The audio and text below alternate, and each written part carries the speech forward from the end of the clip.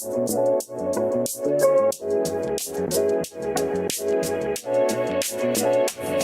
out these rims. Let's go, team.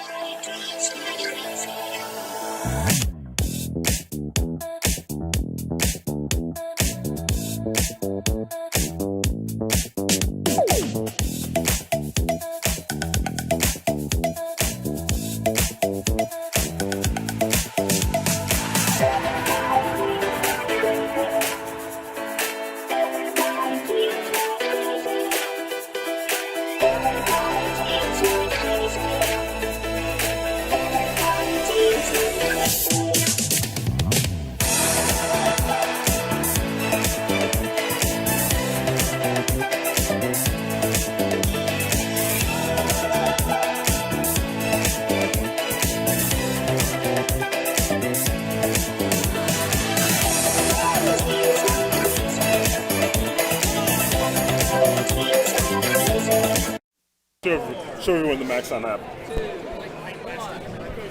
Hello everyone and welcome to SIGGRAPH 2024 here at the Maxon booth. We're going to be showcasing amazing artists and how they use Maxon within their workflow to create some of the most stunning imagery you see on any screen anywhere in the world. To my left is one of our longtime advocates here in the community, the one, the only, EJ Hassenfratz. Let's give him a round of applause online, everybody. Yeah, there we go. Please gather around. We do have some seats. Get yourself nice and comfortable. So EJ has been doing presentations with us. Started here in 2009, 10, 11, something like that. You're dating ourselves. It's new, though. It's new. So EJ is going to be showcasing some new workflows that he just started picking up, working with. Just the other day, in ZBrush. In ZBrush. So I'll let him get started. Let's give a big round of applause for EJ Hassenfratz.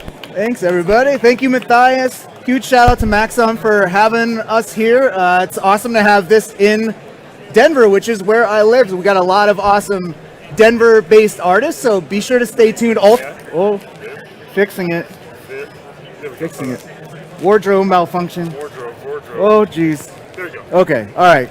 But yeah, my name is EJ Hassenfrost. Appreciate everyone coming out here live, and hi everyone on the interwebs. I'm EJ Hassenfrost. I'm a 3D artist and educator working at School of Motion. Any School of Motion alumni or anyone in the house? Okay, awesome. Yeah, nice. All right. And I'm also an amateur toy artist. As you can see, I don't know if you can see online, but I got all these little 3D prints. So if you're here on the show floor, if you have any questions, when you ask a question, you get a free pug sculpt. And then I got some stickers here too. But I've been getting really into 3D printing, making my own little toys and characters and stuff, especially my little pug Gus.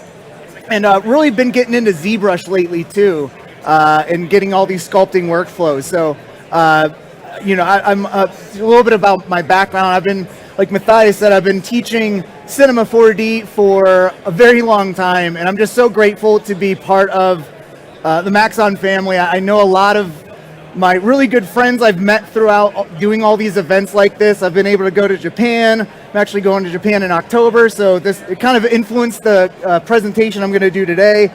You can see right down here, I made my first little plushie character just last year. But yeah, I've been able to, be able to speak all across the world, and just super thankful for that.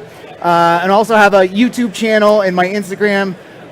If you have any questions about literally anything, whether that's today or tomorrow in the future, feel free to always reach out. I'm always available to help not only Cinema 4D, but also ZBrush, because that's going to be my presentation today, is the power of kawaii and creating irresistibly cute characters in ZBrush. So I literally just started work. I've been sculpting for a while, using different apps, but I finally got into ZBrush and really started committing to learning it about 3 weeks ago. So it was very daunting for me, and I finally pushed through and had all these aha moments. So I know a lot, like sculpting in general is very daunting. So my aim today is to make sculpting, especially in ZBrush, less intimidating and more approachable. And what better way to do it than make a little kawaii character? So actually, before I get into that, I forgot to do the ceremonial playing of the demo reel, just to give you all a little taste of the type of work that I do.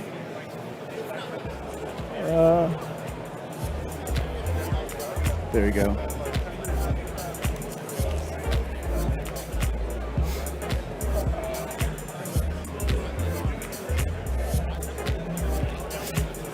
Yo, I see you.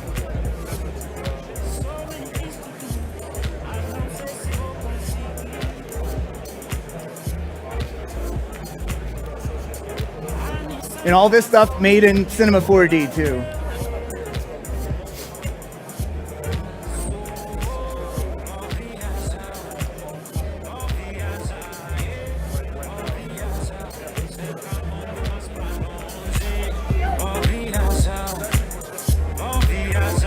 Yeah, pump up the jams. Louder.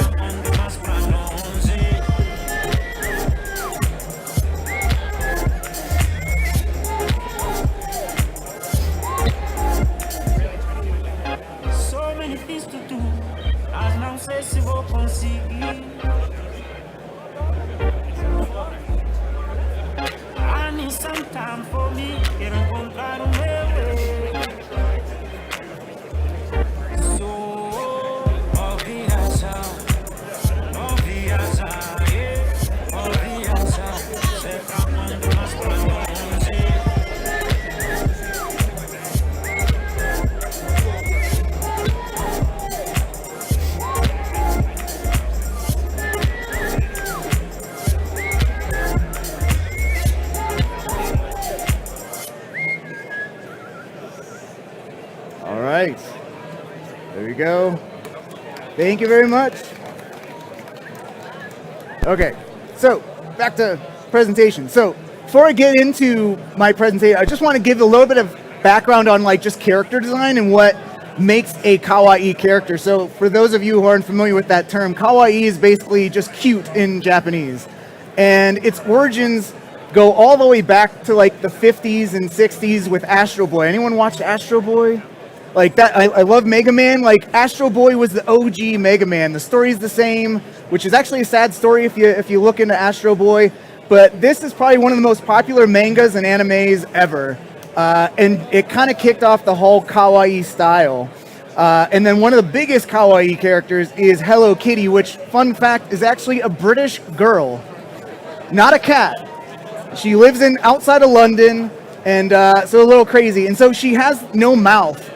And why they designed her with no mouth is because they want the viewer to kind of inject their own feelings and personality into Hello Kitty. And so it just kicked off this whole wave of kawaii characters and giant head, oversized head, cutesy little kind of look. There's like all these characters in this universe as well. And so Hello Kitty's been around since the 70s. She's actually, I think she just turned like 50 this year, which is kind of crazy. And it just kicked off this massive movement. And why kind of kawaii is so popular, not in just Japanese culture and anime and all that stuff, but also kind of spills over into, you know, America and just pop culture. And like the Michelin Man like got very cutesy-ified, and it's like one of the only tire brands that has this kind of cool, like cute mascot. And you know, that gives you an emotional connection with that brand. Like you have a character, you have a mascot, so your brand or your corporation's more relatable to the viewers. Like Baby Yoda, there's a reason why Mandalorian has Baby Yoda. Would you care about Mandalorian? Would you even watch it without Baby Yoda? I don't think I would. I'm there for Baby Yoda, and that's about it. But yeah, that's not by BB-8 even. They always have the cute robots. And why that is because if you see something kind of cute, you can kind of calm yourself. It makes you happy, makes you smile. Kawaii can also, you know, narrow your focus, and even theorized to have healing power as well. So anyone use Duolingo? Even if you don't use Duolingo, you know who their mascot is. This little cute duo mascot. I've been learning Japanese lately because, like I said, I have a trip in Japan in October, so I've been boning up on my knowledge and been seeing this Duolingo guy has been, yeah, he's been really harping me on the right there. He's been really threatening me. But yeah, so kawaii in pop culture. If I got the chance to go to Korea, Korea has these little characters called Kakao Friends, and they have this. It's almost like their version of AT&T. It's like their like social messaging app, and they have all these little characters that you can use as emojis in the app. And these characters are so popular that they're bigger than Mickey Mouse in Korea. So like this is like a communications brand using these little characters to relate, like to connect with their audience. They even have like entire stores with like individual merchandise and all that kind of stuff. And each of the characters are designed to have different personalities. So depending on your personality, you might connect with one of these characters more than others. So why does kawaii work? Well, there's this thing called babyface bias, which is if you design a character that has big eyes, big forehead, basically looks like a child, we are genetically programmed to care about a baby or a tiny like young animal. They're super cute to us, for us to respond and like protect it. And so people kind of hijack our emotional responses to anything that looks baby-like and has that baby face to make us like connect and like that kind of thing. So look at all of these different characters, oversized heads, giant eyes. These are all the cutest, most popular characters that we all know and love. And they all have this baby face bias. So you can even see the Duolingo logo through the years. Like the kawaii has intensified since 2011. And you can just see how like the latest version is just way more relatable, looks a lot more cute, looks like the best version. And kawaii is even used in Japanese culture for like, this is a road sign, like a construction sign, and then this is also a sign. So they even have like kawaii little characters because it's like if it's telling you instructions or saying danger, don't do this, you're more apt to follow along with that instruction or that rule because of that little character making you relate to, you know, what's going on and what's being asked for you to do. So what are the keys to kawaii? Well, it's all about character design, and one of the big pillars of character design is shape language. What shape language is you have a emotional response based on the type of shape that you see and the type of shape that a character is made up of. So here you can see the three different types of shapes. There's sphere, square, and triangle. And you kind of see the properties, the emotional properties, and you feel differently about each of these different types of characters. So like Spiky Kirby, he looks very evil looking, but so the soft, roundish versions are pretty much what you'll see in a lot of kawaii design, is because when we see circular shape language, we think soft, squishy, harmless, approachable. And another aspect of that is just the eye nose triangle. What the eye nose triangle is you measure the distance between the eyes and the nose, and the smaller that triangle shape connecting those lines, the younger that character looks. The bigger that eye nose triangle, the bigger that and longer, the older the character looks. So here you can see in Totoro, 3 different characters, all different extending like triangles, and you can see the oldest character on the right has the longest eye nose triangle. This is also why all Disney princesses have the same exact look. They got big eyes, small eye nose triangle, super cutesy looking, because it's just a formula. It works for Disney, so what, if it ain't broke, don't fix it. Another thing is body proportions. Here you can see same character, it's both Goku, one's the younger version, and how do you portray a younger version? Giant head relation to the rest of the body, just like a newborn child would have a giant head compared to the rest of the body. Big eyes compared to the rest of the head, big ears, big forehead. So that's kind of like the secret of kawaii, and you can even see this, like Pokemon is a great study in character design. You can see the kawaii harmless version, a lot of round shape language, and then as they evolve and get stronger, the shape language completely changes to more spiky or blocky. And here's a little, another term for this is chibi character, which just means just kind of like childlike. And so here you can see like Majin Buu on the left, the adult version. And this one I sculpted on the right, which it just made cuter because you made the head bigger in relation to the size of the body. Here's a bunch of mascots in Japan. Like mascots are a huge thing. They actually stopped, they banned it because it just got out of control. Like every single city in Japan made their own mascot, and they're like, okay, we gotta stop this. But one of the things I would recommend you do, like when you get into sculpting, you're not going to learn it overnight, right? Think about any software you've learned. Like it takes perseverance, it takes practice. And one of the things that I did over time to learn sculpting is every single night I just sit on my iPad and just start sculpting and learning and getting progressively better. And even me, like trying to take the kawaii aspect and applying it to like my own little pug character design that I have here, just kind of like iterated through a lot and finally settled upon this character design here that is pretty kawaii looking. So let's talk about creating your own kawaii character. I highly recommend that you sketch things out as reference, because it's really hard to jump into 3D and just start like, I can make anything, and you get overwhelmed because you have so many options. It's always helpful to narrow your focus. So sketch something. It's a good reference point that you can use too. And here you can even see like the difference of the eye nose triangle, the size of the eyes. Like this panda character jump into good. Like if you want to start learning an application, you want to figure out like what are those things that you like. Like what's the thing that you like that you would want to make that would help you learn the app. And for me, it's a cutesy character. It's not some crazy detailed World of Warcraft character. So you figure out what you like, because it's going to make you want to learn the thing even more. So what I'm going to do is when you open up ZBrush for the first time, you're going to have an empty project. But one thing you can do is just start out with a sphere. So this is your light box. And your light box is going to be open. It's basically, you can go and you can open a file, you can get any tool, you can open up previous projects, but there's all these base meshes that you can begin with. And if you think about sculpting in real life, you're going to start out with a ball of clay, right? So let's get our ball of clay, which will be this Dynamesh sphere. There's a bunch of different Dynamesh spheres depending on like how many subdivisions there are, but we'll start out with this 64 subdivided one, not save changes. And you can just start kind of clicking and dragging, and that's using your standard brush. I'm going to go and undo that. To redo, or you can just slide up here and go and redo and undo. And so right now I have my standard brush chosen. This is the type of stroke that I'm using here.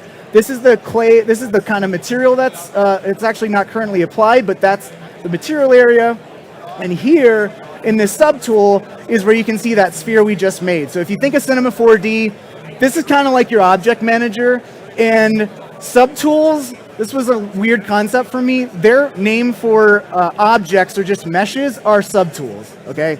So but just think of it as an object that encases a mesh or multiple meshes, okay? So I can go here, 1, 2, 3 in ZBrush. So you can hit, you can just click and drag outside of your mesh. Click and drag, that is your kind of orbit. And if you control, whoops, if you alt and drag, that is your pan. And if you alt, drag, and then release alt, that is your zoom. Now that's a little bit of a weird navigation for me, so there's an alternative kind of navigation here. And that is using your right click. So if I right click and drag, that's your orbit. If I control click and drag, or control right click and drag, that's your zoom.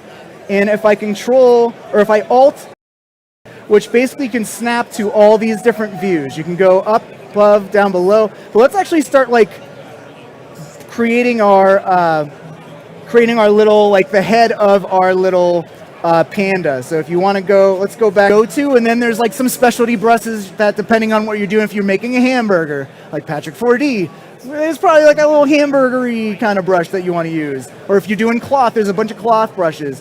But I'm going to tell you that you can do a lot by just learning like 4 or 5 brushes, knowing what they do, and just using them as you go. But one of the main brushes is the move brush.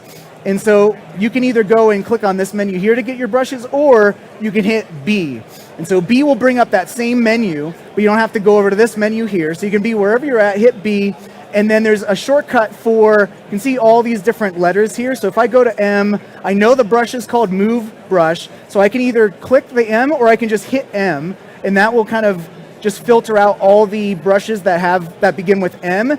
And then V is the Move Brush. So if I wanted to do that again, I can hit B to bring up the tools, M to filter out to just the M brushes, and then from there I can see V is the Move Brush, so I'll go and do that. And you just memorize that, or go into this and just hit M because you know that it's a move brush, and we'll go into here. And so we got our move brush. And so what the move brush does, again, I have symmetry on, which is X, and I can just start kind of sculpting this. Now, one of the things I like to do is if you go to transform, you can actually activate symmetry in multiple dimensions here. So when I'm sculpting a head, I also want to like sculpt the back side of the head at the same time. So I'm going to activate Z.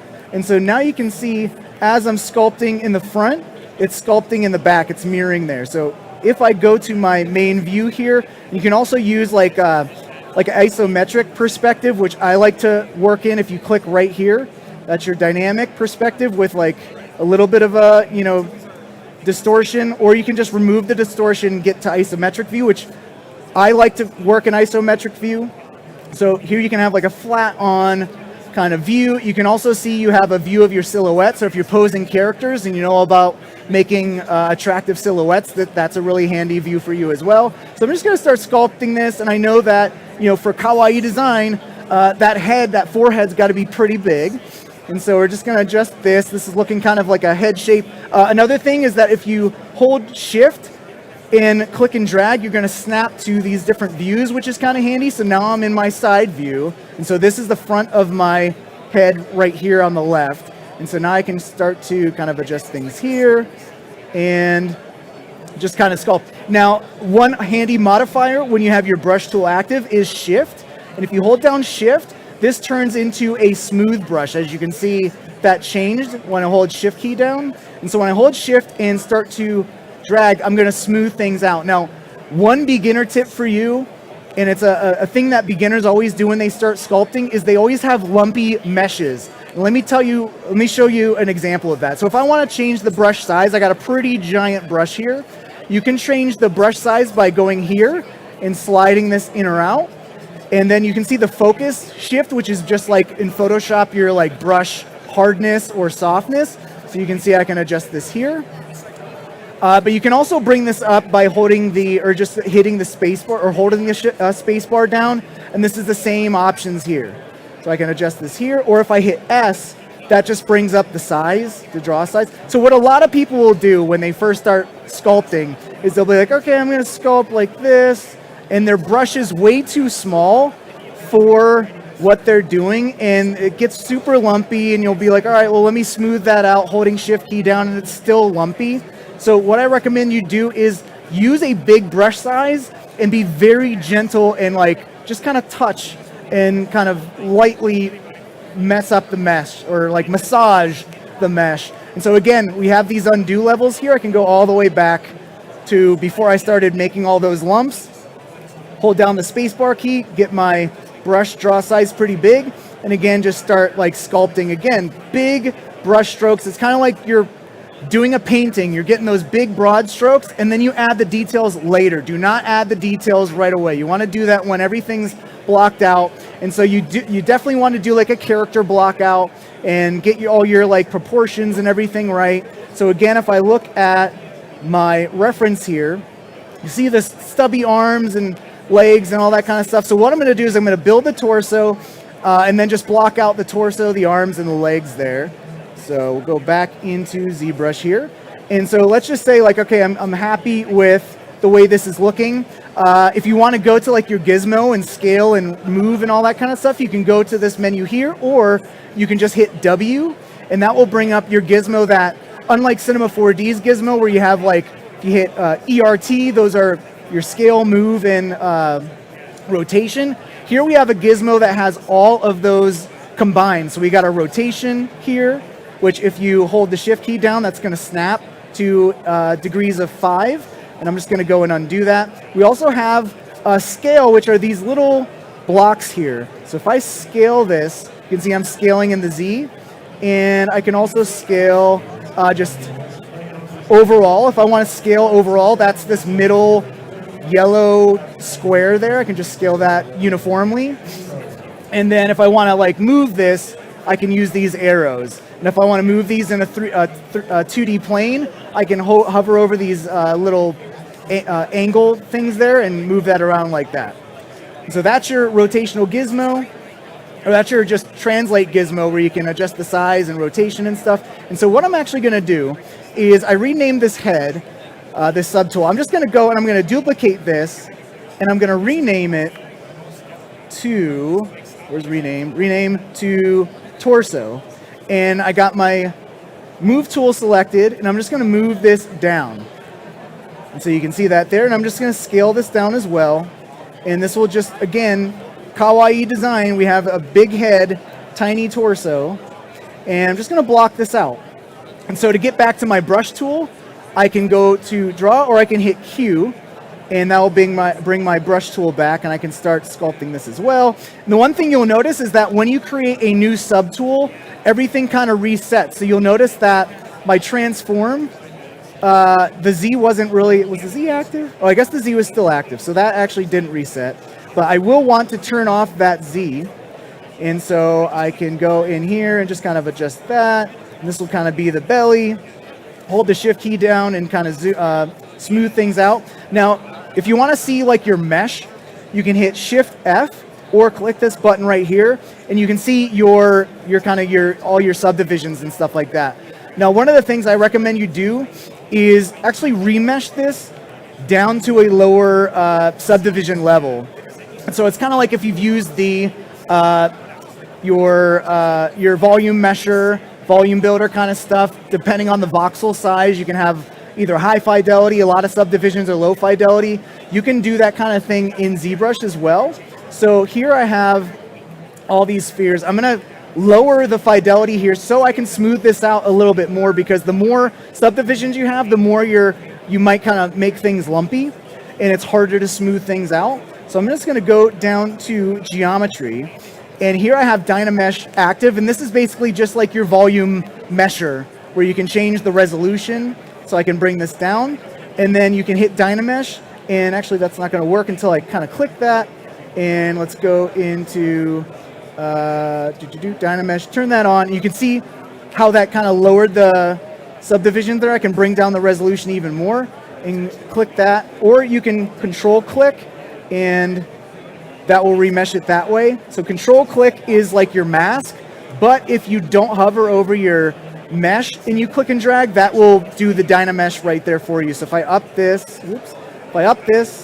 and click and drag, sometimes you have to click your mesh first and then click and drag, and you'll see that'll Dynamesh there. So I'm going to lower this, and you can see that's much lower. And what this allows you to do is really smooth this out, and this is very forgiving now. So, all right, we got our little kind of torso here. And again, you always want to look from all angles, because sometimes you can make something look in one angle and it looks like complete hot garbage in the other view. So you want to make sure you look at all your views. We'll smooth that out. And I'll use the W key to get my move tool and just kind of move that in place, maybe scale a little bit. Go back to Q, and that's our move brush again, or all our brushes. And so this whole entire time, we've just been using the move brush. We're just blocking shapes out here. Let's actually go and let's go back to our subtool menu. So right here is where we get our subtools again. And what I'm going to do now is just duplicate the torso, and this will be our ear. So I'm going to rename this. Always useful to rename your object. So ear, and then I'm just going to hit E, and I'm just going to move this actually up, and you'll see that our other object is not visible anymore. And you can see we have these eyeballs. These are kind of like your visibility checkboxes. So if I just turn that on, you can see there's my torso back again. And so I'm just going to move this into place and rotate this, scale this down. Oops. And now you'll see that I have symmetry on, and when I move this mesh, it's stretching it. So when you're moving geometry, what you don't want to do is actually have symmetry on. So I'm going to hit X to deactivate symmetry, then move this up, then scale this. So it's going to like tear or anything like that. But I do need to create the other symmetrical side of the ear, right? So how do I do that? Well, what you can do is you can go up to transfer to Z plugin. It's a little bit weird, and you go to so we're working with subtools, right? If we go to our subtool master, this is where we have the mirroring option. So if I hit mirror, it's going to say, okay, which mirror option do you want? Do you want it to merge in the same object, or do you want to make a new object? I'll just merge in the same subtool or same object, and then this is the axis that you choose. And so I'm just going to hit OK, and now you can see, okay, now I have my symmetrical side, but when I move this is moving it as a whole. I don't want to do that, so I'm going to turn back on symmetry with X, and so now you can see, now I'm mirroring and using symmetry to place and kind of refocus the mesh here. And so those are my ears. I'll just kind of squish this down a little bit. And now you could, if you wanted to, go in here and like flatten the front side. And so I can go and hit B again. And one of the tools is flatten. So I can go and hit F, and there's my flatten brush. And so now I can just flatten, whoops, and that's pretty strong. So I can bring down the intensity of that brush. I can also adjust the scale by, again, holding down the space bar, just making this a little smaller, and then just lightly touching. And you can see, okay, I kind of smooth that, or flatten that out a bit, and I'm going to hit B again, and this will bring up all the kind of tools that I used before. So you can see the move tool is still there, so I can use that move tool and kind of just adjust things here and smooth, and there we go. I got my ears, and so there we go. Now what we can do at this point is I need some arms and legs. So what I'm going to do is go and I'm going to add a new object, and I'm going to add a cylinder, because just like Cinema 4D, we have all these basic primitive shapes that we can use.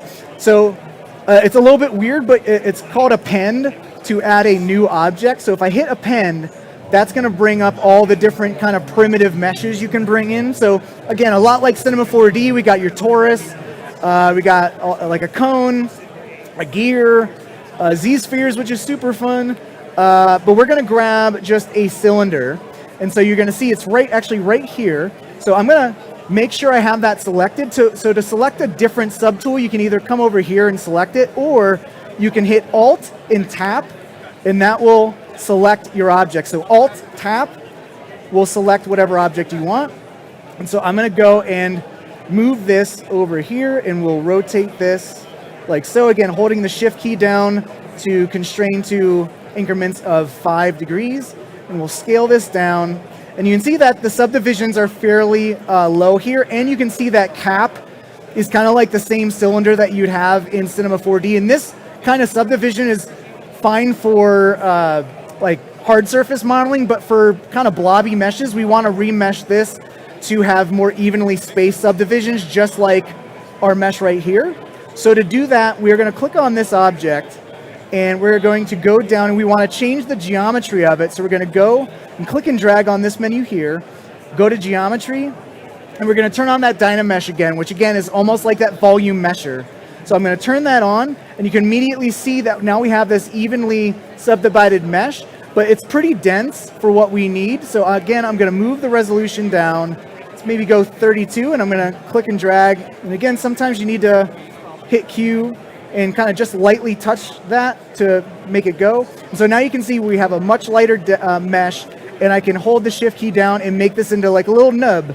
But one really cool thing that you can do is, like, if I want to overall smooth this entire object out without holding shift and smoothing this out just like this, because sometimes that could be an uneven smooth.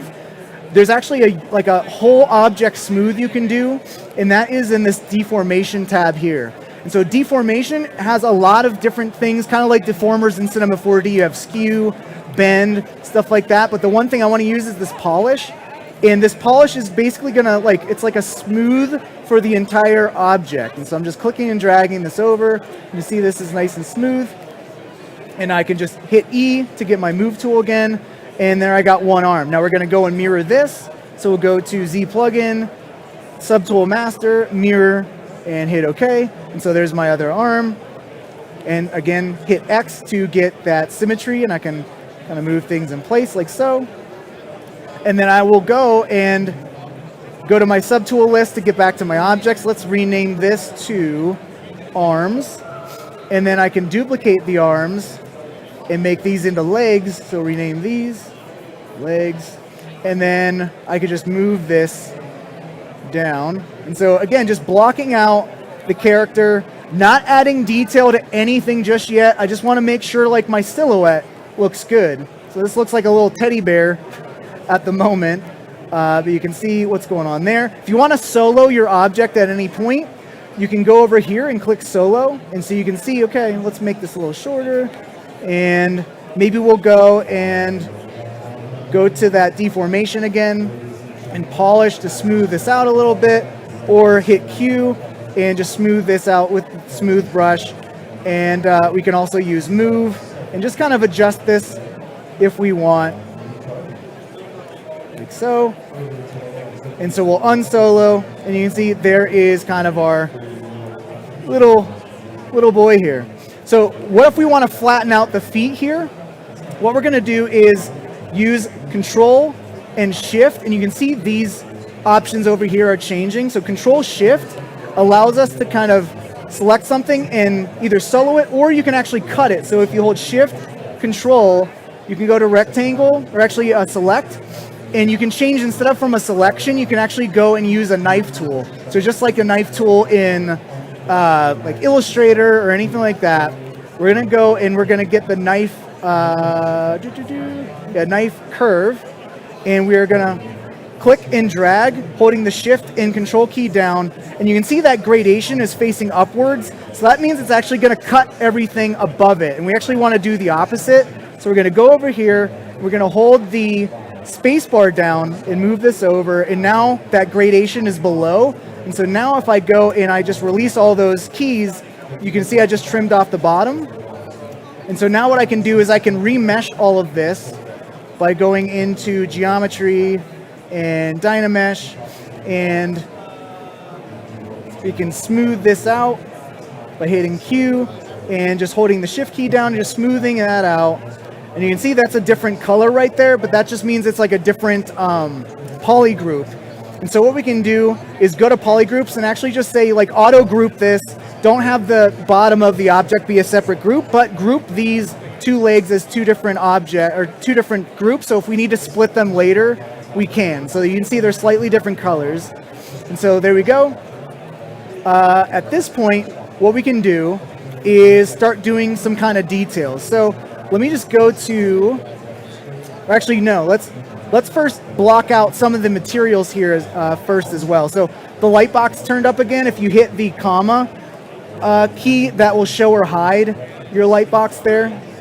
So I'm going to go and say, okay, let me alt-click on the head here. Let's turn off the line there, and let's add a different color. So maybe we'll make this a little bit more white, and actually the matte cap gray. Let's change this material to, let's go with skin shade. So that's a nice kind of shade, and you can see that it's applying to everything, but this isn't actually applied to anything just yet. So if I go and choose white, this isn't going to be applied until I go to color and fill object. And now you can see if I click on this other object here, like the ears, let's make this black. And so you'll see that's actually changing the color of all these other objects, but these objects are just changing because they don't yet have a material, so they're just changing using this kind of preview here. So I'm going to go color and fill object, and then for the arms, same thing, color, fill object. And so now, if I select all these other objects here, let me go and make the belly white. Or if I want to sample a color, I can click and drag, and you see that little color picker? You'll see that it will sample whatever color that I hovered over, and we'll go and say fill object there. So now we just have a basic blocking of the shapes, and why not, let's make a nose real quick. So I'll go and alt-click to select the head, and we'll go to subtool, and we'll just duplicate. We'll rename this nose. We're literally just gonna hit W and just move this out, scale this down. And again, I have symmetry on, so I'm gonna turn that off. So if I wanted this to be a koala, I could just make a big old schnoz like that, but we'll make a nice little nose like so. And again, if I hit Shift F, you can see the subdivisions. That's very dense for a subdivision. So again, what I can do is just remesh this. Geometry, Dynamesh, I'm just going to move this down to like 16. And you can see, okay, well, maybe that's a little bit too much. And do that a little bit higher, maybe a little bit higher. And there you go. So that's a little bit better. And we'll use the smooth. And you can see with that lower poly object, it's way easier to smooth. And I'll turn on symmetry, hit S to get the size back, and just kind of, you know, make it a little bit more like this, okay? And there's my nose. And what we can do at this point is, again, we're just in blocking out mode. So I can make some eyes. So let's just go and let's add subtool, append, and we'll grab a sphere 3D, and we'll rename this to eyes. And we'll just move this over, move this into place, shrink this down. And so again, this is just simple shapes. And I think simple shapes and simple characters are a great way to like get your feet wet, get your C legs or your Z legs, I guess. I just made that up right now, to get into cinema or into ZBrush. And so we got one eye. Again, we know where the mirror is, so we'll mirror that, hit OK, and we got our eyes. So we're kind of blocking everything out. You can see our nose kind of got hidden. So if you want to just make sure everything is unhidden, just hit Control Shift and click, and that'll automatically unhide everything. So I got the legs there. Let's actually click and drag to pick that black shade, fill object, and now kind of got, let's go white for the eyes, color, fill object. And so now you can see we got basically a block out of our object. So let me go, and I'm going to open up a file that has the block out that is much better. I'll do no. And so now once you got your block out, you got all your basic stuff kind of handled. And I even added like a little tail there. Now is when you can kind of start adding details. So here's my eyes. If I hide them, what I want to do is create little, let's hide the eyes here. I want to create like a little indent here for the eyes, little eye sockets.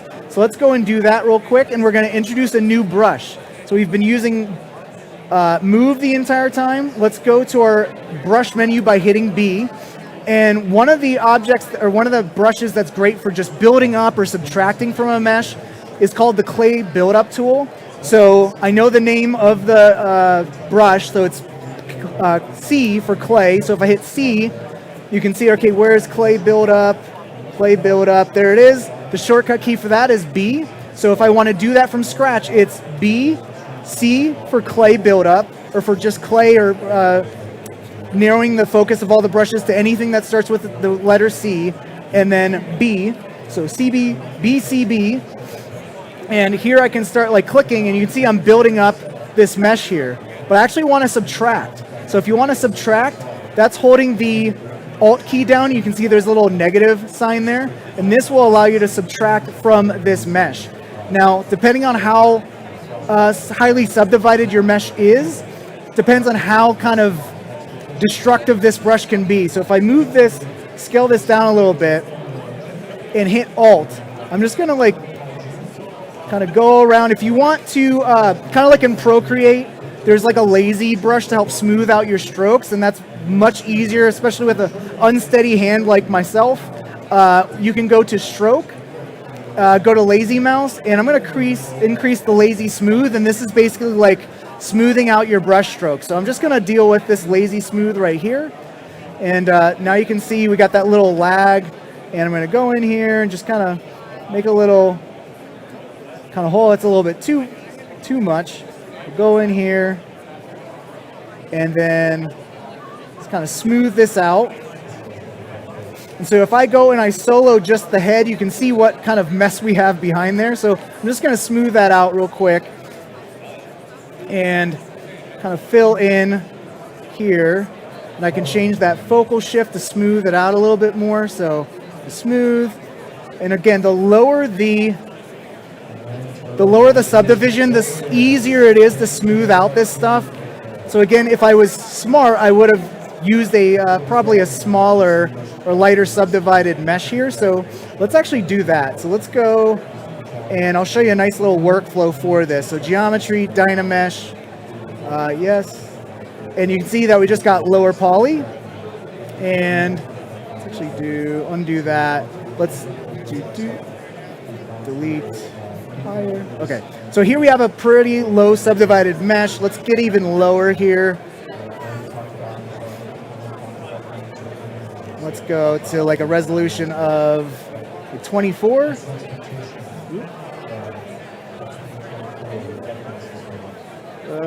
You got to turn it on. So Dynamesh wasn't turned on, so if you don't have that button active, it's not going to work. So pro tip right there. So we're just going to adjust this, remesh, and there we go. And so now we can smooth this out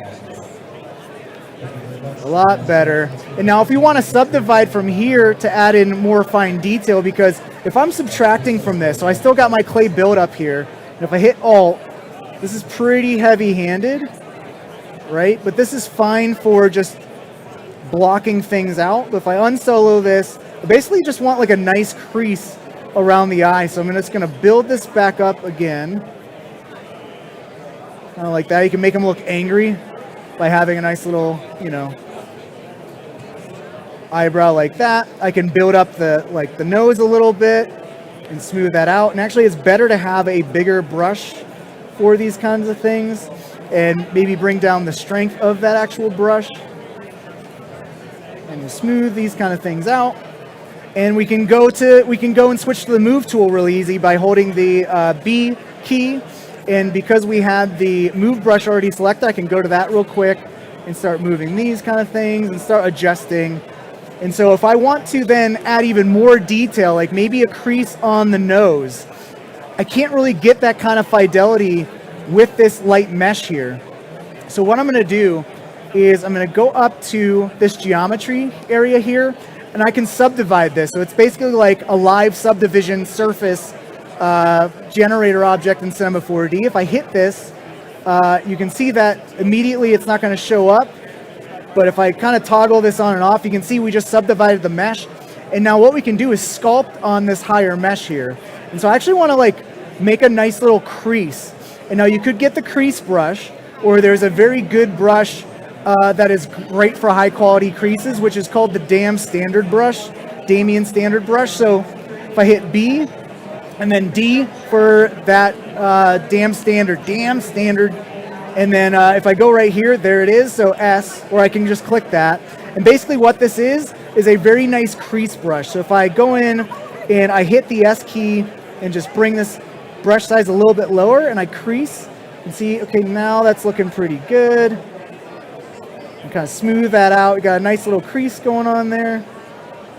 And if you hit the Alt key, you can actually get a nice little raised up wrinkle. So it's always fun to kind of play around with these kind of tools and get whatever nice details you want. And so up until this point, I've kind of just showed a couple brushes. We got the Move, Smooth, Flatten, Clay Buildup, and the Damien Standard, and that's like pretty much the only brushes I kind of used for this kind of setup. So for the for the arms here, if I want like little paw pads and stuff like that, what I did was actually made creases on the arm. So if I hit Alt and click, I can have this object selected. You can see I have the subdivision levels here already, and the nice thing is you can go up or down on those subdivisions levels, because if I want to like make big changes, I can go and adjust this. Well, let's turn on symmetry, and let me actually turn on symmetry in the Z here. So transform, symmetry, and then in the X and Z. And so now I can make this a little bit wider. So I can smooth this out and then go up the subdivision level, because I subdivided this twice. And then I can go back into my Damien Standard brush by hitting B. And then let's make some nice little creases here, like so. And so here we got a little crease for like my paws. And then I can use that clay buildup again, so B. And then I still have that clay buildup in my top quick menu. And I can just start kind of going in here. Again, just light touches. And smooth will save a lot of your, save your butt a lot here. So here we got, just a few brush strokes. I got like a little palm kind of going here.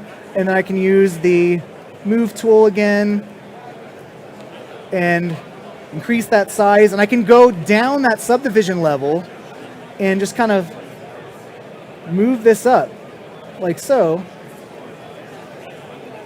And then subdivide that back again to get back that detail. And you can kind of see, if I try to smooth the higher subdivision level, it's a lot harder to smooth out. So it's kind of like a little give and take, like smooth this out, and then maybe come back in here and crease that again. That's a little too big of a crease, but kind of go in there, and it's a little bit of like give and take to kind of build up your form and stuff like that. Now, got 5 minutes left, so I'm going to kind of go pretty fast here for the rest, but I just want to show one other trick, and that's for the paw pads on like the feet. And what I'm going to do is you can either go and get just like a paintbrush and start painting directly on the mesh. So I'm going to do that by hitting B, and I said paintbrush, so let's hit P, and that will filter out all the brushes that start with P, and the paintbrush is right here. And what this allows you to do, again, if I hit Shift F, and let's make sure I actually have the object I want selected, so I'm going to hit Alt and click, and now hit Shift F, and you can see the subdivision level. So how painting works is it's basically like a vertex paint. If you've ever done vertex painting in Cinema 4D, if I click on here, you can see that that's a very pixelated kind of drawing or painting there. So I'm going to undo that, and I'm actually going to go and subdivide this a whole bunch of times. And now you can see that's a lot more detail there. So I can paint the paw pads on here like so, and you can select the color you want by going right here. And so if I want pink paws, I'll go in here and select pink, and let me actually get out of my subdivision and actually see how I'm painting. And because I have that higher subdivision level, this is a much smoother paint, but I suck at drawing, so let's not do that. We're going to do another route here. So if I hold down Control, this is basically your mask pen, and so I can mask things out. And if I go and if I hit Control and click, that's actually going to smooth it out. And if I hold Control or Alt, that's going to sharpen it. And then if I just go and click outside of the mesh and click and drag, it's going to clear your mask. And so what I basically want to do is I can hold the control key down and say, you know what, let's actually just get some spheres in here. So if I click and drag, you see it's a smooth kind of circle. So let me go to the focal shift, bring that down to make this a hard brush. And so if I hit shift again or control again and click, let's see, why is that? Okay, so I'm holding the control key down and then bringing that focal shift down. And there we go. So now we have a crisp paw. So now we got this nice, perfect circles. Oops. And we'll go in here, and then I'll click to blur that a little bit. And then if you want to invert it, I'm going to control click outside the mesh to invert that. And now with this selected, I can do a lot of cool things. And one of the coolest things I like to do is in this deformation area here. So before I showed you how to do that overall polish, which is that overall kind of smoothing. But right down here, we have this inflate. And there's two different kinds. So let me actually just rotate this right here. And so I want those nice little paw pads, right?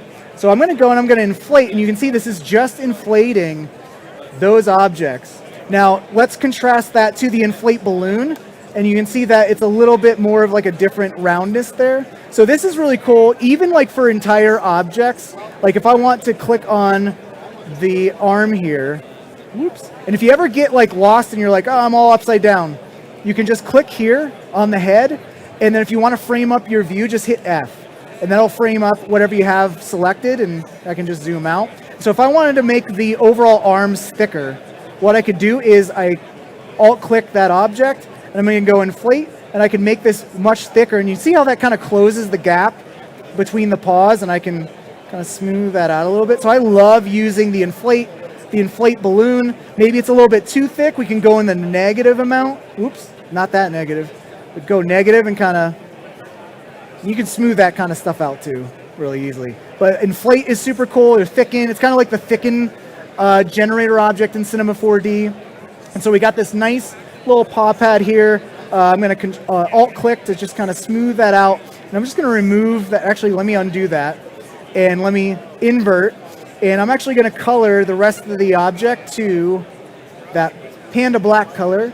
So fill object, and then click, and then make this pink and fill. And so now you can see when I remove my mask, I got this nice little paw print. And so this is great because this will actually all translate over to Cinema 4D. And I actually have a second presentation on Thursday, which I'll show more of how to build this out, how to paint on your model, than how to bring it into Cinema 4D. So it's super easy. If you want to bring this into Cinema 4D as it is, it's not done yet. Just go to this Go Z up here, and actually you want to click all, and it'll bring all of the objects in here, and we'll say continue, and a version of Cinema 4D was found, blah, blah, blah. We'll say, yes, let's do that. Nope, we don't want that. Nope, we don't want that. Photoshop, nope. So yeah, we just want Cinema 4D, and this should, voila, open Cinema 4D here. Wait for it.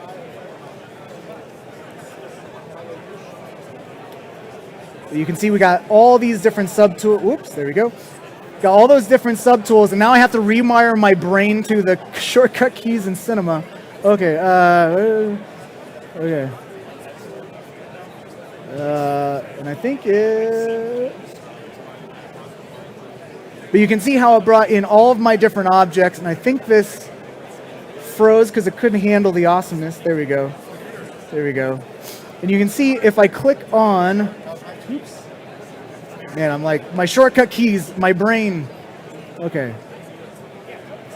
We're just going to do this at an angle. Why not?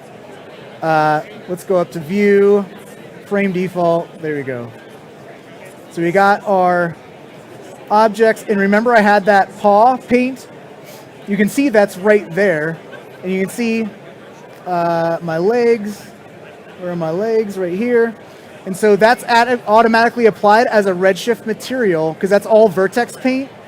So if I go to my material manager here, and you can see vertex attribute is the actual redshift node that you want to use to translate this poly paint, a vertex color, node, and you just basically drag this into here, but Redshift already does it for you automatically.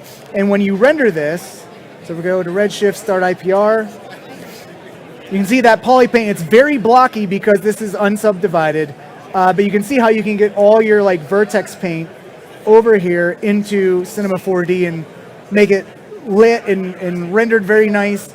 But yeah, that is it for me of part one of sculpting in ZBrush, making a little kawaii character. I'll get a little bit more in depth with like how to make these little hairs and more sculpting workflows and stuff like that. But again, if you have any questions, feel free to reach out. Hopefully this presentation's got you a little bit more less intimidating by sculpting in ZBrush, and you'll make a kawaii character yourself. Thank you guys so much. All right, everyone. EJ Hassenfratz. So we got time for like one or two questions. EJ will be right next door at our partner demo station over at Dell. So if you have any questions, he'll also be able to answer them there, just in case you're a little too shy to ask it in front of the internet. So please dive in. Questions. Yeah, we got a question right here. Amy, go ahead.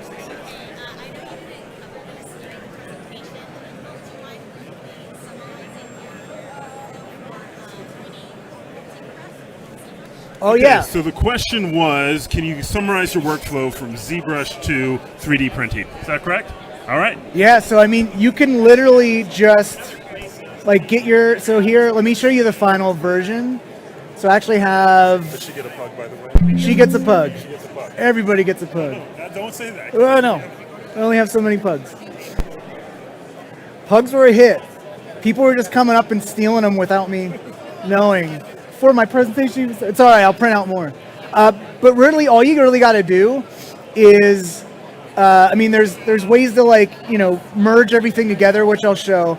But for what I use, and I highly, highly recommend, usually at NEB we actually had this printer here, but it's called a Bamboo Handy, BAMBU, and it is an awesome filament printer. I just got one a few months ago, super affordable, I think like $600. And literally the slicing software that they uses like a straight up FBX or STL file from ZBrush. So if you go to file, I think it's save as. Let's see. Edit. I forget what the export tool is. To go Z. Export tool. Oh, export right here. So you export, and the slicer software I use uses OBJ. There's STL, and so that's literally what I'll do. And with the slicer software that Bamboo uses, even if it's a super highly dense mesh like this, the software itself will actually decimate it for you. And so you can actually, yeah, you really don't even have to do any prep in this. It's like, yeah, I love the printer. I'm a dummy, and it's like super easy for me to operate. So yeah, it's just great. Like there's really not a lot of stuff you got to do. Like I know some printers has a lot of hoops you got to run through and stuff like that, but I really love the Bamboo Handy printer for sure. Veronica?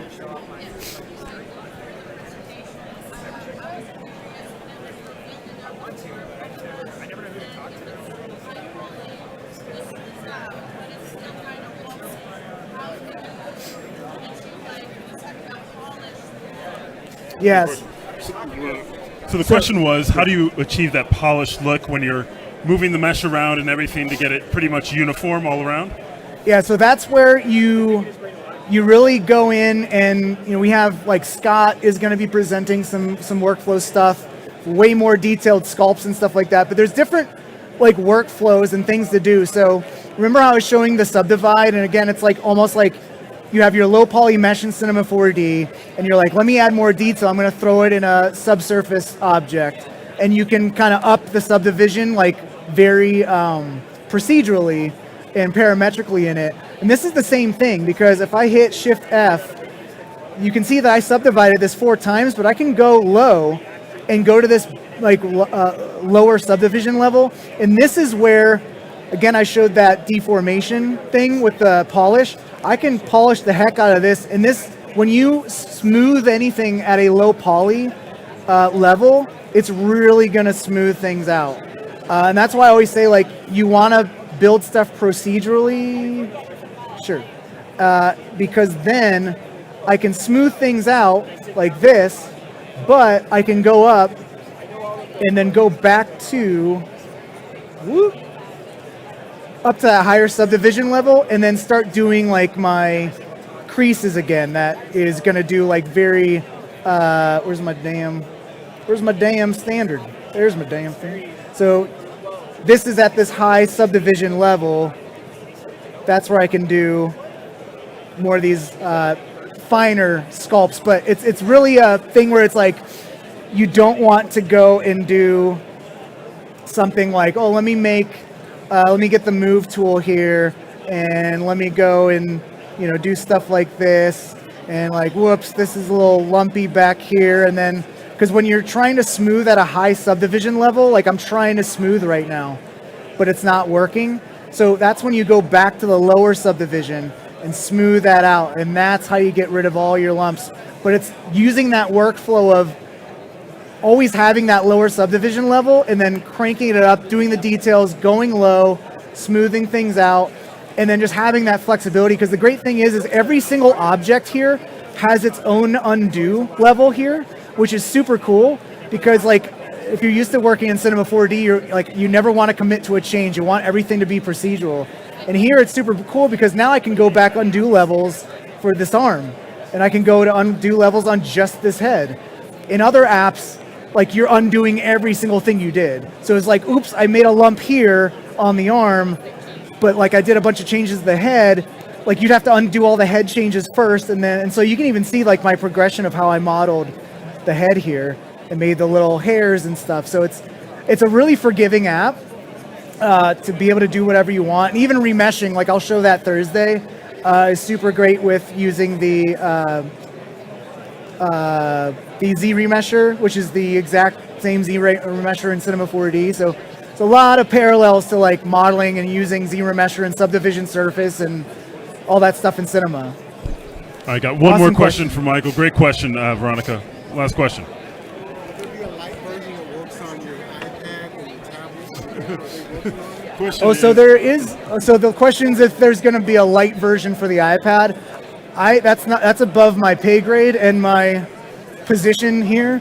But I will say there is a free version of the ZBrush desktop that's called ZBrush Core Mini that has like the limited set of brushes. Like, you can get in there and like right now, like for free, and get in and start playing around. You could probably follow along with a lot of stuff that I did, because it doesn't have all the brushes. But again, I used 5 brushes, and I used maybe 6 brushes total for this entire sculpt. So yeah, definitely check that out. But if you have a Maxon subscription, guess what? You have it anyways. And so it's kind of why I started using ZBrush to begin with. It's like, well, I got it. Yeah, I got in my Maxon 1, so. Awesome. Let's give EJ another round of applause. He will be there for the next hour, like I said, at our Dell partner station. So ask him some more questions. Stay tuned. We're going to get our next presenter up and running, which will be Sean Astrom. You're going to want to stay tuned for this one. Come get stickers and prints. Come get swag. You.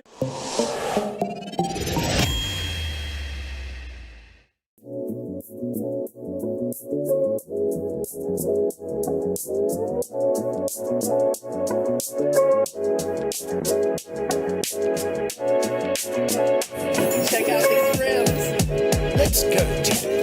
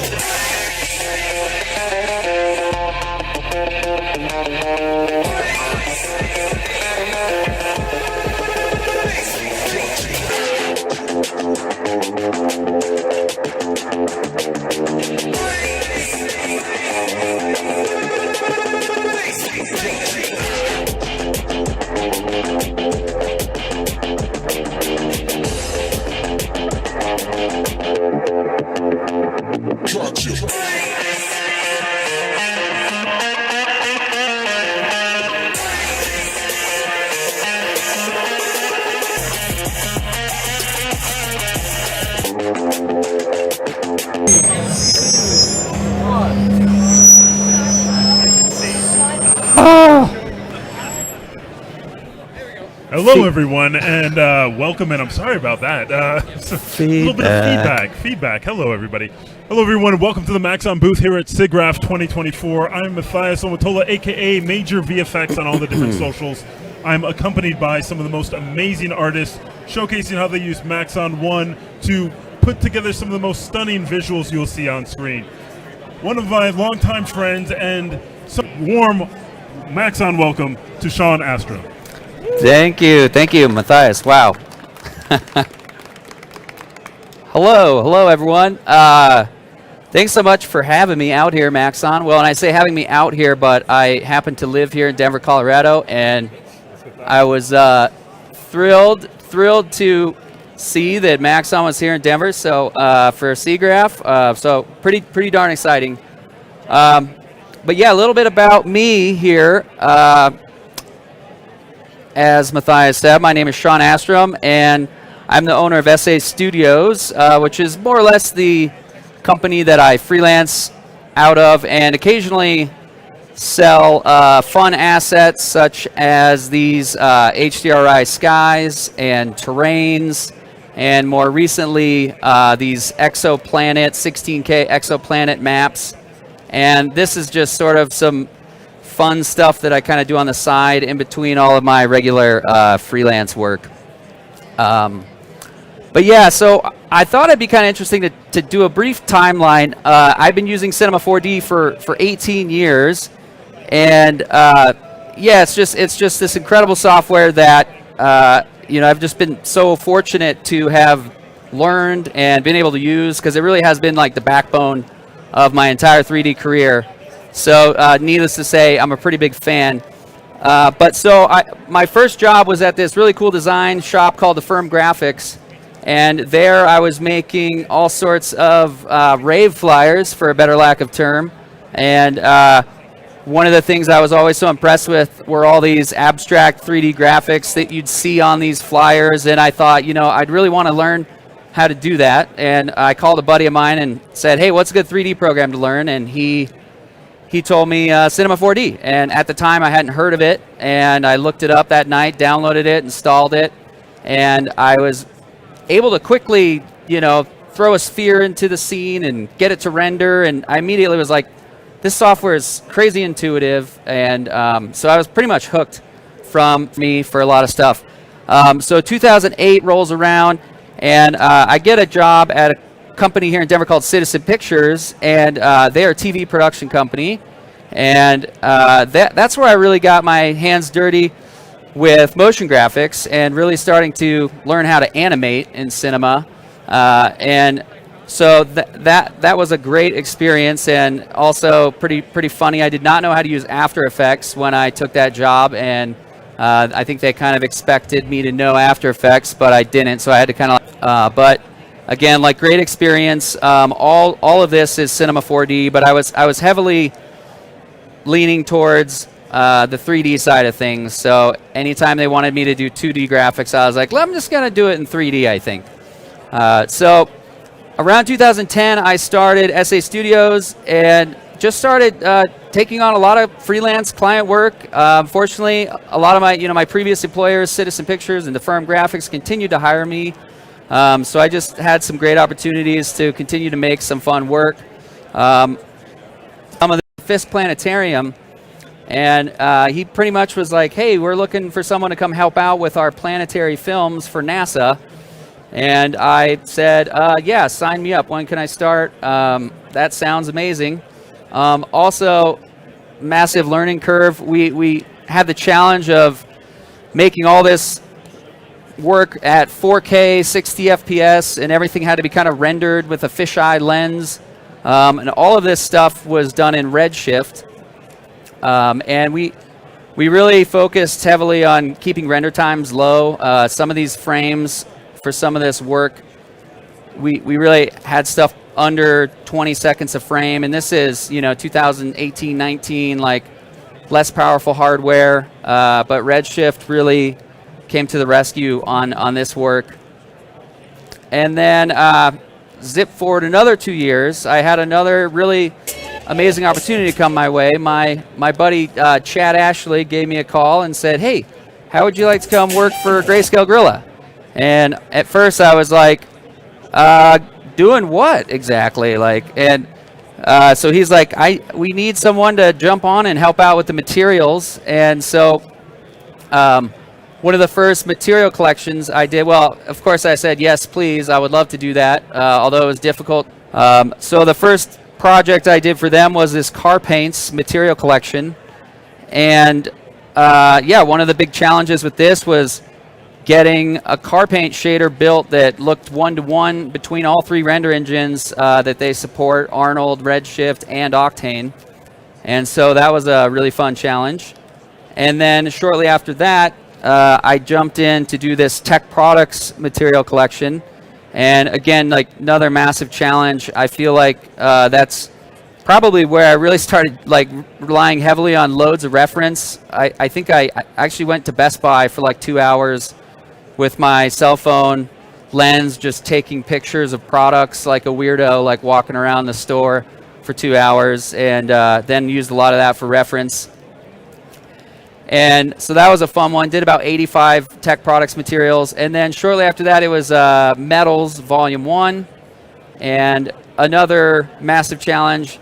The trick for this one was translating a bunch of scientific refractive index information into sort of a PBR workflow and getting those accurate metal colors to translate across to all of these metals we wanted to do. I think we did close to 100 of them. But yeah, super fun project. And then 2002 or 2022, I went back to freelance, and here's some. These are some NFTs that was fun. I did for a short while there, and then this slide here is just some more recent work. Definitely more heavily focused on product visualization and renderings as of late, all using Redshift and Octane.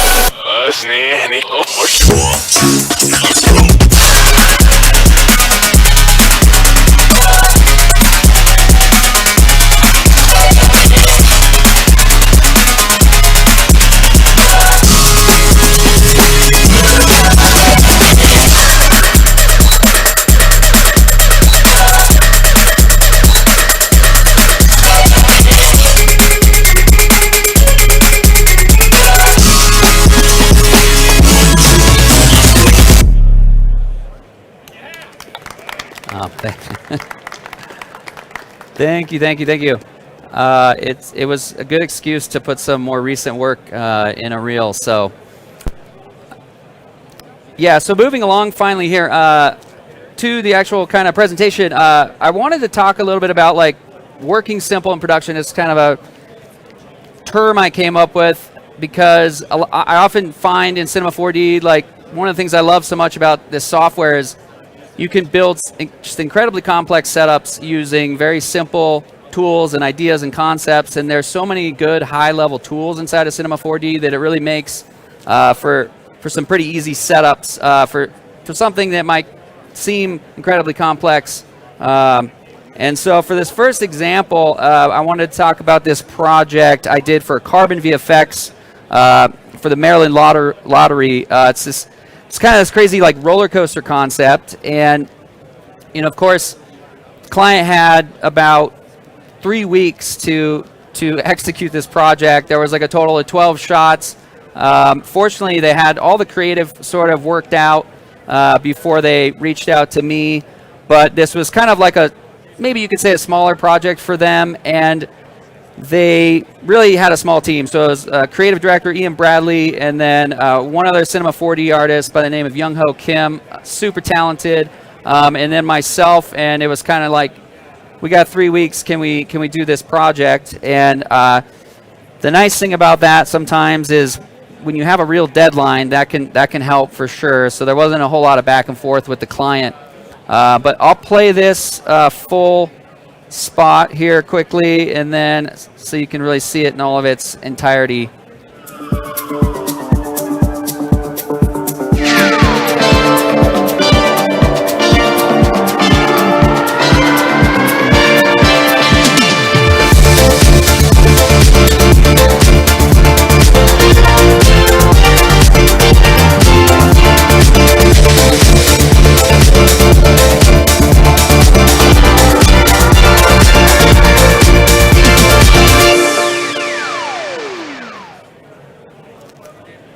And yeah, so yeah, super fun, like very creative concept, like giant gold roller coaster floating on a bed of clouds. And so when they came to us with these ideas, I was like, heck yeah, that sounds like a fun one.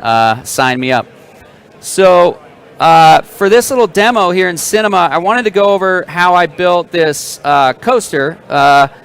Some of the basic modeling ideas that I did pretty much all with the MoGraph tools. And then we're going to talk briefly here about how I rigged up the tickets using Mospline. And that was like it worked out beautifully. And I'm going to share that.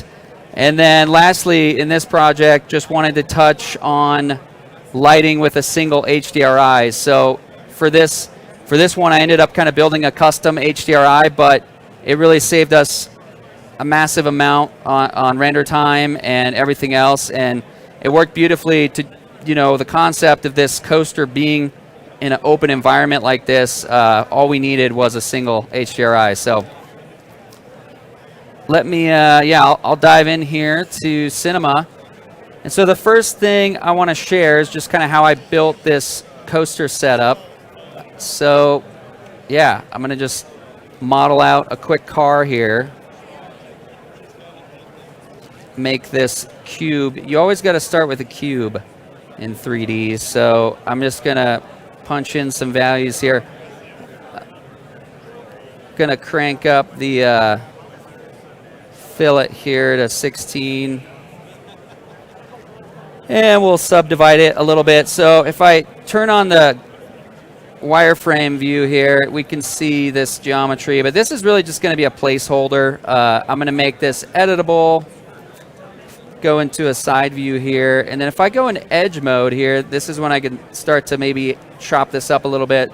So I'm just going to grab my line cut tool. I'm going to uncheck visible only and just make a few quick cuts here on this. Just going to open this up and create a little space for those tickets. And then, yeah, let me just select these polygons and get rid of those.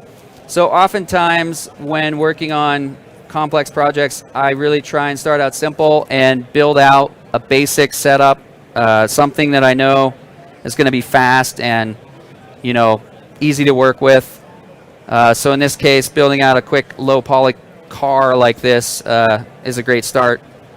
If I go to the top view here, now I have an idea, a sense of scale, and I'm just going to draw out a quick track. So for this track, really the entire thing, actually I want to switch to B-spline mode, but yeah, for this track the entire thing was really driven off of a single spline. And so if I just start to draw out a random coaster spline path here, whatever we want to call it. One nifty thing that I do an awful lot when I'm editing splines is hiding this access, so I'm not grabbing the actual control handles here. It's much easier, I think, to hide this, and that shortcut is Alt-D, and you can hide that access band and kind of get it out of the way, and then it's much easier to get in here and kind of manipulate these points. Like this one, I'm just going to delete, keep this nice and simple, and let's see here, something like that I think looks good enough. And so of course, since I drew that from the top view, we have a perfectly flat spline here. Sorry, I just hit the O key to focus in on that car. So with this flat spline, I'll just name this track so we don't get lost here. And then, yeah, I'm just going to grab a few of these points, pull it up. Now, in the actual project, of course, I spent a little more time on dialing in. I worked pretty extensively with the creative director on like how exactly we needed this roller coaster to look. But in this case, all we need is something basic like this. But really, so we have these two objects, and now we can start to model this out. So I'm going to bring in a cloner, and actually going to put, well, actually I need to draw a profile first here real quick. So let me draw one more spline. I'm going to set it to linear mode and turn on work plane snapping and turn off point snapping. This is where your snapping is right here. So we're going to kind of create the profile for the track quickly here. So I'm just thinking that might be where a wheel would go. Fortunately, the client on this job ended up not wanting wheels on the coaster cars, so that was a nice free get out of jail card. We didn't have to deal with the wheels. But yeah, let's see here. If I bring in a symmetry object, I can then plop that inside of there, and we get the same thing on the other side. And I'm going to just hit the C key to make these editable, and then I'm actually going to connect and delete those two splines. And then if I double click this, we'll just call this profile. This keyboard is a little giant. Okay, so back to our 3D view. So I really need this profile to do what I want here. So I'm actually going to put this profile into the cloner, and we're going to set the cloner to object mode, which is probably my favorite mode for the cloner. And then I will take this track and plop that in there. And you will start to see here that we're getting lots of copies of this profile here. Oh boy, that's sensitive. Something's going on here with that. We only need like 100 of these for this. And then the next really important thing is I'm going to make a copy of the track, and we're going to call this track rail. And if I go back to my cloner, throw this track rail into this nifty rail slot, this is going to fix the alignment of everything. And I'll make this some actual geometry so we can see what's going on here. So we have this crazy twisted track, and all I have to do to sort this out is grab our rail spline and then pull that up into the Y direction, and you can see that now this track is something that a roller coaster could go along. Now the other thing I need to do is select both these, and for the interpolation, I want to set this to uniform, and add in a few more segments here, like 32 is pretty good. And then if I go back to my cloner here and turn off this loop option, that'll connect up the geometry over there. And there's several ways you can do this. You could definitely do this with a sweep NURBS as well, or sweep object. I'm dating myself by saying that word, NURBS. But yeah, so in this case, this is just how I did this. And then real quick, just add some color to this track so we can see. So this is our gold track. And if we bring in another cloner, we're going to take our car, throw that into the cloner here, and same thing, we're going to set it to object mode. We're going to bring in a track, bring in our track rail, and just like that, you can see we have our little cars on there. And also, let's colorize this real quick, kind of match the spot. And let's see here. So we want to go back to the object tab, and then for this, it's really just as simple as adjusting the end, and then let's do 5 cars and kind of get these to line up here. That looks good enough. Maybe a little closer. So literally, like this was the entire setup for how we animated the every shot in that spot.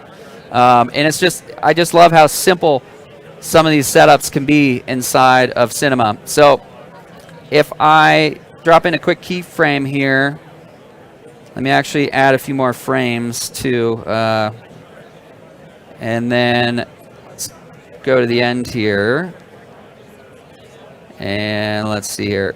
Let's just crank that offset up, add another keyframe, and let's jump in here. And so really, now we have this coaster animating along, and to make this a little more seamless, I will, oh boy, sorry guys, this is super sensitive. Let me try and zoom in here.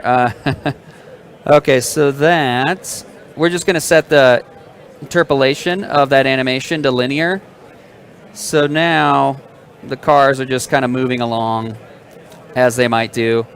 And they look a little close together, so I will bump that end value back a little. So yeah, it's just kind of wild to me that you can build a setup like this with, gosh, how many objects do we have? So far we have 7 objects in our scene. And then yeah, so the icing on the cake for this one is the way that I rigged up those tickets. So that's another really awesome feature inside of the MoGraph tools, and that's using this wonderful underrated object called the MoSpline. And if we bring in a MoSpline, and I actually zoom into it here by hitting the O key, you can see we get this nice parametric spline. And I'm just going to rotate it in the pitch here 90 degrees. Set the length to like 100 real quick here. And yeah, this essentially is our entire rig for those tickets.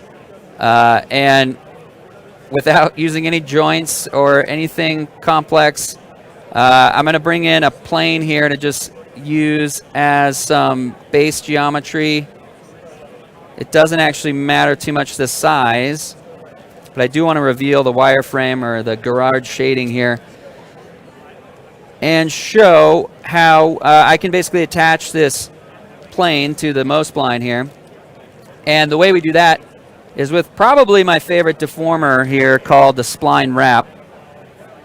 And if I just make that a child of the plane and then take this MoSpline, drop it into here, you'll see now that that plane is mapped up to the MoSpline here. And then I can, let's see here, I think the best option is to adjust the height or the length really with this parameter here.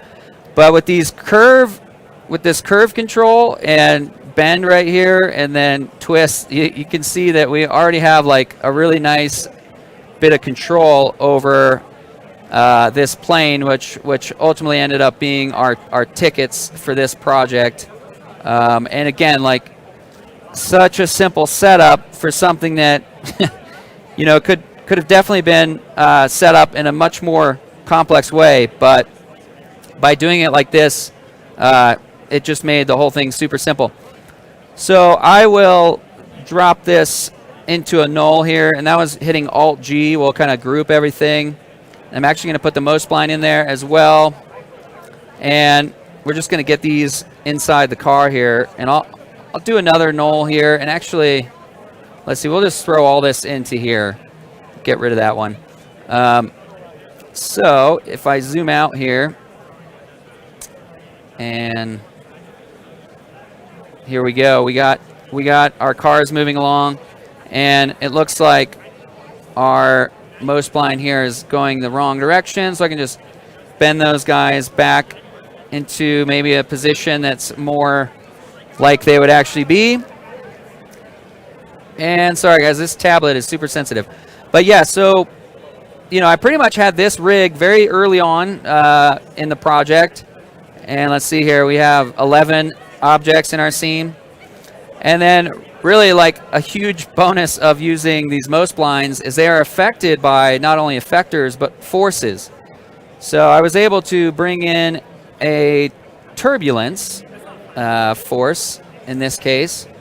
Let me just crank up the scale because it by default is very small. So if I increase the turbulence scale here, you can start to hopefully see that the tickets now have this nice natural movement. And if I go, oh gosh, the super sensitive tablet here. Okay, you know what I'm going to do? I'm just going to change this key value to 50 so we can really slow this down a little bit. So yeah, so this turbulence is affecting these most splines uniquely. So each one is automatically getting its own, animation, just procedurally, all from this one turbulence object. And furthermore, I can bring in another one. Let's say this wind force. And let's see here. I'm going to actually use fields and bring in, let's do a cylinder field. And I'll go to a top view here. And let's set it to Z plus. And I'm going to scale it up a little. My axis is hiding again in this view. So if I just scale up this wind here and bring it over to, let's say, this part of the track. So now we have some wind that's just happening in this location, and you can start to see hopefully that the tickets are being pushed back as they go through that, and we definitely took advantage of that kind of setup as well. Several spots within that spot, we were able to have very fine control over exactly what was going on with these ticket passengers. So yeah, so again, like just really trying to drive home the point that like this is such a simple setup. We have 14 elements now, and this is all we had to do for that entire rig, for that entire coaster, all of the cars and passengers. And then if you're wondering how we isolate, let's say we have one ticket that we want to be bending more than the others, all you do is you can just simply just make some copies of those setups. So now we have 5 unique cars and passengers, and I could get into, say, this one here, the guy up front here. That's, I don't know, he's like throwing up or something. And so we have like complete, separate control. He's like flying off the side there. And then maybe he's also taller. And so, yeah, so just such a simple setup for something that you might think would be a lot more complex to set up, and just I absolutely love that about this software. It really, anything I've built over the years, there's always like some simple, clever solution for something that you don't even think of until you get in there and you just do it. And yeah, just love it. So the next thing I will share here, I'm going to get into the actual project here and just open up one of the actual shots here from the finished work for this one to show off kind of how we use the single HDRI to light the whole thing.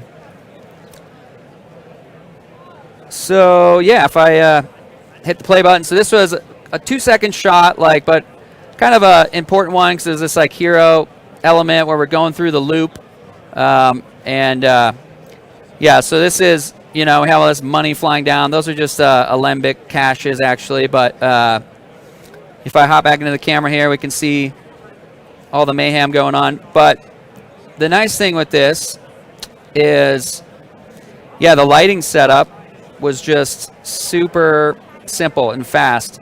So I'm going to bring in a Redshift render view, toss this off to the left here, and yeah, we'll just fire this up, and you can see how quick this scene renders here. It's processing a few textures, and yeah, just like that, we're getting like beautiful feedback straight away.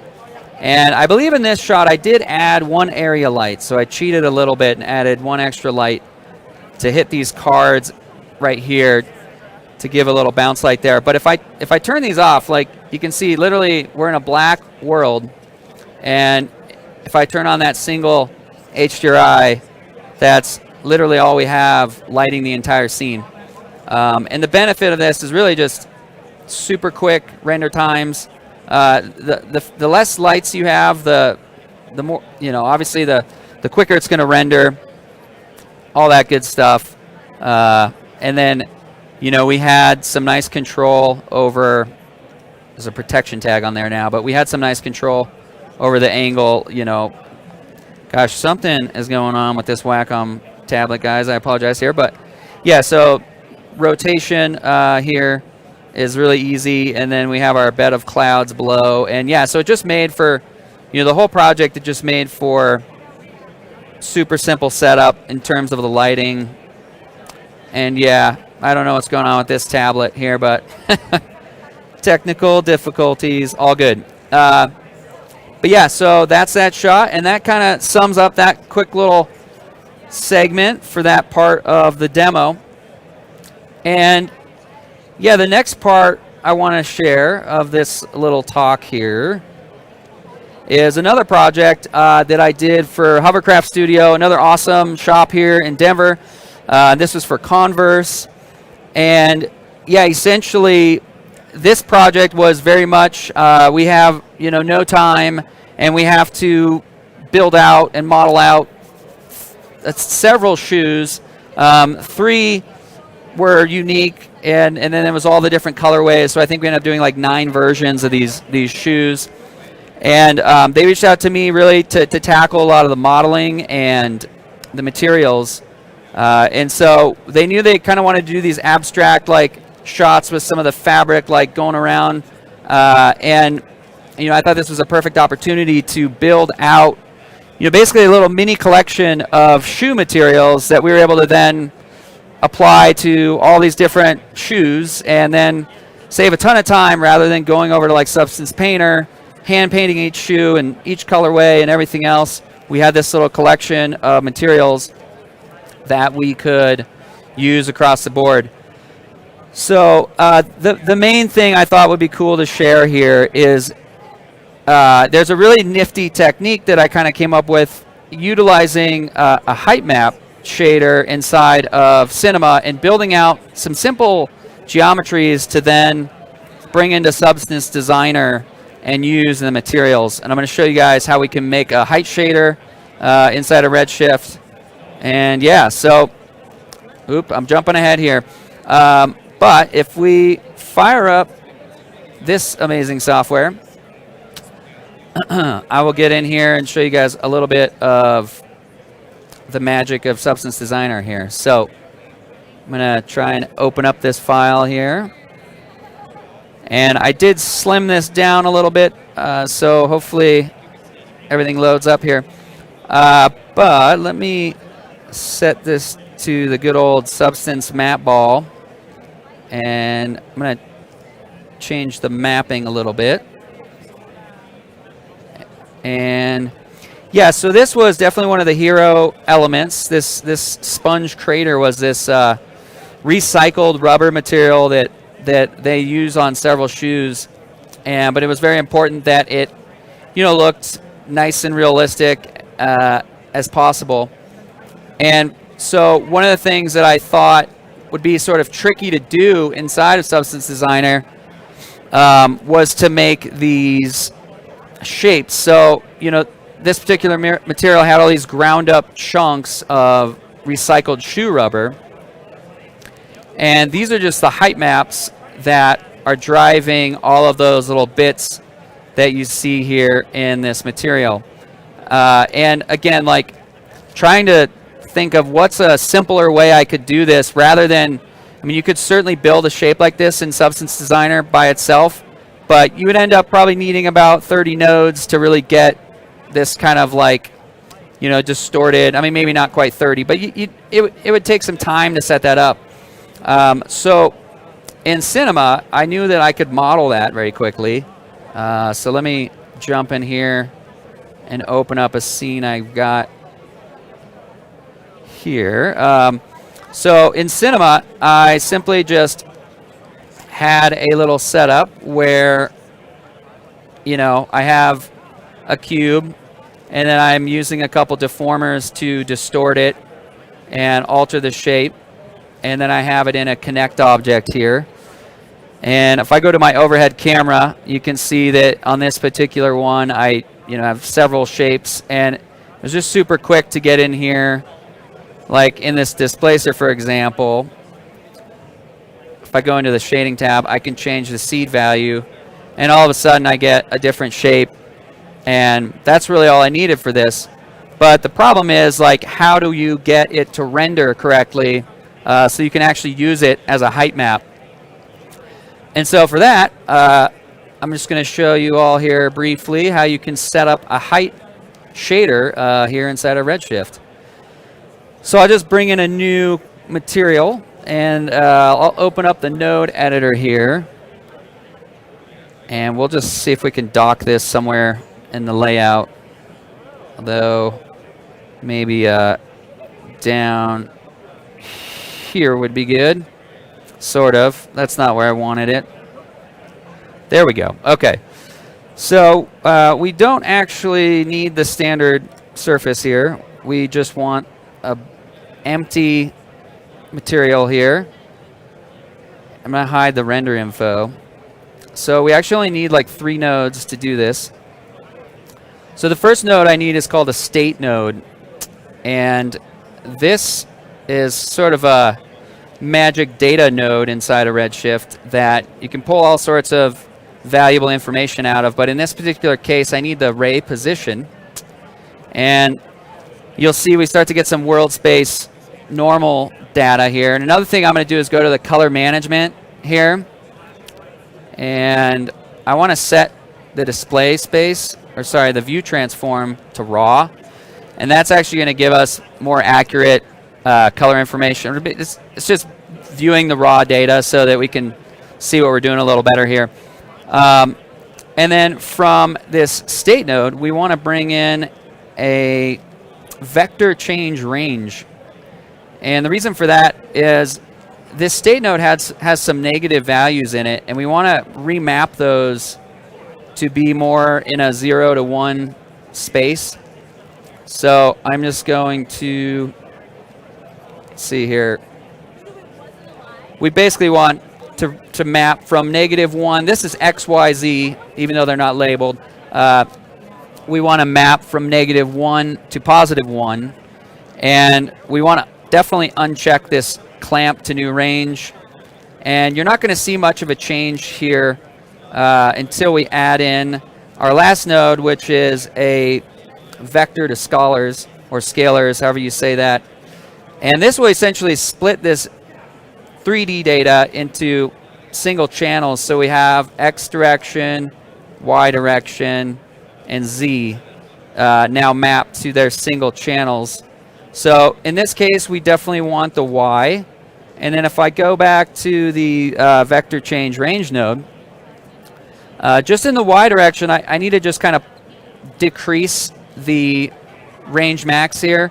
And that will kind of get this whole setup in a better range. And then if I hop out of the camera here, you can kind of see. So we're essentially, oh gosh, there goes the tablet again. We're essentially getting a 3D height shader mapped to this object. And the other thing, if I go back to the state node here, it is in world space. So what that means is if I select this bit of geometry here and move it up and down, you can see that kind of how this 3D shader is being mapped to our object in the scene here. And we could, of course, set it to object mode, which I'll do that real quick so you can see. Kind of changes the mapping. And now when I move this, it's sort of locked on to the geometry. But in this particular case, it actually it works better to have it in world space. So we'll leave it like that. And then yeah, so literally like that's how you would build a shader like this. The other nice thing you could do is if we bring in like a ramp, this is sort of a tangent here. But one of the benefits of a shader like this is like, let's say this was like a mountain and we wanted to like isolate the height of like a tree line. This is how you would do something like that. We could, isolate certain heights on this object. And so that might better illustrate exactly what we kind of just created there.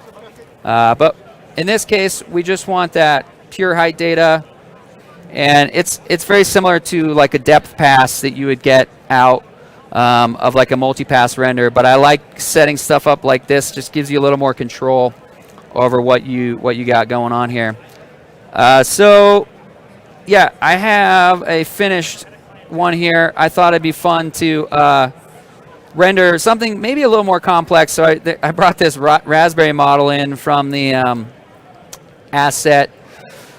Oh gosh, I still want to call this the content browser, but it's the asset browser. Asset browser, that's it. Yep. I will forever have the old naming convention stuck in my brain. But yeah, so really for this Raspberry geometry, we'll just render it out real quick, and I'm going to bring that into Substance Designer, and we'll see how that works on that material. So I just want to make sure I'm saving something out here. That's the desktop on my home computer. So let's save it out here. Let's do a quick render of this, and takes no time at all. And what I can do is go to the desktop here, and I'm going to just literally just control C'ing this EXR, and then I'm going to paste it into Substance Designer here. And I'll just link the resource, which would basically, link it rather than embed it into the project. And if I zoom in here, you can get a little better view of this. Out of the gate, I definitely want to make sure this is set to grayscale. And then another node I might need is an auto levels. So let's just bring that in here real quick. So this essentially gets those values mapped a little better. And then, yeah, so another good example of like the beauty of working kind of procedurally sometimes is I can just swap this object out. We'll just do the same one for all these, even though it would be better to have 6 unique angles. But for the purpose of this demo, we'll keep it pretty simple. And then if I just scale up the size, the scale of this actual bit of geometry, now you can see we have maybe this is like a cereal or some sort of But you know, so that's essentially the technique, and you know, this setup was pretty nifty too, in that I built in all of the colors, so that, you know, client came back and needed me to adjust the colors of all the shapes here. We could easily get in there and do that. And yeah, so a couple other examples of where this worked really well. Let's see here. There was this this like knitted fabric that was pretty complicated, and you know, I had the real shoe in hand, so I was able to like kind of get it under the microscope, so to speak, to really take a look at some of these setups. And again, like, use Cinema 4D to model these shapes, and then essentially, you know, tiled them across to build out these, what ended up being pretty complex materials. And yeah, I think the canvas was a tricky one. Same idea though, like, just, you know, built these shapes right inside of Cinema to quickly get something that, again, would take more time to do in Substance Designer. So trying to simplify my workflow so that I'm not, you know, burning up days and days of time on, you know, procedural setups in Designer.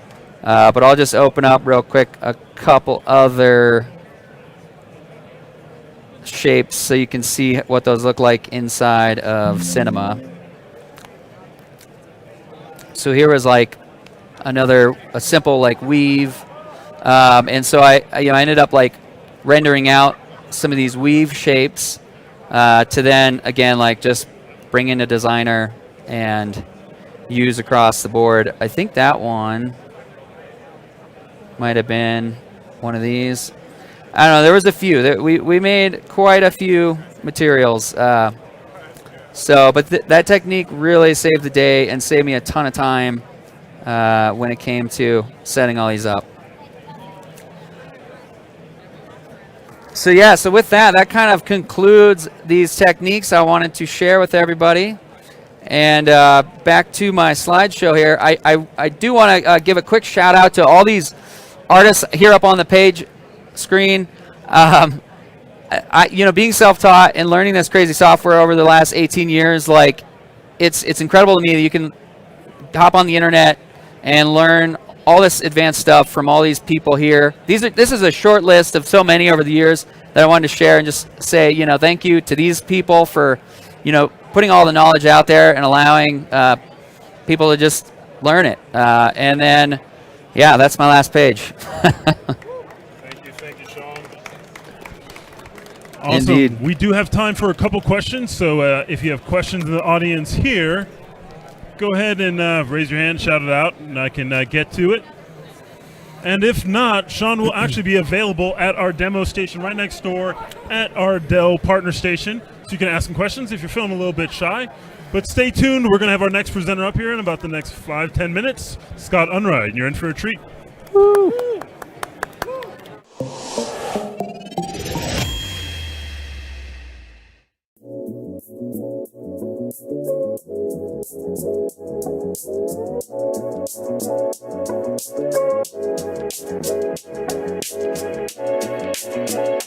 Check out these rims. Let's go deep.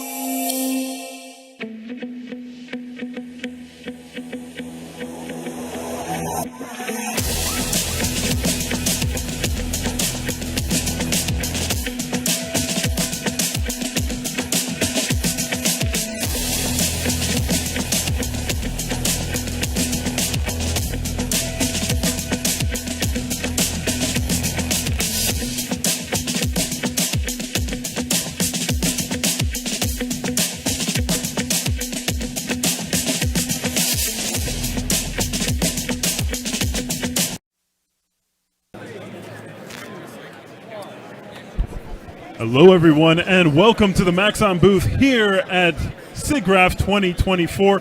I am your host, Matthias Somatola, aka Major VFX on all the social medias. I'm accompanied by some of the world's greatest artists showcasing how they use... Yeah, they're here. Don't worry. Closer than you think. All right. EJ! So here are some of the world's leading artists showcasing how they use Cinema 4D, ZBrush, and the rest of the Maxon tools to create some of the most beautiful imagery you'll see on any screen. To my left is a longtime member of the community, someone who shares both great enthusiasm for his art as well as his techniques, and I'm so happy that he's here to show his workflow into 3D printing. Please, let's give a big round of applause, Maxon. Welcome for Scott Unruh. We'll take a selfie too. Alrighty. Well, hello everybody. My name is Scott Unruh, and I'm super excited to share a little bit about myself with you today. I'm a proud Colorado native with a deep passion for motion design, character animation, character concept art, and digital sculpting. Let's get this one real quick. So pretty much since COVID, my major hobby has been 3D printing. And I've been taking my friends' files and turning them into actual real-life objects of their renders. I'll show you a couple little samples of that. The first one here is from our world-famous EJ Hassenfranz. This was his little Shiba coin to the moon NFT concept. And together we built this little thing, and I had so much fun making this. It really pushed my boundaries of what I could do in 3D printing. The next one here is from Ryan Talbot. This was his NFT series starring Lily, and I fell absolutely in love with her. And he was gracious enough to send me over his files, and we were able to collab and make this little piece together. So with all that being said, I'm going to show you how I made this little guy.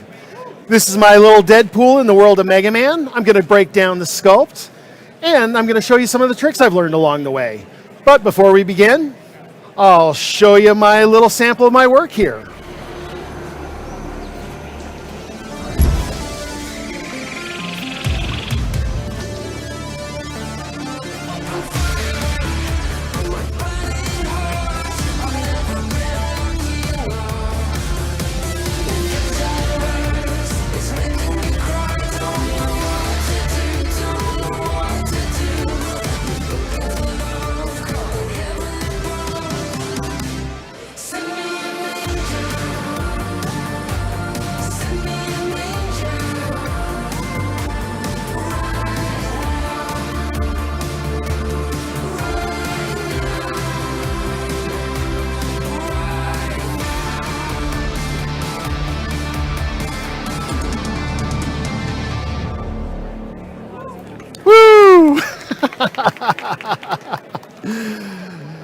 Okay, as with many of you, I grew up in comics and video games, and Mega Man and X-Men were my absolute favorites. And so I always wanted to see what my favorite X-Men heroes looked like as Mega Man bosses. And with the advances of 3D printing, I'm able to make a real-life object and flex some of my miniature painting skills. Today, I'm going to show you how I got to here, which is my little Deadpool robot. You can come up and take a look at him later.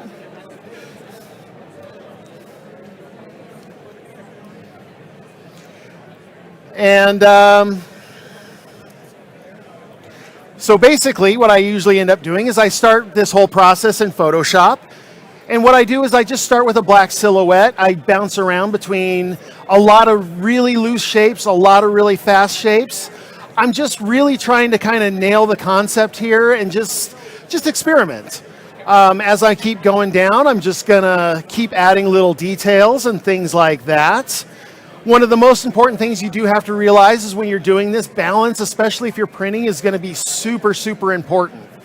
You don't want, some of these characters are going to be a little top heavy, and you don't want them not falling over when you're, they're sitting on your desk. And so as I keep going, I'm just going to add little lines. Go ahead and let it be sloppy, because you never know when one of these extra little bulges is going to become an exhaust port or some other fun detail like that. And when I was doing this one, I really ended up liking this this kind of Hulk bot here, but it just wasn't right for the Deadpool concept. So I'm gonna put that one on the back burner, and hopefully in the future we'll see a Hulk bot. In the end of the day, I ended up going with this this version of Deadpool. I really was liking the little beer belly here, and basically ended up making that my final concept.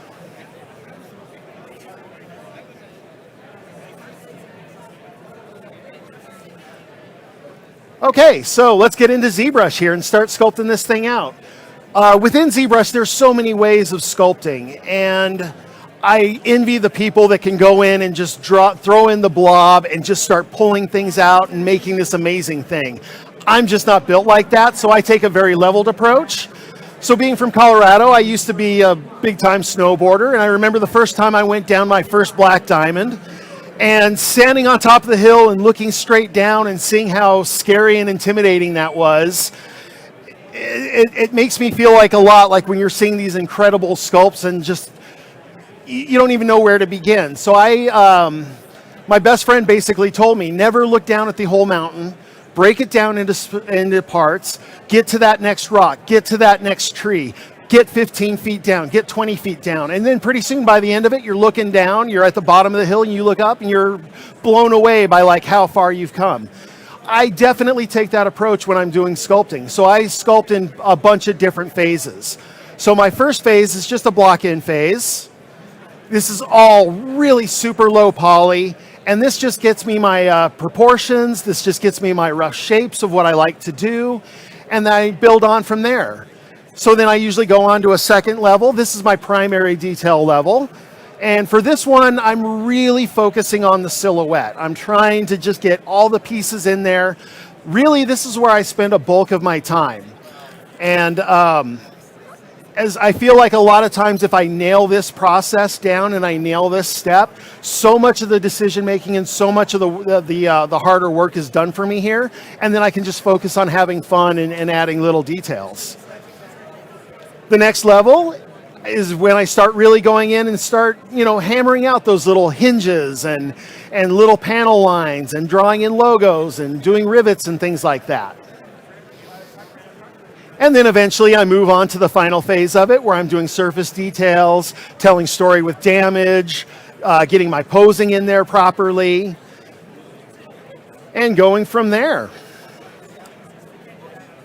So I'm going to go ahead and break down now some of these parts of going back into the block-in phase. Usually the first thing I'll do is I will go in and I will add my sketch here.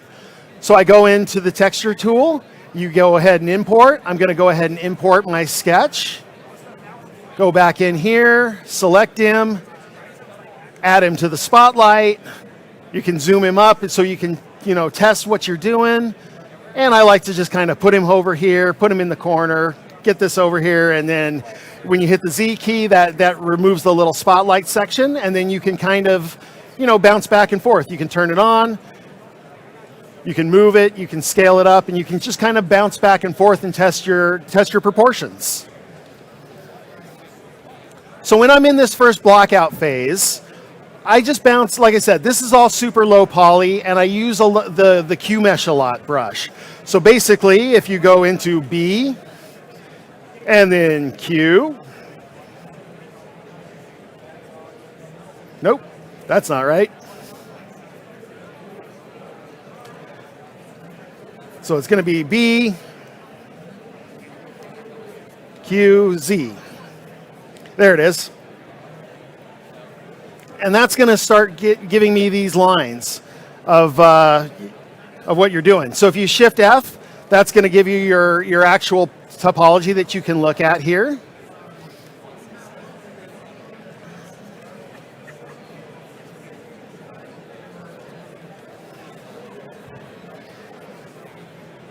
And so from this first little get-go here, I'm going to go ahead and just add in a little bit of a line. So when you go into your subdivide here, you can see that squares off that edge. And again, I'm just going to go ahead and keep going in and noodling this all the way down. The next thing I'm going to do is go ahead and add his feet. So I'll go ahead and insert a cylinder. And then I'm going to go ahead and go down to my initialize. And I'm going to make this a Q-sphere.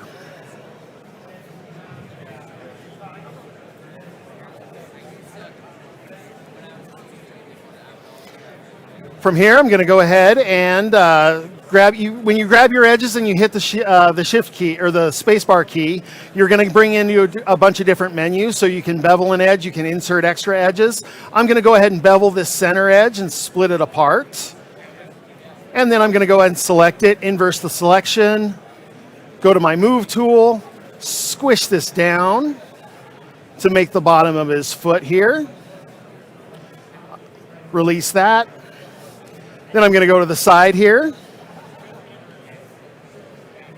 and go back into that bevel and pull it out. Select this section, invert it, move it out so you start getting a little bit more of a foot shape.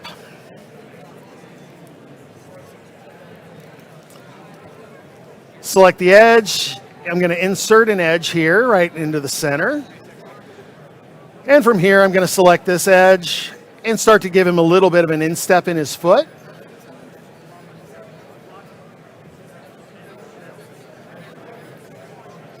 Just make it a little more foot shaped.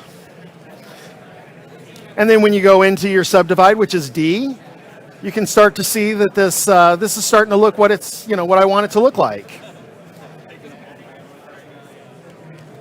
Brush, move. We're going to move this up and give him a little bit more of a clown shoe feel.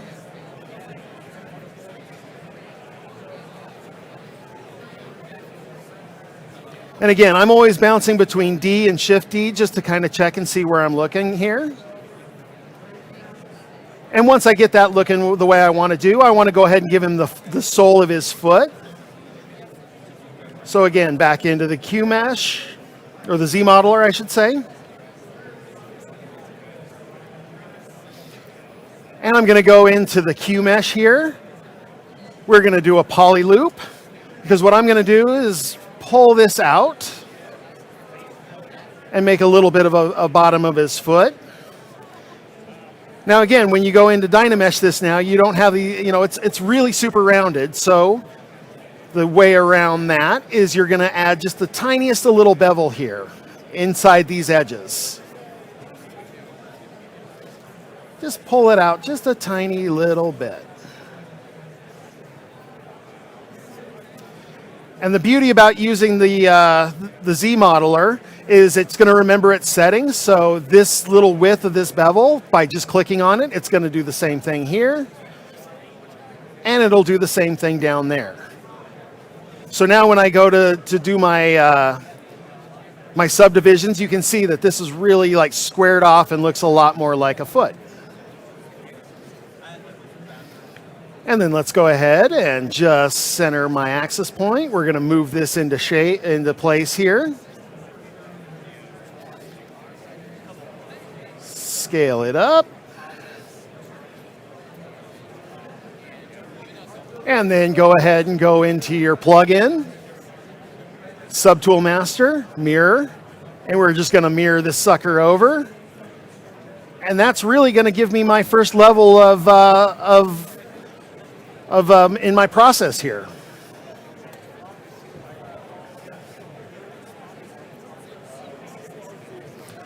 So once I'm all said and done here, this is pretty much what it's going to look like.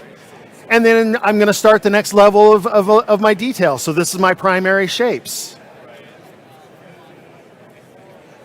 So I'm going to expand on this. So what I want to do is add his little floop coming off of the back of his head here. So what I'm going to do is select this. I got poly loop selected, so I want to turn this back off and go back to single poly. And just holding the Alt key here, I'm just going to make a little selection, and I'm going to Q mesh this back. Select this edge, center it up, and we're just going to shrink it down. And I want to make this have a little bit more of a curve. So I'm just going to insert a loop here. Make this little selection, and then we're just going to push this down to give it a little bit of a curve. And again, always just going back and forth between ZRemesher or my subdivisions and just checking everything along the way. Now I'm going to go ahead and give him a little eye socket or a little place for his eyes and build a little bit of a nose. So I'm going to go ahead and bevel this up. This is about where his eyes would go. And I'm going to insert just another little line here, because what I'm going to do now is spin this around. Grab my move tool, and I'm just going to grab this and start pulling it up. And really get in there and start pushing it. Because then when I go to my subdivisions, you can start to see that a little bit of a nose is going to start taking shape here. And that is really how I'm going to start defining that silhouette.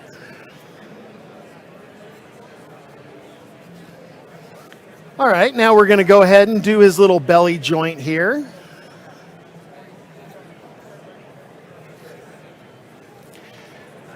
And so since I'm still working in really, really low poly, I want to start making more and more complicated shapes. So this joint here is going to have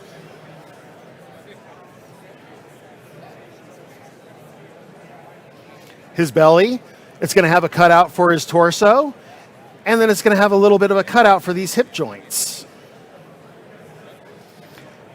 So the key here when you're booling is I'm going to go ahead and duplicate this body. And let's move this up to the top, because this is going to be my original and then this is going to be my cutout. I want it to have like a little bit of a hip joint, so I'm actually going to go ahead and zoom this one up just a little bit. Insert this little hip joint, and again, go back into your Subtool Master, mirror this over.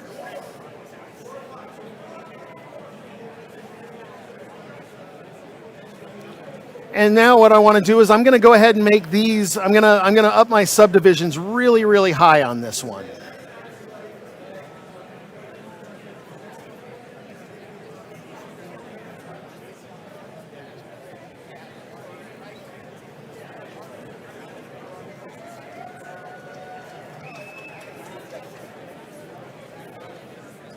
There we go. Let's go ahead and delete these lower edges. And let's go ahead and do that same thing for the belly.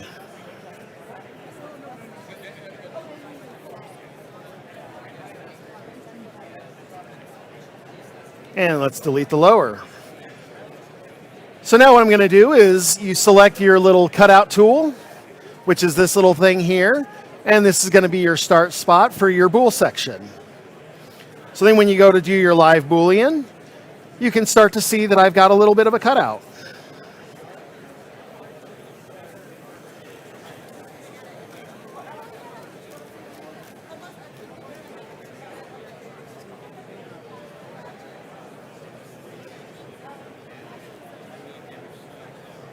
Okay, now that this is ready to go,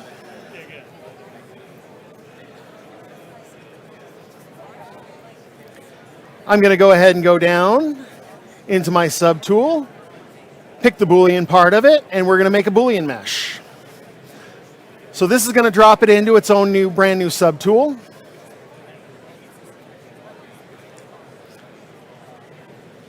And then from there,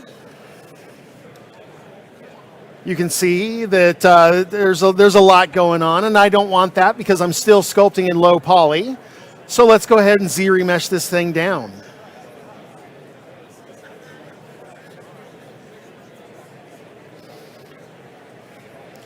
I'm going to go ahead and detect my edges, and I'm going to take it up kind of high. So I'm just going to start it at 10 here, and let it work some of its magic. All right. Now, as you can see, the topology isn't really super great here, but the beauty about Z-Remesher is you can just keep smashing the button, and it's going to start to like do different, it's going to start to give you just different little orientations of your mesh here. And then it starts, cleaning up, and it's going to start being able to give you like better loops and things like that.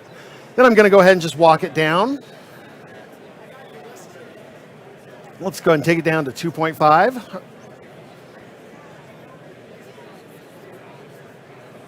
And then again, when you go to when you go to subdivide it, you can start to see that it's you know, you can start working on things a lot better. As far as like EJ was talking about, once you start working on too high poly stuff and you start pulling things out, things start to get a little lumpy. So if you're working on this lower res version of it, it definitely like makes things a lot smoother.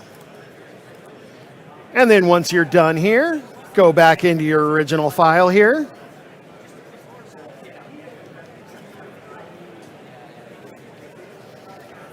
And go ahead and insert your new mesh. And then you can go ahead and delete this part of it. And then you can delete this part. And now you can see you've got a little bit of an inset here for this joint. Now when I'm going in, I'm just going to work on my gauntlets real quick here. We're going to select those out. Let's go ahead and split unmask points. That's going to give me these gauntlets. Oh, turn off my live Boolean here. Solo this out. Now I want to make a little bit of a cuff here for his inside of his both of his joints on his wrist and then in his elbow. So again, we're going to go back into the handy Z modeler here. We are going to select these edges. And then what I'm going to do is inset. And that's going to push this down a little bit. And then we're going to do the same thing for this joint. Now, one of the things that you're going to run into is just what I did is this right here is super clean. I only have 4 polys to push back. But for some reason, this one pulled out its own little thing here. So going back into the Z modeler, I'm going to go ahead and delete these edges. Oop.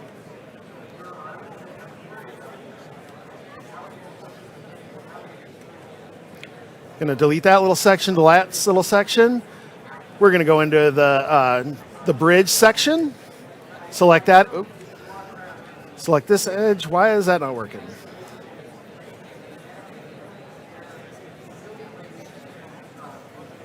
Oh, because I had bevel on. I want bridge, sorry.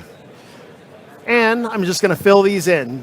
Bridge the 2 islands together, and there you go. And then let's go ahead and go back into the Q mesh. Select these sections, and we're just going to push this back. I'm going to do the same thing on the other side. And, whoop, push it back.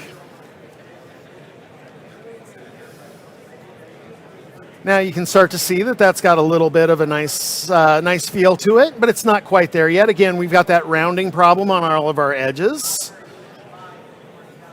So let's go ahead and bevel these out. Nope, too much. Just a little bit. Hit that one, and then let's hit this edge. Let's go ahead and do the same thing to the back.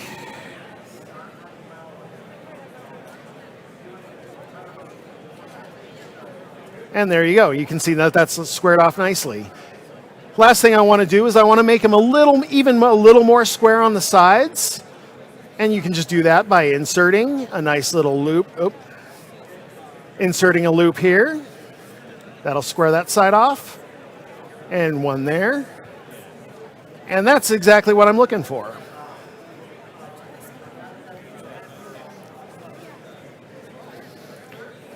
And I'm just going to go around and keep noodling this thing down until I get to the next level.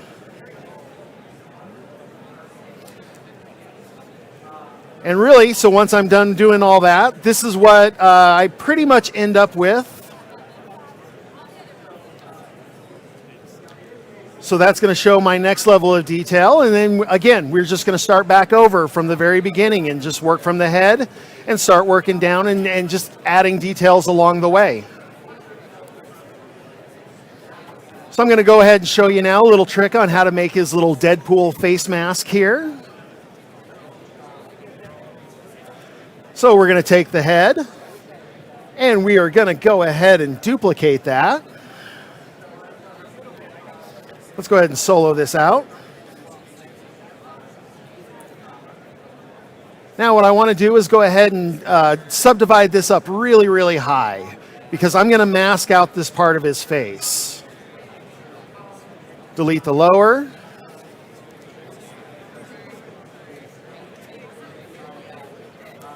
And I'm going to go into my mask pen. Okay, another little trick here is this is a very feathered out mask. So what you do if you take your focal shift down here and you take this all the way down, that's basically your feather tool like in Photoshop. Shrink that down. And that's going to give you a lot more polished of a lot harder of a mask. And then I'm just going to go ahead and draw in a little bit about what I think this should be. I still don't like this being as chunky as it is, so I'm going to go ahead and just divide this up one more level. Delete the lower. And make a little bit smoother of a mask out of this thing. I'm still working in symmetry, obviously, but I'm going to go ahead and just work on one side. But as I'm masking this out, I want to make sure that that it's how I want to look, how I want it to look like. Keep modeling it in there. And that looks about what I want. So what I'm going to do now, go back into your subtool, and we're going to split out the unmasked points. So I just have the mask. You can go ahead and get back in and delete this one out because you don't need it anymore.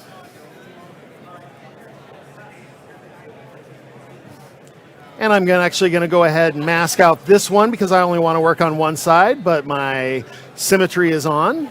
Try that again. And let's go ahead and split that unmasked point and then delete this sucker. All right. Now that I have my mask looking the way I want it to be,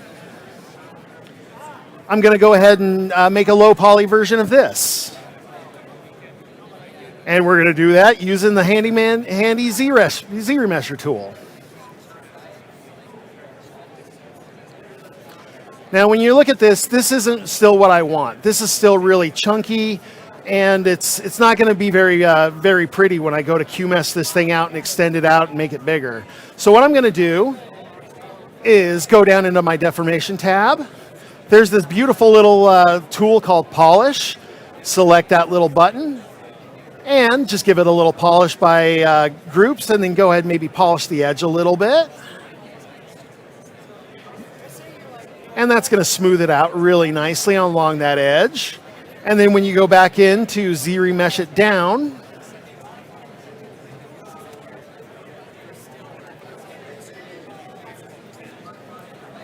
you're going to start getting a lot better topology out of this thing. And then by the time I take it down to like 5, it's going to start clearing up these edges. Take it down to 2. Even more. Let's take it down to 0.25. Now that one's a little too much because I'm into losing my nose a little bit. So I'm just going to take it to 0.5. And there we go. And then you can go ahead and go back in. Maybe move some of these edges up a little bit. Clean them out.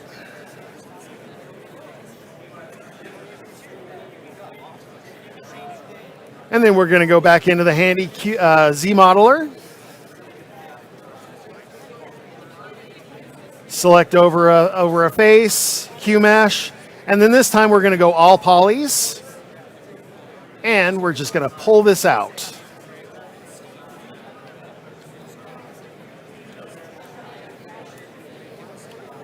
And then again, let's do our little bevel trick.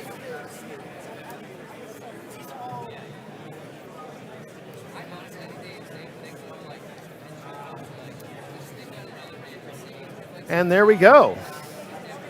Now when we bring it back into the face, you can start to see that mask taking shape. And then we're just going to push it back in just a tiny little bit. And go back into our Z plugin and mirror that sucker back over. And now you start to have your little mask here. Okay. So basically what I did the exact same thing that I just did, and then this is how I kind of made the shape for his belt. But we need a little logo here. And I like to do all my logos in Cinema 4D. So I will do the draw this out in Illustrator, bring it into Cinema 4D, and then I will go ahead and actually do a bevel this way, or I'll do my extrude. And that's going to give me a really, really nice clean edge. But the one problem about it is when you go to do your multiple levels of subdivision, these edges are going to get really, really mushy and not look very good. So I'm going to go ahead and put in some bevel edges here. I'm going to make it an editable piece here. I'm going to select my edge tool. UL is going to give me my loop selection. And I'm just going to go ahead and select all my little edges here. Whoop.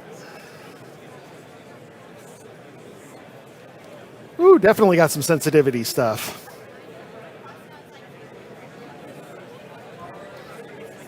Okay.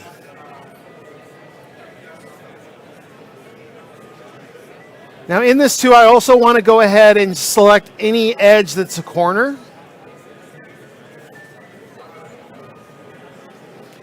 So select these little guys.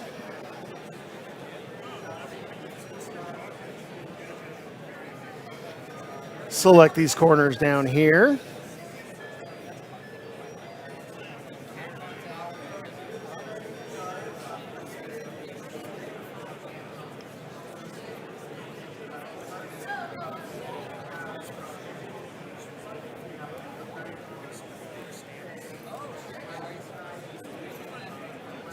There we go. Give it a little right click. Let's go ahead and add a bevel here. And we just want a little baby bevel. So then you go, once you have it done there, you can go into your extensions and use the Go Z plugin. And go ahead and export that out. And you're going to get this little logo coming in.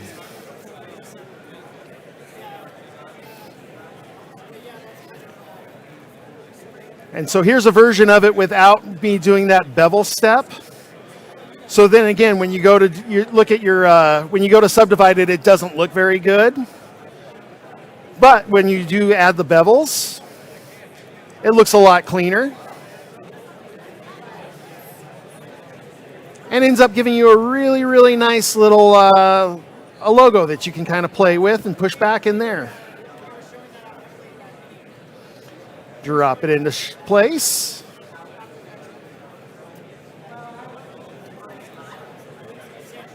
And there you have your next little mark.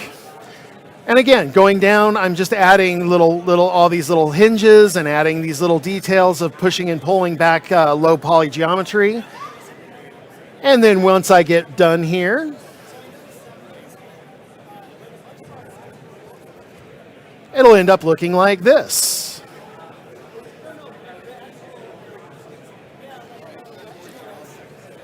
So this ends up being my next little step.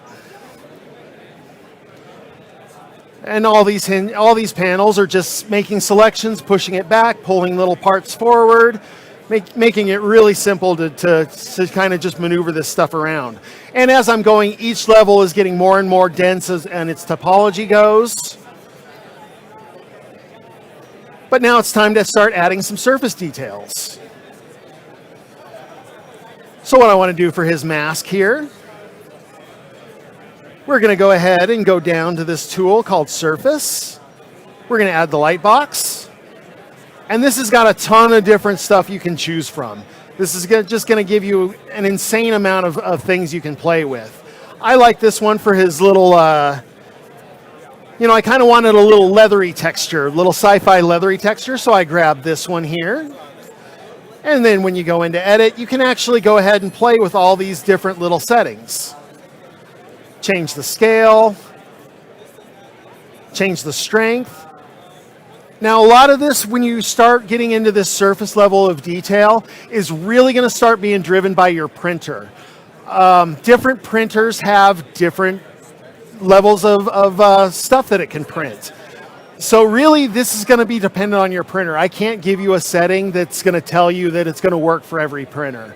This is where you just got to kind of play with it and print something out and figure out, oh, this needs to be more of a texture and this less of a texture, or this printer may not even be able to capture this printer. I use a resin printer for everything just because I have so much higher of a detail, and I can really get in there and actually like noodle out and get super fine details with this. But yeah, once you get it kind of looking the way you want it to look, you can go ahead and apply it to the mesh. Turn these back to white because I don't want it to be green. And you can begin to see how much this looks in there and starts to fill out your textures of everything. The other nice thing you can do is when you go back into your edit, once you get a texture going that you really, really like, you can go ahead and hit save, and you can save out that texture. So now I have this sci-fi leathery texture, and down the road I can apply it to his belt, I can apply it to his neck, I can apply it to all kinds of different parts of his body.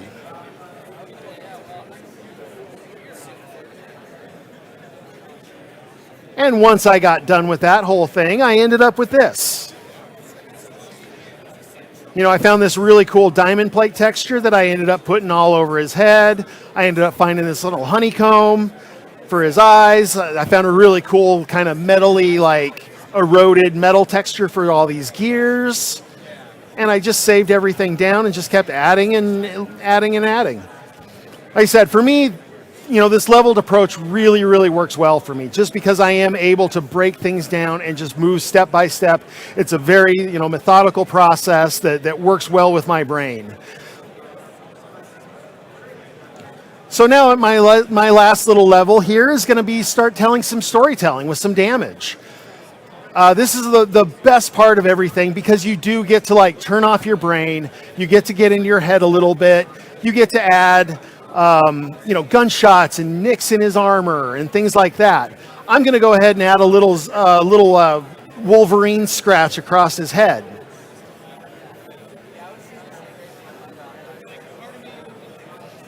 So we're going to go into his head here. And for that, I am just going to go into my selection tool. Then let's go ahead and grab his lasso. And I'm going to zoom in here. I'm just going to solo this out. And I'm just going to make a rough scratch.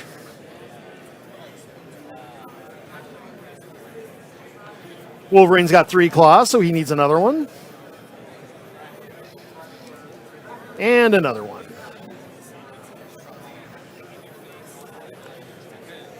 All right.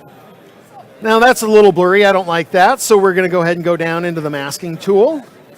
And let's sharpen this mask up. And then maybe refine it a little bit more. Add in some details onto this scratch.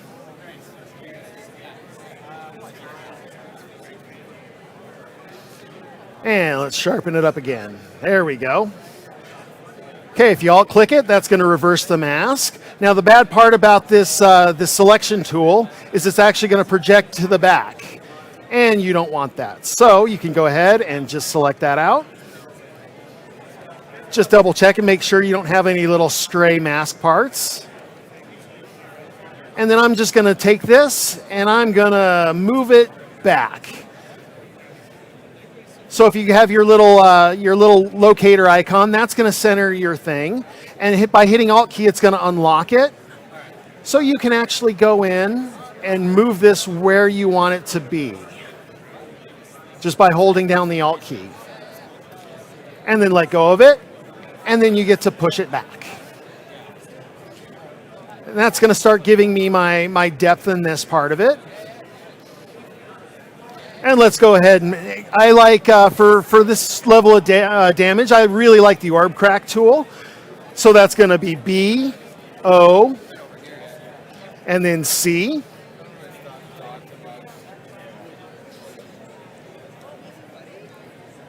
Where'd it go?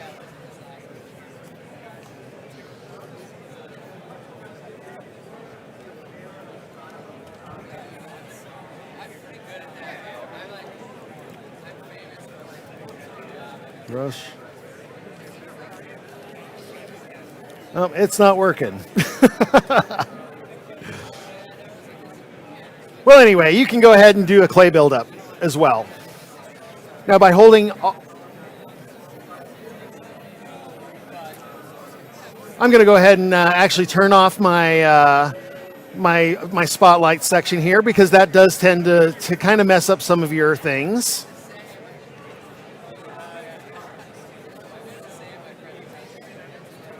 Okay. And now by holding the Alt key, you can push this down, shrink this down. Let's go ahead and lower the intensity and just start kind of making this gash a little gnarly here.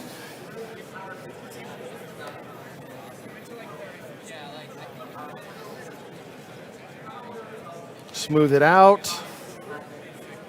I'm going to go ahead and invert the selection here. And now I'm just going to go ahead and build up a little bit of stuff here around it. Maybe smooth it out. But anyway, this gets to be the part where you could just turn off your brain and get to be really super zen with it all. And again, this is all about storytelling. You know, with this little gash, you don't need to tell anybody about it, but you instantly know that he got into a fight. You know, and it's a really cool part of just getting in your head and doing what you want with it. And yeah, noodle that out and you've got yourself a scratch. You can do the same thing for bullet holes. You can do the same thing for nicks in a knee or whatever like that. So basically, once I'm all said and done with this,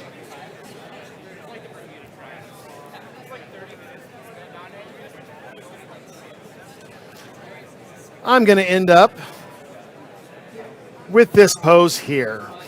I'm going to go ahead and go into posing just a little bit, but really by and large, these are all its own separate tools. I'm just moving and pushing and pulling and turning to make a pose. So I'm just going to go ahead and do a little bit more posing theory. And for that part of it, I'm going to go back to my old school comic book days, how to draw comics the Marvel way. This was my go-to Bible as a kid, like growing up and learning how to draw comic books. Posing is going to be a very, to make that dynamic pose, you want to focus on two things. One of them is balance, and the other is silhouette. And, as it's demonstrated here, when you're doing your posing, for the most dynamic pose of an action pose, you want to take the most extreme parts of the motion. So you want the wind up when he's leaning back, and you want the final go through with the punch when he's done. Anything else in the middle is just going to be, it just doesn't look very good. It doesn't have the silhouette. But the most important thing is when you're even in this big dynamic pose and he's leaned really far over, he's still in balance. Even though his body and his torso and his arm is sticking way out, he still has this leg kicking back that's making him have balance. You always want to do that, especially, again, going back to 3D printing. If these characters aren't balanced and you don't have a base on them, they're gonna fall over. Everybody has that Funko Pop that you hit your desk and 9 of them fall over. Bad balance. Don't do that. But it does. It really does make everything look so much better.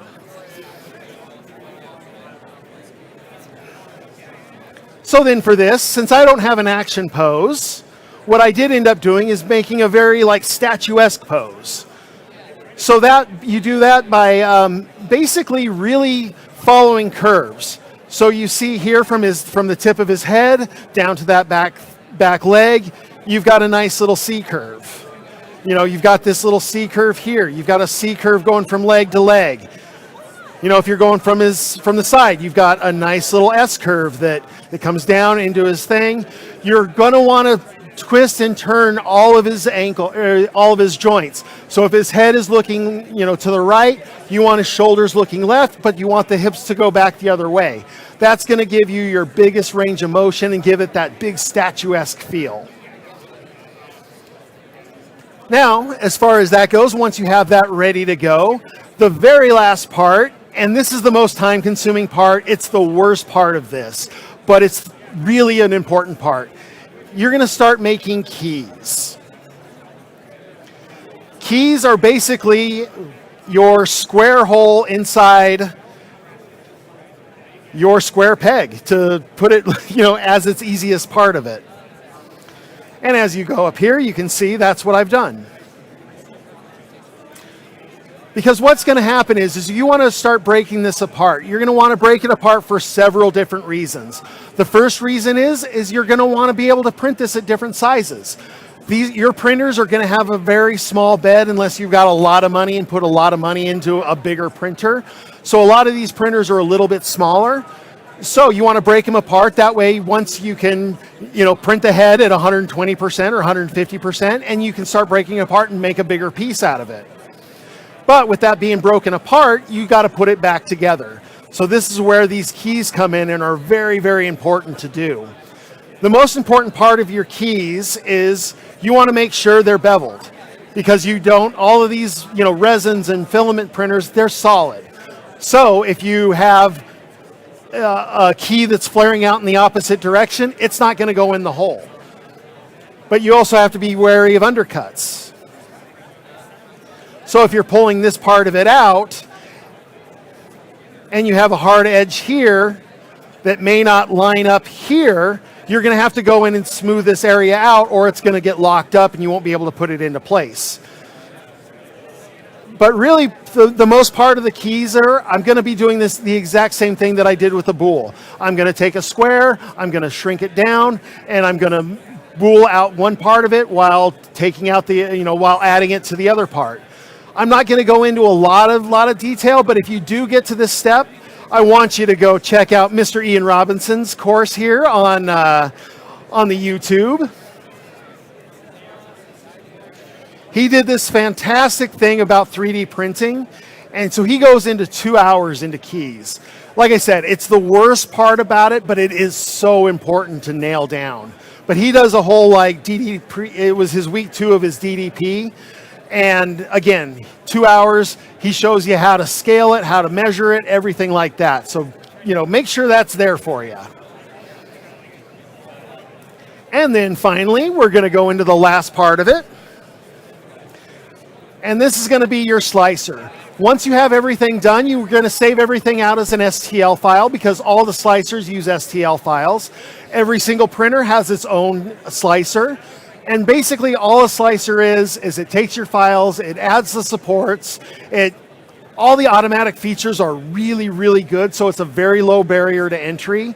And it just, it does what it's supposed to do. There's pro versions of it. Don't ever buy a pro version. All the free versions get you exactly where you need to go.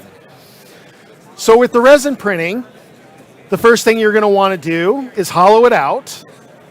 And that, again, that's an automatics feature that you can just add in its wall thickness, and you're going to hollow this out. That's going to do a couple things for you. It's going to save you money because you're printing, this resin does cost money, and if you're hollowing it out, you're saving money on that part of it. But then the other part of it is you're going to be saving a lot of time and energy on your printer with the weight. The printer is hanging upside down and dipping into the resin. If this gets to be too heavy, it might fall off the bed. So you definitely want to lighten this out. And so again, it's going to hollow it out. Now with the hollowing out though, the problem is you've got a bubble. Resin off gases. And so what's going to happen is if you don't give it a way to off gas, your prints are actually going to pop and it doesn't happen overnight. It happens weeks or months. So there's nothing worse than, you're on the message boards, you see tons of people that have my print popped. And this is, like I said, this is months after the fact. You have it done, you think you're excited about it. So a lot of times what you got to do is you got to cut a couple little holes in here. And that's going to let that gas escape out of it. And then basically, the next part of it is you're going to add supports. These supports are going to add a little tiny divots. Everybody that's done a model kit in their life has had that model tree, and you break off your little plastic pieces of your Ferrari or whatever that you have, and then you put them together and you see a little dent where that that joint was together. So that these do the exact same thing. So a lot of times you want to take this over and you want to move this to the bottom. So this bottom part is your plate. So you want to put the supports on the bottom or in a place that's not going to be seen, just like that. And that's going to do, like I said, that's going to give you your best way of hiding these little imperfections. You'll still have to go and maybe do a little sanding. You may have to do a little bit of filling, but this is going to cut out a lot of that work for you. And then finally, the last part is sending it to the printer. Again, this is all really automatic. This is really cool because you type in how much your bottle of resin was, and it'll actually calculate the weight. It'll calculate the price. So to do this little Deadpool head cost me $1, and it's going to take 4 hours to print. And then again, you just set everything up, you send it over, and then you're ready to go. I'm just going to go ahead and give you a couple little things about printing here, or about painting. Once you're done painting, you can use any kind of paint. You can use acrylics, you can use rattle can, you can just spray paint it. I would suggest that the first thing that you do is prime it, because that's going to give you a better bond from your paint. So you need your paint, you need your primer, and then you need your resin. You want something to combine those together. But as a small warning, all that stuff doesn't play well together. So sometimes you do need to test it out and focus on what plays well together, because there's been, I did one for EJ. I got it all printed and painted. It looked great. And then when I went to clear coat it, the clear coat didn't match the resin, and it melted all of my paint off of it. And it sucks. So that is something you do want to kind of test. And once you start getting into, doing this more and more, which paints you trust, things like that. I will say that painting you can definitely go get the cheap paints, but what's going to happen is as you advance and get better, you are going to want to invest in better paints. The reason for that is the cheaper paints, you have a filler and then you have pigment. The cheaper paints have more filler and less pigment. The more expensive paints have more pigment, less filler. So a lot of times what you're going to end up having to do with the cheaper paints is do more and more layers. And when you're doing more and more layers, that means you have to line up things more. It's going to take more time. So eventually you are going to want to invest in better paints. But for when you're starting out, by all means, get the cheap paint, practice on it, make mistakes, have fun, and that is everything I have for you. There he is, finally done. I'll have these around if you want to come back and take a look at them. Awesome. And we'll go. Great job, Scott. Great job. So we do have time for a couple of questions, and if you're feeling a little too shy, just jump over to our partner booth over at Dell, and he'll be able to talk with you. He'll be around for about the next hour. So for anybody here, do we have any questions for Scott on his process, creativity, X-Men trivia, you name it? What do you got? Any questions? Who saw Deadpool? Raise your hand. Amy again from the front. Hello.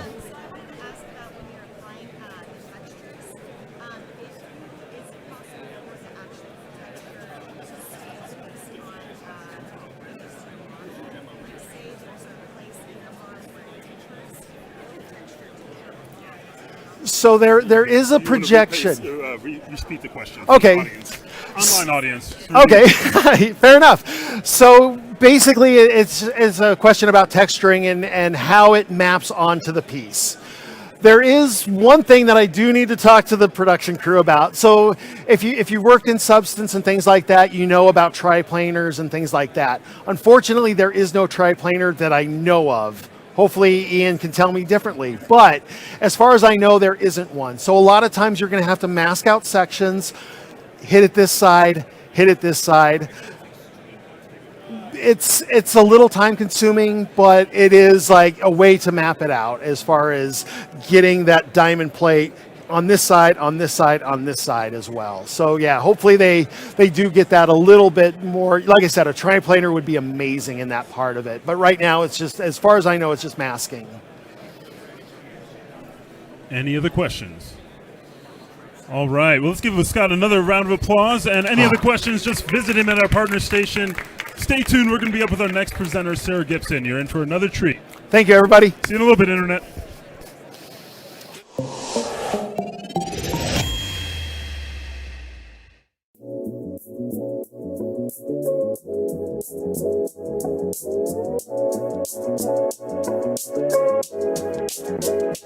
Check out these rims. Let's go, Jack.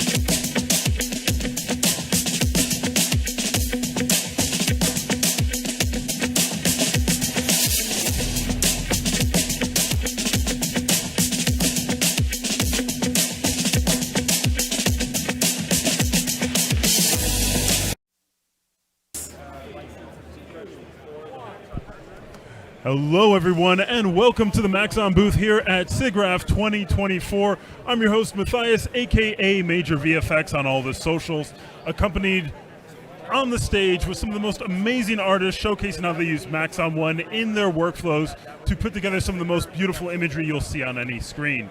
To my left is a longtime artist who's presented with us twice virtually during those crazy years a few years back. But now, welcome to the stage, first time live in person, Sarah Gibson. Let's give her a big round of applause. Big Maxon welcome. Hi, everybody. All right. So before we really dive into sassy fun with Redshift Tune, I'm going to show you some of my work, and we're going to go ahead and watch my reel so you can see what I do.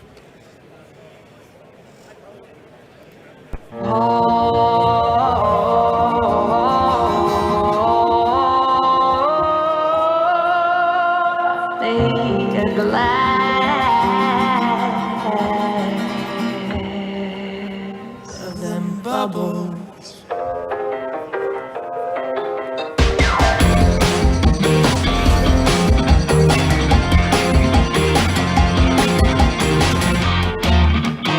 It's my night and we'll do it like we always do. Louis bag and Prada too. Show stop and make some money. You only live once before you turn to dust. I'm feeling fabulous. We're gonna misbehave. Oh, bring the champagne. Oh, that's how we celebrate. Pour me some bubbles. Pour me some. Pour me some. Pour me some. Forget your troubles. Pour me some bubbles. Do it on the double, baby. Give me them bubbles, yeah.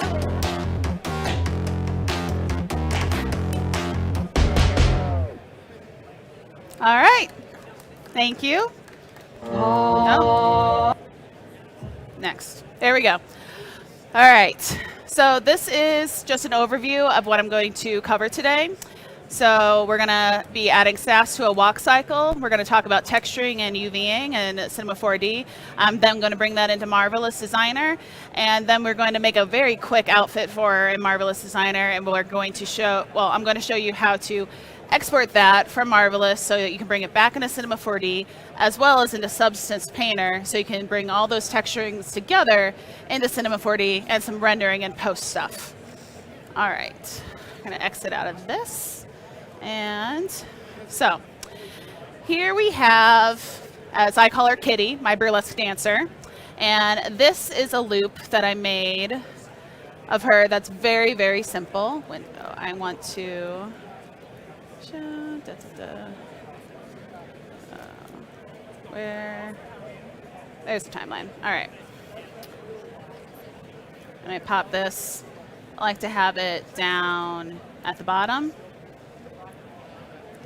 I'm gonna bring this back up. I'm gonna go into my F curves. Okay, so when you are exporting a character out of Cinema 4D for Marvelous Designer, you need to have it start in a T pose or an A pose.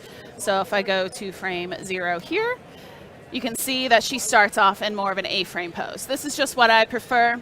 You do you, whatever you're comfortable with. Now, I like to give about 48 frames of a transition from the starting pose into whatever I'm having the character do. So my loop starts at frame 48.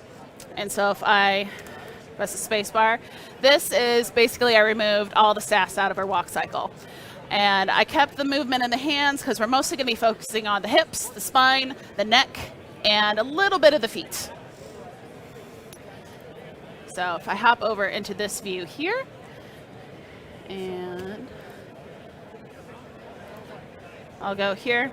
Now the first thing we are going to want to do is work with her hips. So I'm going to select that here. Yeah, spine, pelvis. I'm going to hop back over here. Attributes. No, I just want her hips. Let's go to my layers. Mesh is locked. There we go.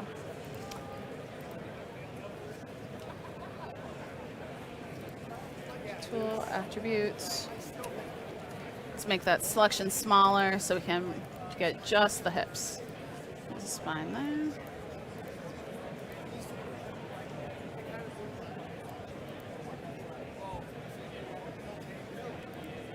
Come on.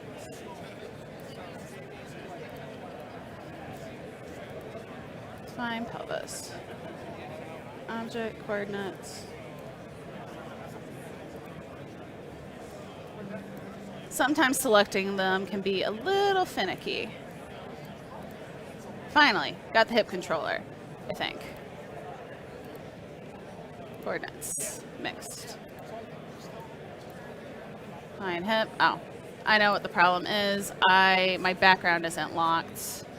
So I'm gonna select that, add to new layer, and I'm just gonna lock it. Okay, problem solved. Oh.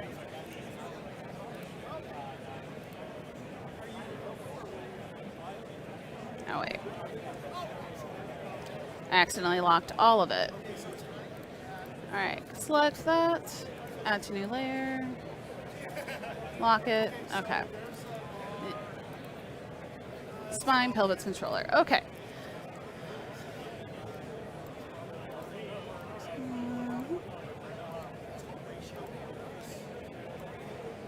If I could just get, okay, hip controller, finally, okay. Sorry about that. Okay, so we want her hips to rotate as she's walking. That's really where like the sassiness of her walk comes from. So this is in the passing stage, and that's where I have her starting.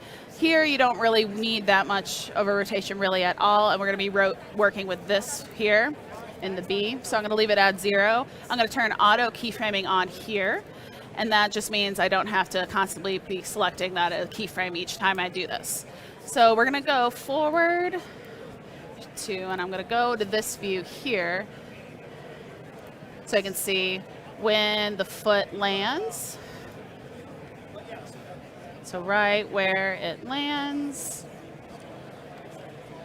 there. And I'm using F and G to go back and forth in the frame. And I'm gonna give it like a 6 maybe. Let's look in this view. Well, we can push this further. Like, and we want to actually go the other way. So we're gonna do, let's do -6. Yeah, that looks good. Then we're gonna go back here and let's scroll forward to passing, and we want it to go back to 0. Then we're gonna go forward again, foot landing, and let's go 6 in the opposite direction. If I do, and hip controller here,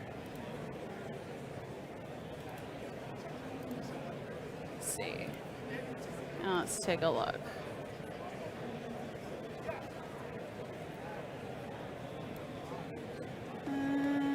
Pelvis. Yeah. All right.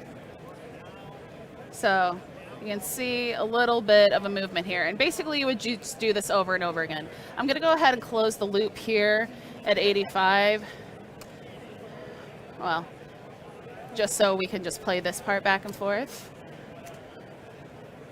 So it's a little bit better, but what we have to do now is we need to have the movement go up through the spine. So I'm going to go back to my alternate view, hop in here, and I'm going to select the spine mid here, and following, so we set up, so we're going to start the rotation here at 0. We're going to go forward to when she lands. And let's try like -4. We don't want it to be, oh, we're rotating the entire model. That's not what I want to do at all.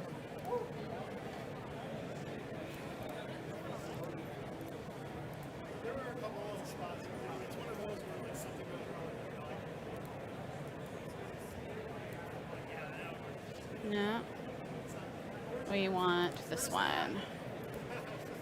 Spine mid control, let's test. Yep, that's what we want. All right. So let's go back to 48. Make sure it's set at 0. 60.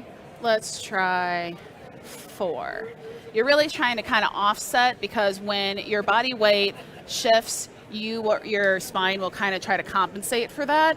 So you want the spine to move a little bit in that direction, but not quite. So let's do like a -3 actually. And then we're going to go to her, well, we'll do the neck next. So I'll go ahead and keyframe this to, then we go back to 0.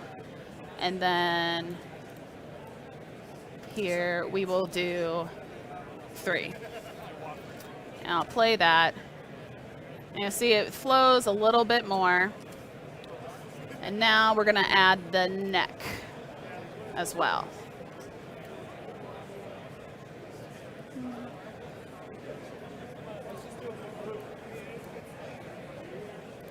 Select the neck controller there. I'm going to go to the beginning, set it at 0. I'm going to go back to my other view. And so this one, we're going to want to move in the opposite direction.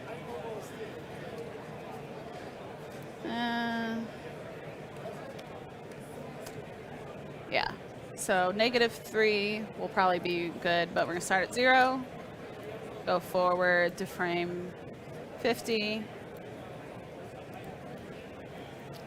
And we're going to do this at -3, back to 0. And then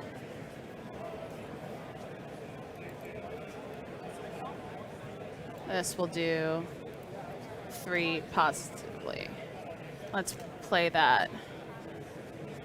No, I think I reversed it. We need to do 3. We need to keep those positive, 0, and let's make this one negative.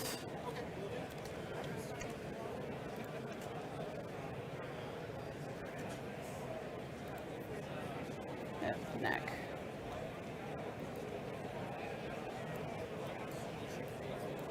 Yeah, -3, +3.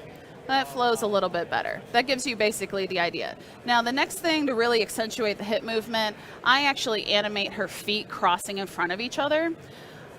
So what you need to do for that, you also need to account for when the legs are passing. So you need to bring them back out, or else, like if you were doing pants on a character, it'll really freak out Marvelous if your geometry intersects with itself. So you don't want that to happen. So for her feet, just grab the right foot here. We're going to be adjusting everything just in the x-axis. So here is where we want, right at 48 frames, for her foot. Instead of starting at 0, we want it to start at probably 6. And then, so we watch, okay. Just walking forward, that foot lands, And we're going to want the left foot as well to land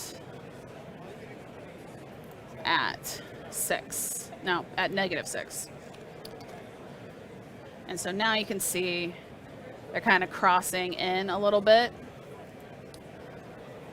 And so then let's go forward.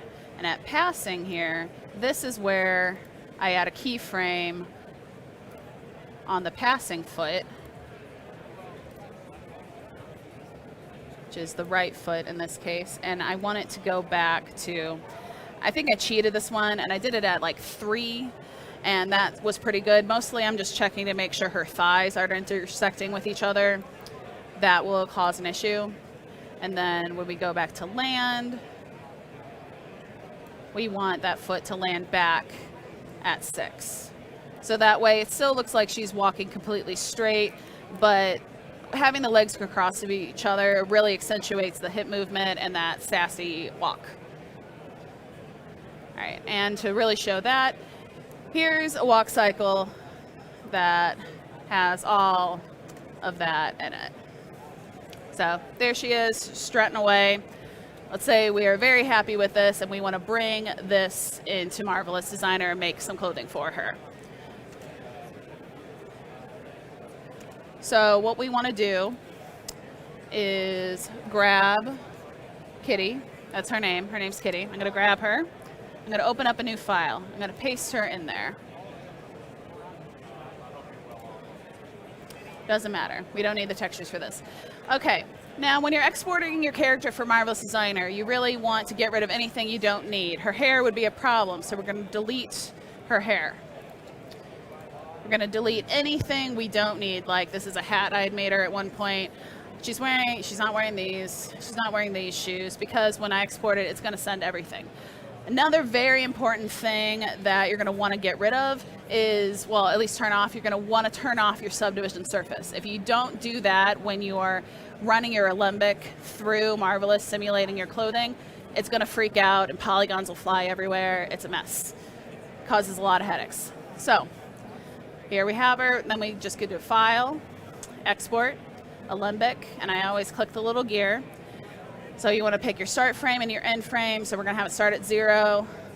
We'll have it go to, I've been doing these at 240, I think is the end of my loop. All of this is good. I'd press OK and then save it. I already have this saved, so we don't need to do it. But it happens pretty quick, and we'd send that over to Marvelous Designer.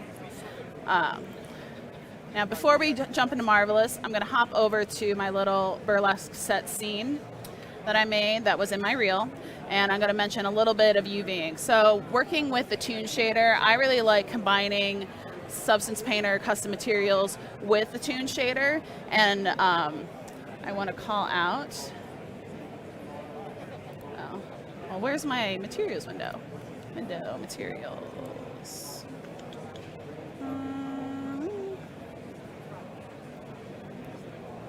Well, it'll just let me open that up. Window, materials. There we go. And bring this down over here. And, all right. So if I go into specifically her hair, I'm going to show you something. If any of you didn't catch this, Grayscale Gorilla did a really great watercolor with Toon Shader tutorial recently, and that's where this stuff here really comes into play. Mostly that's just driving the internal lines on the character, specifically her hair. I didn't want all of her strands completely outlined. I wanted to kind of break up nicely. So for details on that, I highly recommend checking out the Grayscale Gorilla watercolor tutorial. Now, this is where it's a custom substance texture. That's old, I can delete that. And that's just really like taking the UVs that I mapped in Cinema 4D and then it's creating like a gradient down. It's very simple to use Cinema 4D in that way, to UV your mesh, and then you can just export out an OBJ with the UVs included, and you can open that up in Substance Painter and do custom textures. We're going to get further into that in a little bit. I just wanted to make a mention, just a general overview of how I set up the textures for this scene. Okay, so we're going to hop over into Marvelous. I'm going to do File, Import, Alembic, and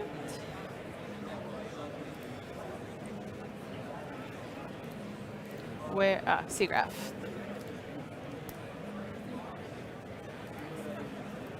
Freeze.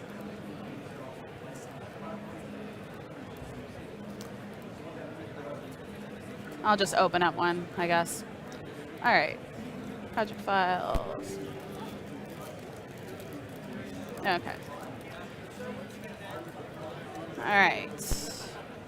Project file, Cinema 4D, to Marvelous. And we want Kitty, Loop, Sandals V5.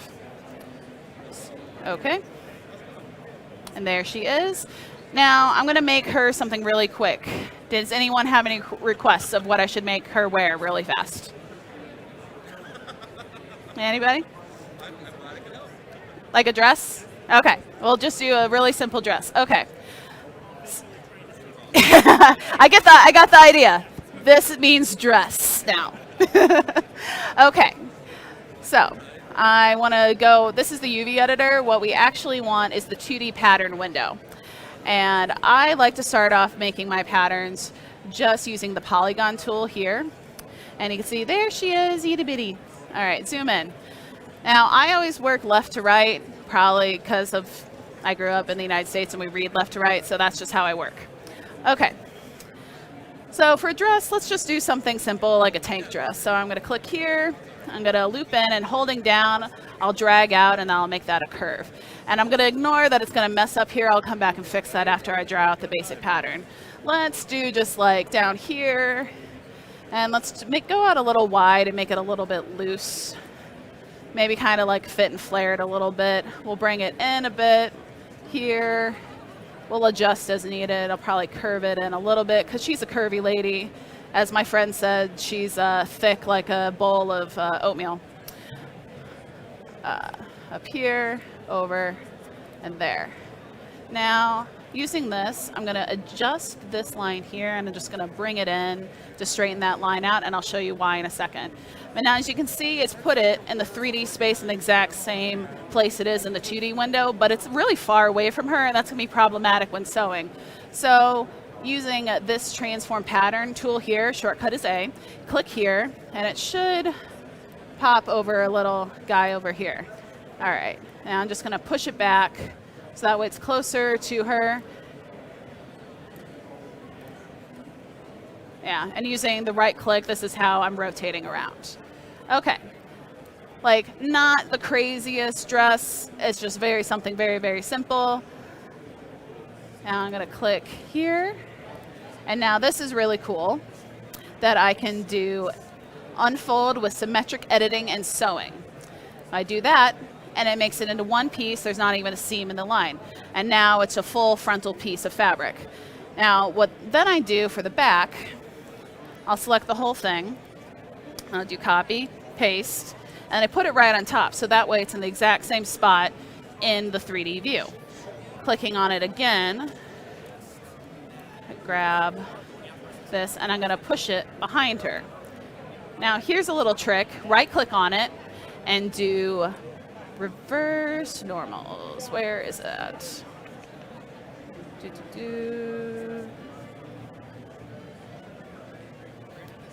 Flip vertically, smart arrangement, symmetric arrangement.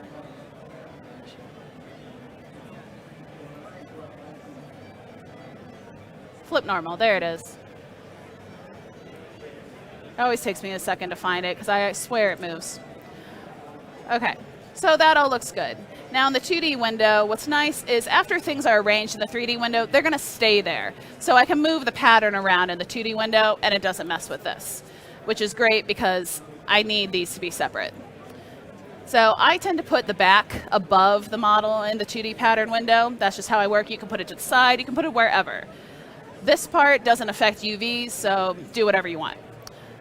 Now we're going to do some sewing, quick and dirty sewing. So I'm going to grab this here, and this I just need segment sewing, which is shortcut N. And what that does, if I click here, and I want to go over here, and the reason why is because even though we flip the normals in the 3D view, in the 2D view, they're still right side up. Like if you're working with fabric, your right side will be on one particular side, if any of you are familiar with sewing at all. So you need to actually sew the opposite shoulder in the 2D to the opposite, like shoulder crossing over. If you don't do that, you're going to be sewing actually the opposite shoulders together, and it's going to mess up everything. If I click here, you can see that I need to reverse the sewing actually. You don't want them crossing over like that, so then I'm going to click on the edit sewing tool. If I click back here, I can do, I still have the other segment sewing tool. That's not what I wanted. I wanted the segment sewing tool, edit sewing. All right. Sewing here, and I'm going to right click on it. No, come on. Yes, and do reverse sewing. Now they're crossing over here, but now they're straight in the 3D view, and that's going to work better. To illustrate that, I'm going to go ahead and simulate, and then it just completely fell off. Oh, it's because I have an accidental click. All right, let's try this again. There we go. There we go. It's on her partially. I'm going to go back into the segment sewing. I'm going to click here to here. And because I did the unfold with this, like the linked sewing, it means I really only have to sew one side and it automatically does it on the other side, which saves a lot of time. So I need it there. I also need it here. And also here.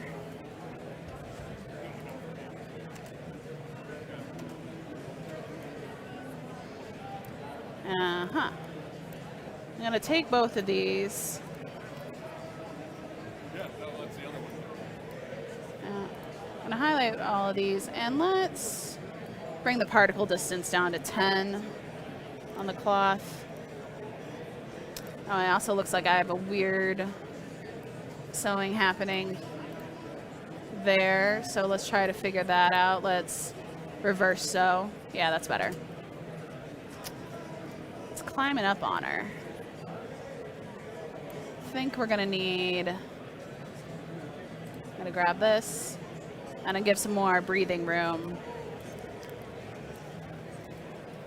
for the sleeves. I'm gonna move that. Too much. There. There we go. Not the prettiest dress, but you get the idea. Like, so this is how you can make something super simple in Marvelous Designer. Now, I'm really not happy with how this fabric is acting or how it's falling on her. I'm gonna switch out of custom and let's throw in, like, I don't know, cotton corduroy. That's a little better. Let's try denim stretch. Let's do, it's like, let's do like a silk chiffon. Let me check to see if there's gravity in this simulation. If you right click over here, you should be able to get to simulation. Simulation properties, there it is.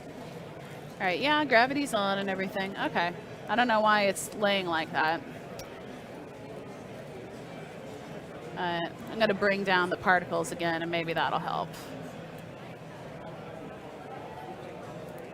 Let's bring it down to 5, which is gonna give it more wrinkles and such. All right, that gives you an idea. Now, say you're happy with this. I'm not happy with this, but say you're happy with this and you want to see her moving in it.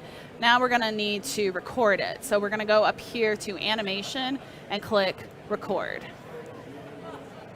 And it's gonna go real fast. And then you can go down here and you can scrub through if you wanna see it slower. You can see how it's moving on her body. You know, I think what the problem is, I think the collision particle distance is really high. No, it's not. Well, I'm not sure why it's acting like that, but I'll open up another one of my patterns so you can see at least a better looking thing that I've made. You get an idea of how those patterns look. So I'm going to go into my Marvelous folder, and I'll bring up the burlesque dress that I did. Let's do burlesque dress V2.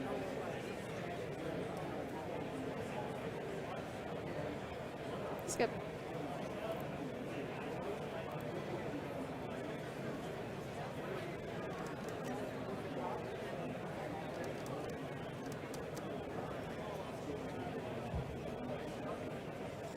All right, here it is. This is actually the UVs of this. I'm going to hop out of the UV editor just to the pattern view so you can get an idea of how that looked. This is how I made her dress. And if I press, oh, is it going to want to simulate again? I'll go ahead and simulate it. Let's re-record. Yeah.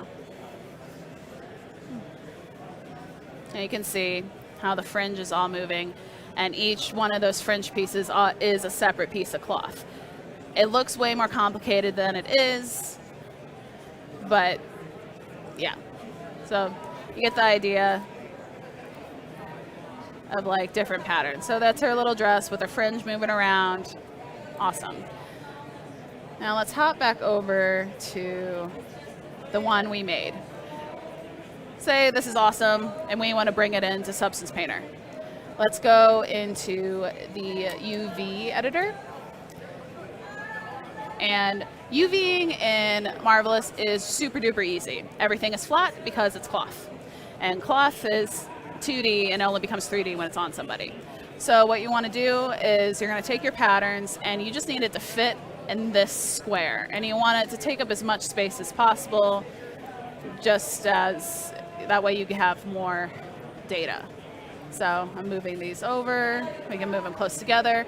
I try to also keep in mind how you want the fabric, like the texture of the fabric, to flow from one piece to the other. If you're having a continuation of one thing, you really want the fabric to line up nicely. So think about that. Pretend you're actually cutting this out and sewing it together. It's just going to make your life so much easier. So I'm going to scale this up. All right. I'm going to move this in a little bit. I think I have to make this slightly smaller. Go, move this apart. So that looks good. Now I'm going to show you something.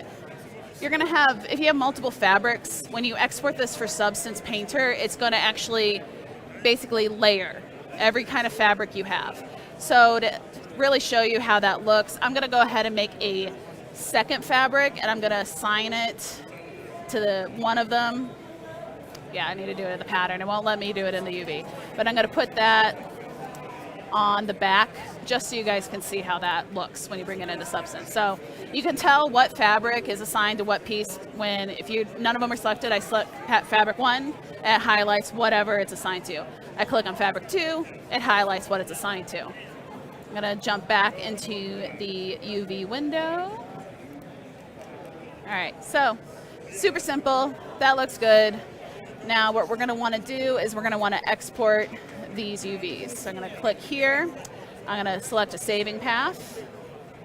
So we're going to do SIGGRAPH, me, project files, Marvelous, and this will be to Substance. Now you click save, because it's just our saving path. Oh, fine, it wants me to name it. We're going to name this, I don't know, potato sack dress, because it kind of looks like a potato sack. Okay, 2048 for the size, that looks good. Fixed texture seams. All right, really I only export out the normal. That's really all you need. Yeah, 0 to 1 is the default on the tile. I'm gonna click save. And it happens really quick, so you click it, and if it feels like nothing happened, it actually did export it. It doesn't close the window. So don't freak out and think it's not working. It worked. So now, and to show you that, we're going to go over to Substance Painter in a second. But first, we're actually also going to have to export out the OBJ of the dress for Substance Painter, and we're going to export out an Alembic for Cinema 4D of this moving dress. So Next, I'm going to hop back over into the 2D pattern window because I like to do it from here. I'm going to select our entire pattern, and why I do this is I do File, Export, OBJ Selected. If you don't do OBJ Selected, you're going to export out not only your clothing, but you're going to also export out your model. And that can be really annoying when you bring it into Substance Painter because it's going to make a texture layer for every single piece of your model. And with my model, that means it's making one for her shoes, her eyes, her eyelids, or everything. And it's kind of annoying.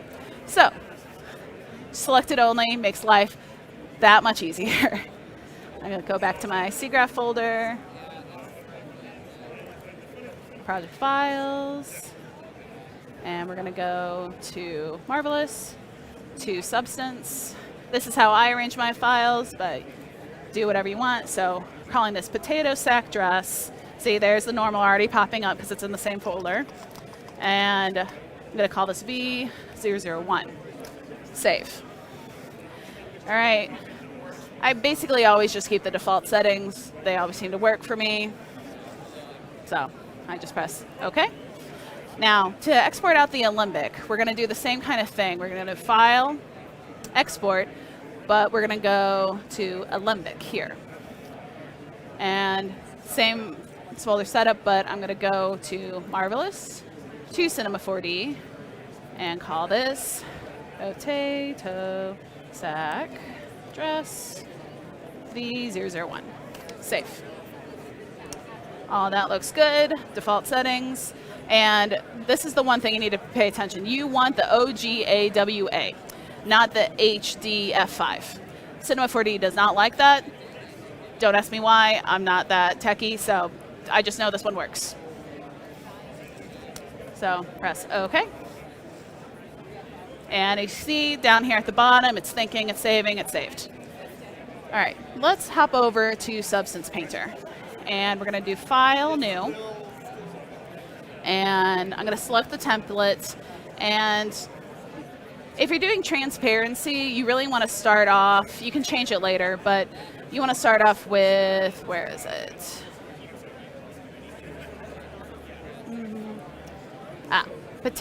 Metallic Roughness Alpha Blend.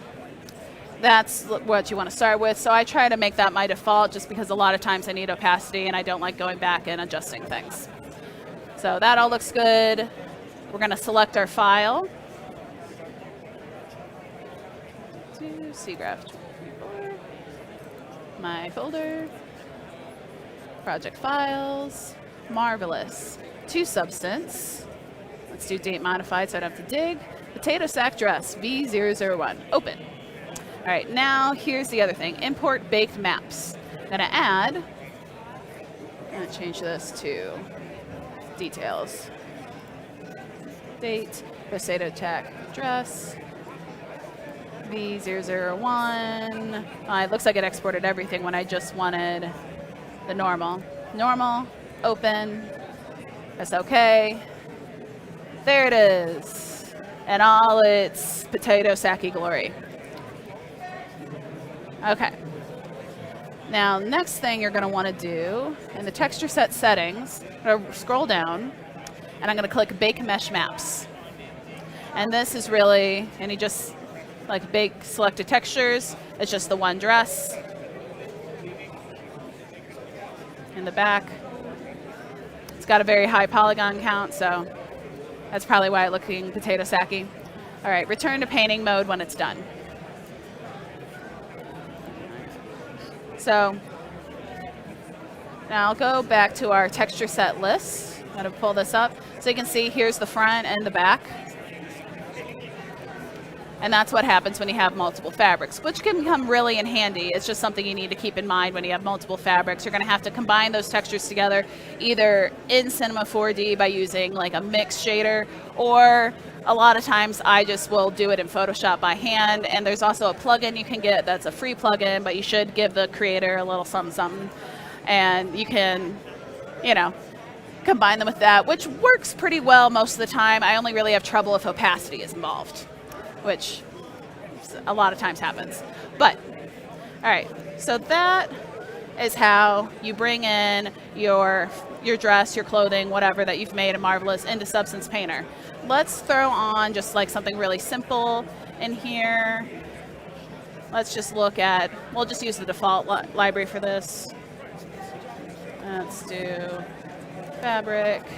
Let's make this a denim dress. So in the front layers, I'm just gonna drag this denim there. I'm gonna use Alt, holding Alt, so this is how I'm spinning around. I'm gonna bring the tiling way down so it looks more realistic. A lot of times working with this, you're gonna need to bring your tiling down. Just automatically the textures are so much bigger on the fabric than you want them to be. And so that's the easy, quick thing. Just drag the tiling down in the properties of your fabric and it'll just look a lot better.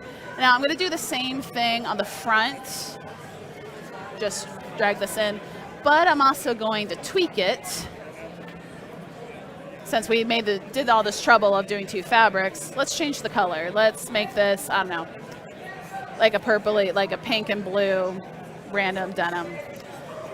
I'm gonna scroll back up and I'm gonna do the same thing, bring the tiling way down so it looks more realistic.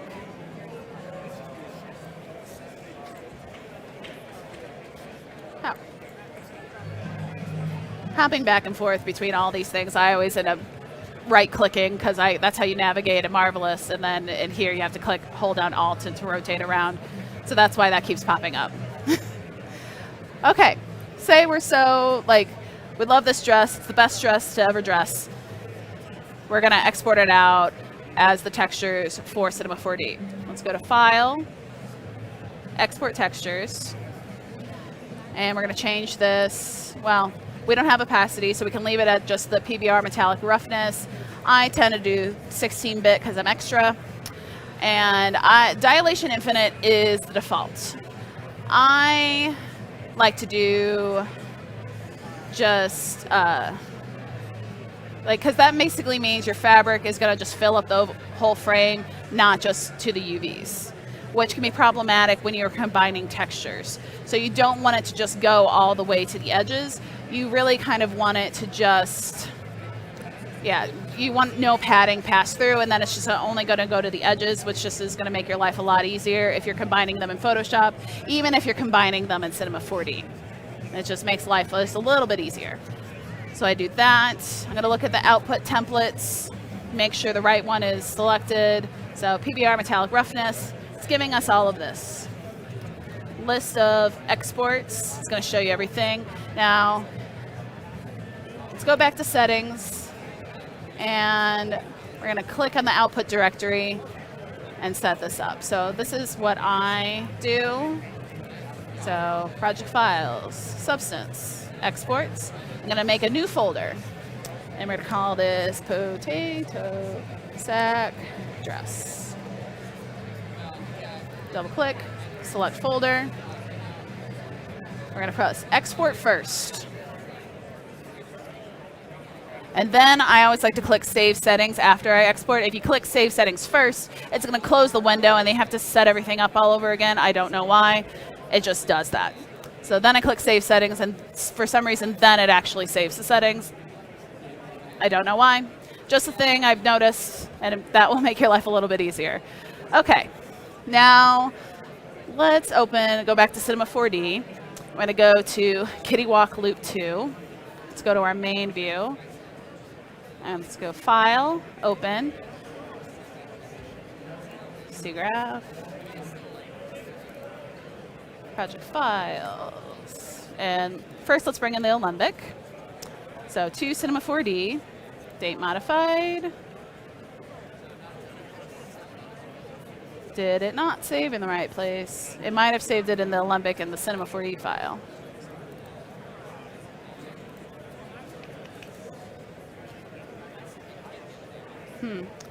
Well, I don't know where it is, so I'm going to figure out where it went.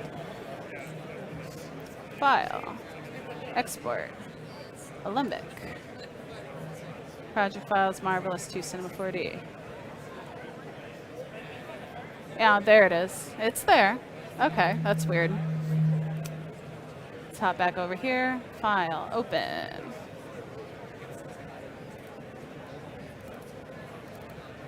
Project files. Marvelous. Did it just end up in the main part? No. No, that's 2 subsets. 2 Cinema 4D.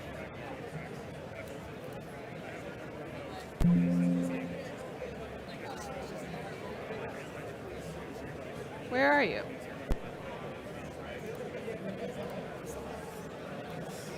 I'll export Olympic. Project files Marvelous 2 Cinema 4D. And then it's right there.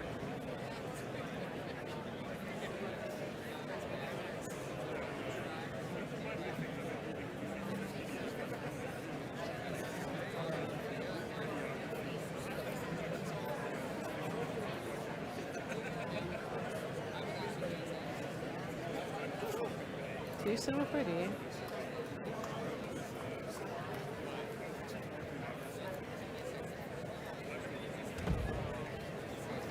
I'm going to check if it's in the actual folder and see if there's something's just going wrong. Marvelous 2 Cinema 4D.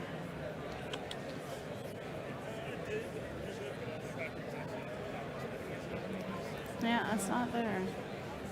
All right, I'm just going to export it again, and hopefully this time it'll work. I'm just going to put it in the main folder so it doesn't get lost. Dress.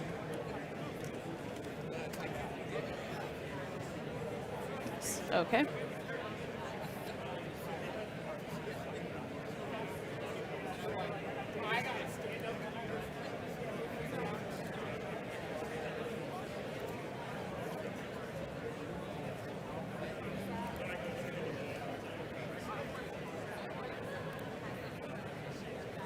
What is going on?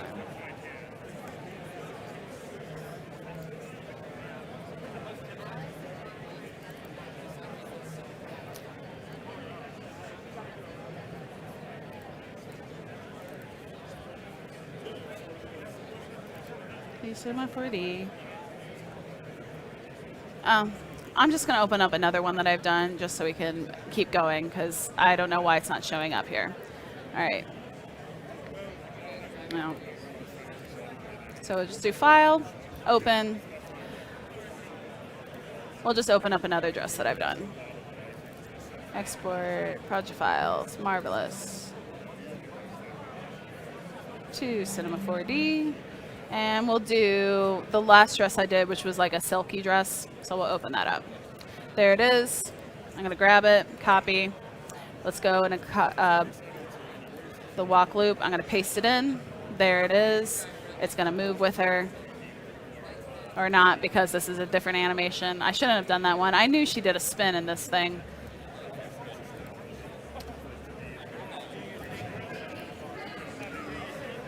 File, open. We'll open up this evening dress. That's just a walk cycle. Grab that. Okay, it's in there. I'll press play. There's that evening dress that I did, moving along with her, looking great. I like to throw these on a subdivision surface. And I have a redshift tag on it because I like to have it as an AOV for rendering and a puzzle mat. I'm going to delete this old material.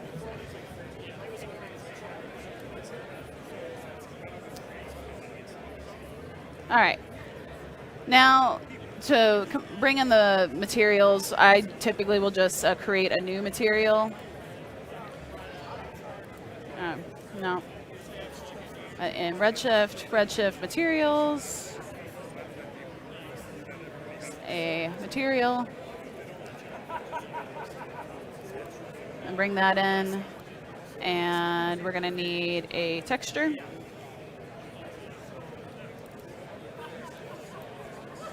I'm going to link that to the color. And this one also uses multiple materials, so you'll be able to see how I've combined them together, because she has, the underskirt is a different material than the top part, and there's also sequins. So let's go here, project file, substance, exports, and I want, evening dress. Evening dress 2. Here it is. And this is what has exported out, and they're all separate. And then this is it combined. And I did this all by hand in Photoshop using the normal map as kind of a template to create my masks. And I'll go ahead and open up just like the base color. So you can see how I combine the textures by hand, because I like not having a giant amount of nodes in my textures because it kind of gives me a headache after a while. Do we not have Photoshop on here?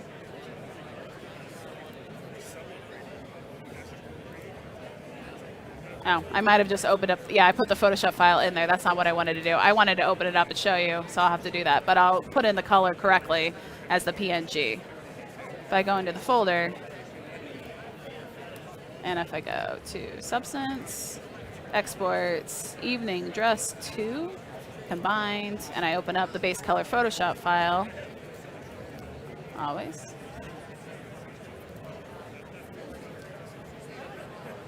While that's opening up, I'm going to go ahead and Control, drag, bring this out, and start plugging in the other textures. So I have a height. I have the metallic for the sequins.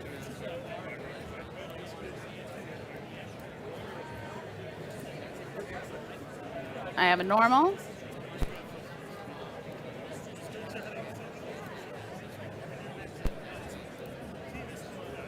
And a roughness. So at least they're all in there for me to start plugging in. Now let's hop over to Photoshop real quick. Not now. All right. So this is how I combined all the different textures. So this is the top part of the dress where it's the sequins, and then there's these pleats that I did underneath. If I hide all of these, this is basically the texture UV map that I exported out for Marvelous for this piece, where this is stuff here is all the sequin top part of the dress, and this is the underneath, which is a different color. So I did very simple, whereas this part here now is the fabric that's underneath. This is the sequin and the fabric on top, and that is the sequins on the strap. So I hide this, I export this out as a PNG, and then I can just bring these all into Cinema 4D to texture out the dress. So, and then it's just plugging all of these into the correct things. I assume you guys know Cinema 4D really, really well, so you don't need to actually watch me set up this material. But this is how you bring something that like your character into Marvelous, and then bring that dress out of Marvelous into Substance Painter, and then bring it all back into Cinema 4D together and render it out. We're going to move on to my burlesque set. If I scroll forward, you'll see there she is strutting up the steps, all the lighting and stuff. I'm going to talk a little bit of how I rendered this and a little bit about the post work I did, and then we'll wrap this up. So I really liked the idea of combining toon with some realistic cloth texture. So her dresses are all like normal textures, and I did everything else with toon. So I UV'd all of the set and my character and her hair and everything, so that way I could do add little touches in Substance Painter just to give her a little bit more of a painterly watercolor Art Nouveau kind of vibe. And then for the export, I'm going to go into my render settings, and I'm going to show you some of the AOVs I set up. Render settings. Drag this over just so you can see. Click over to Redshift. Let's go to AOV, show AOV Manager. So I created a custom ones, which is being driven by her sequin burlesque dress texture. I'm going to also pull that up so you can see how I did that, because it's a really great thing to be able to do something in post, to be able to pull something very specific out of your textures. And that's how I really drove the little glints that happen on her dress. That's all added in post and After Effects. So let's see, where is the dress?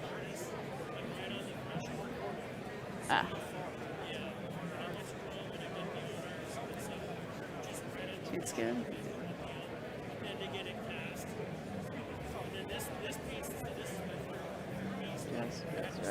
Tune shoe.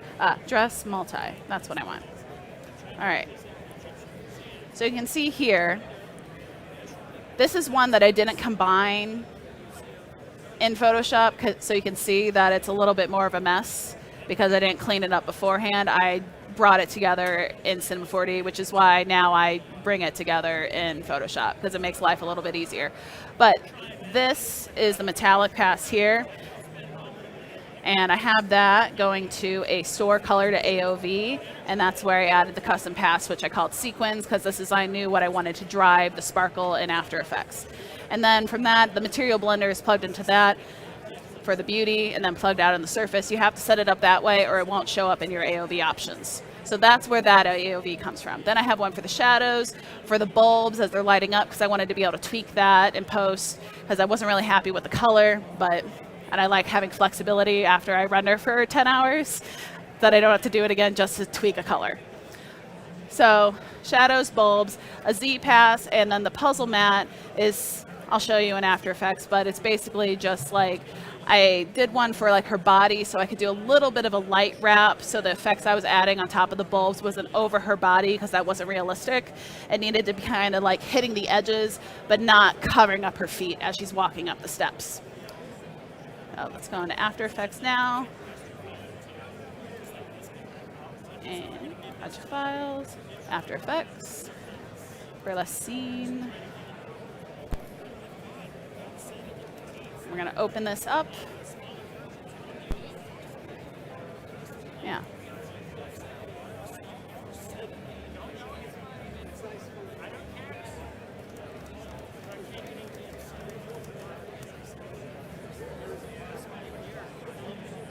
Yeah.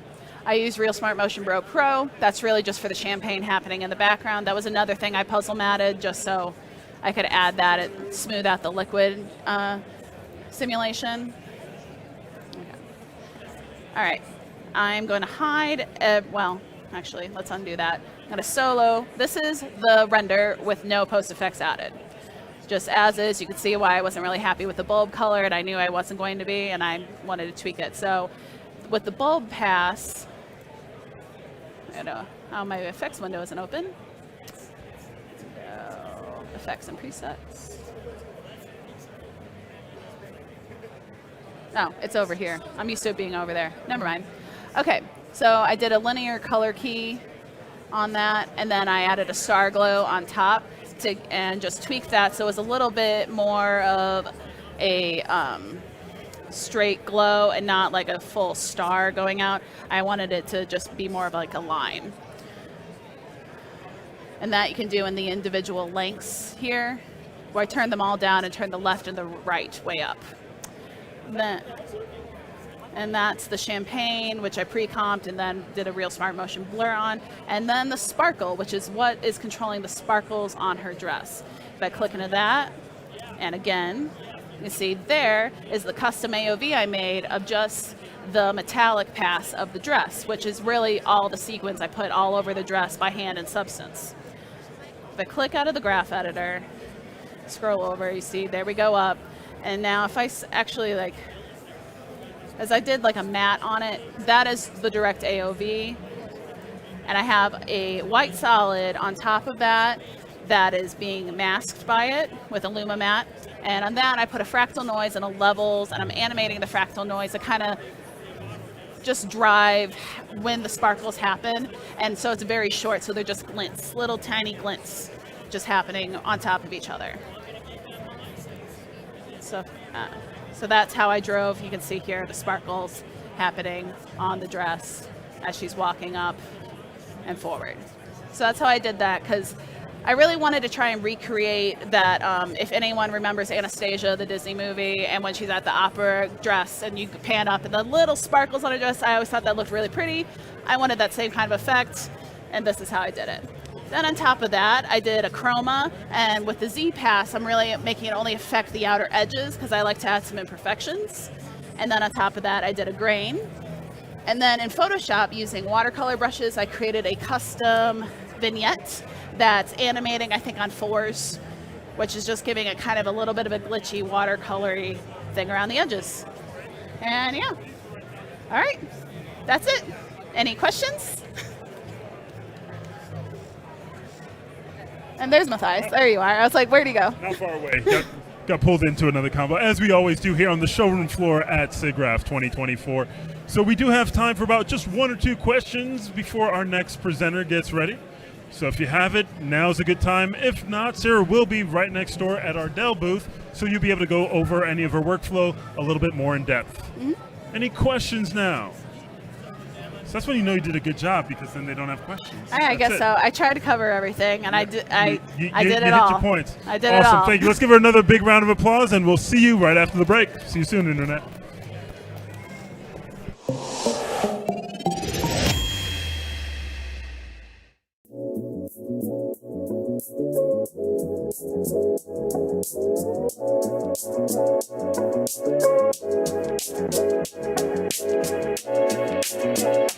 Check out these rims. Let's go, team.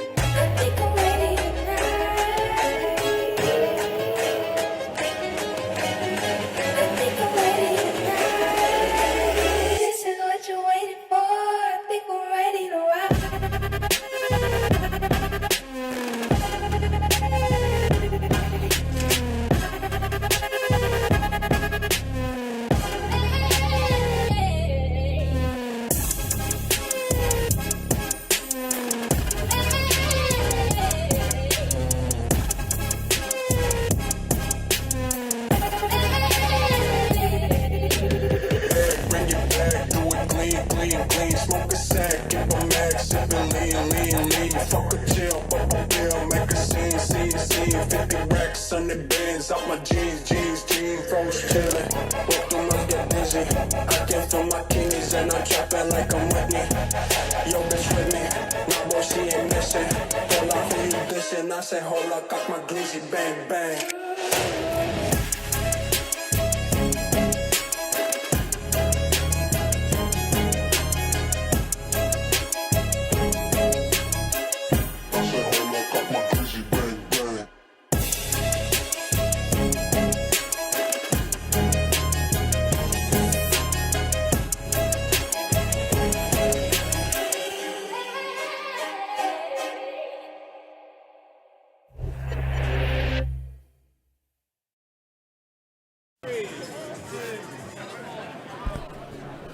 Hello, everyone, and welcome to the Maxon booth here at SIGGRAPH 2024. I'm Matthias, aka Major VFX, on all your socials. We are showcasing how some of the world's leading artists use Maxon 1 in their workflow to create some of the most impactful imagery you see on any screen, as well as printed in 3D or designed into any jewelry. To my left is an amazing artist, and this is why you go to the event. One of my coworkers introduced me to this gentleman, and I saw his work, and I was like, you know what, it's short notice, but would you come out and showcase some of your amazing designs? Please give a warm welcome, a Maxon warm welcome for Quincy Vaden. Hello, everyone. Thanks for coming. And today I'm going to talk to you about my creative process. And this is entitled From Monsters to Fine Jewelry, Maximize Entrepreneurship with ZBrush. So my name is Quincy Vaden. I'm the owner and sole proprietor of Vaden LLC. And I'm based in Los Angeles, and I make monsters, and I also make sterling silver fine jewelry. It's a very strange thing that I make horrible creatures and then fine jewelry, but we'll get to that. You'll kind of start to understand. So basically it's going to be about, I'm probably going to chop this down to maybe 15-minute presentation on my career and learnings and my career track and how I got to ZBrush from traditional art. And then I'm going to go into demoing, and feel free to jump in and ask any questions anytime. So we all know ZBrush is awesome. We're here. And so I rejected a lot of the 3D tools that were available because I wanted to use ZBrush, and it allowed me to, create artworks that are more sculptural, more rhythmic, and that's what I wanted to do. So this is just the overview. I learned ZBrush. ZBrush makes artists awesome and AI-proof. I personally failed to get a normal digital art job, which is why I make monsters and jewelry. And I created a design production firm for digital and physical products. So your tools will strike at the right moment, quote from the amazing Bruce Lee. So I think what this really means to me is that in traditional art school, we all started out in our mom's basement with the Windsor spiral-bound sketchbook. And then I think we had that blue Stettler pencil set in the tin. And then we all had the kneaded gray eraser. We'd make obscene sculptures, or we'd make Play-Doh men and squash them. And that's how we all started out. And so I really, for a long time, thought that that was actually my tool set. I thought, this is where I want to be for the rest of my life, in my sketchbook. My entire prepubescent, hormone-driven world collapsed into my sketchbook, and I thought that's where I wanted to be for my entire life, right?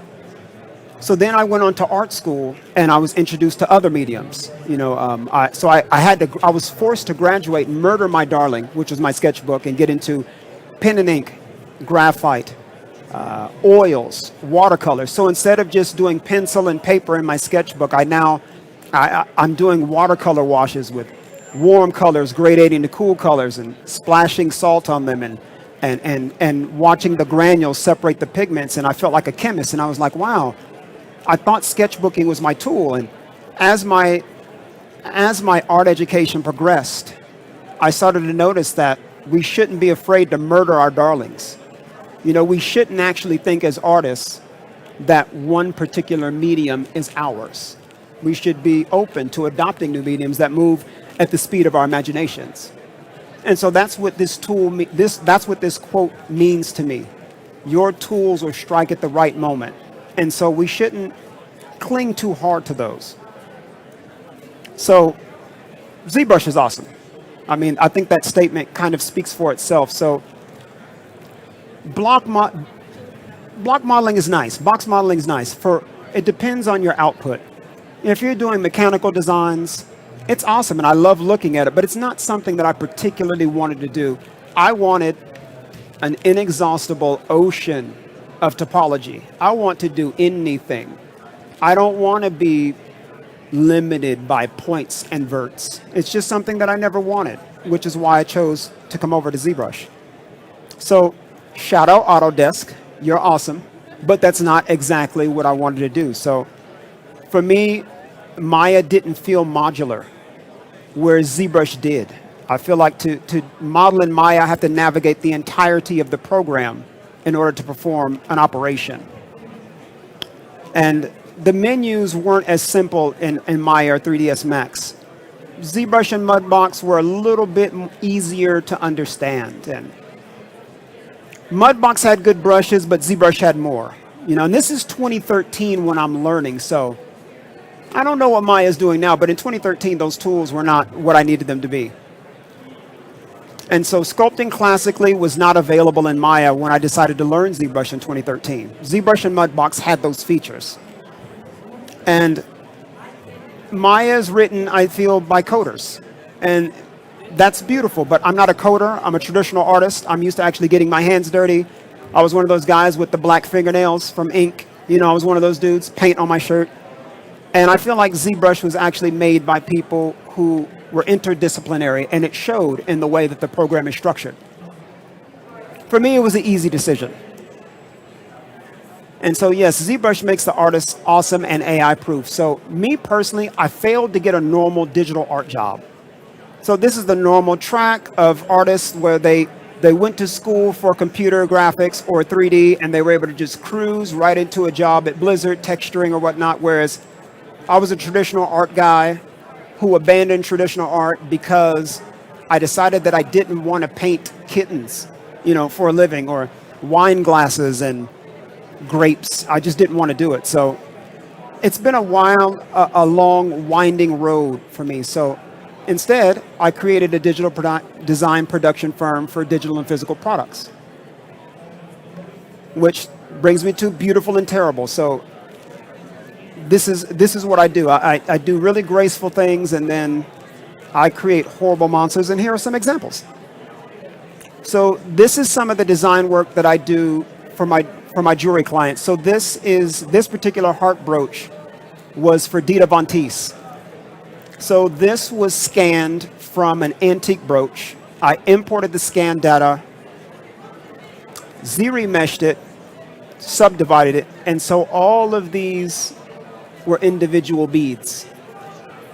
So I had to set all of these beads in exact metrics.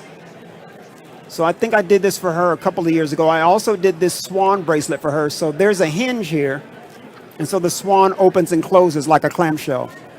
This, I don't know, I'm dating myself, but this is the Mistress of the Dark, Elvira's dagger.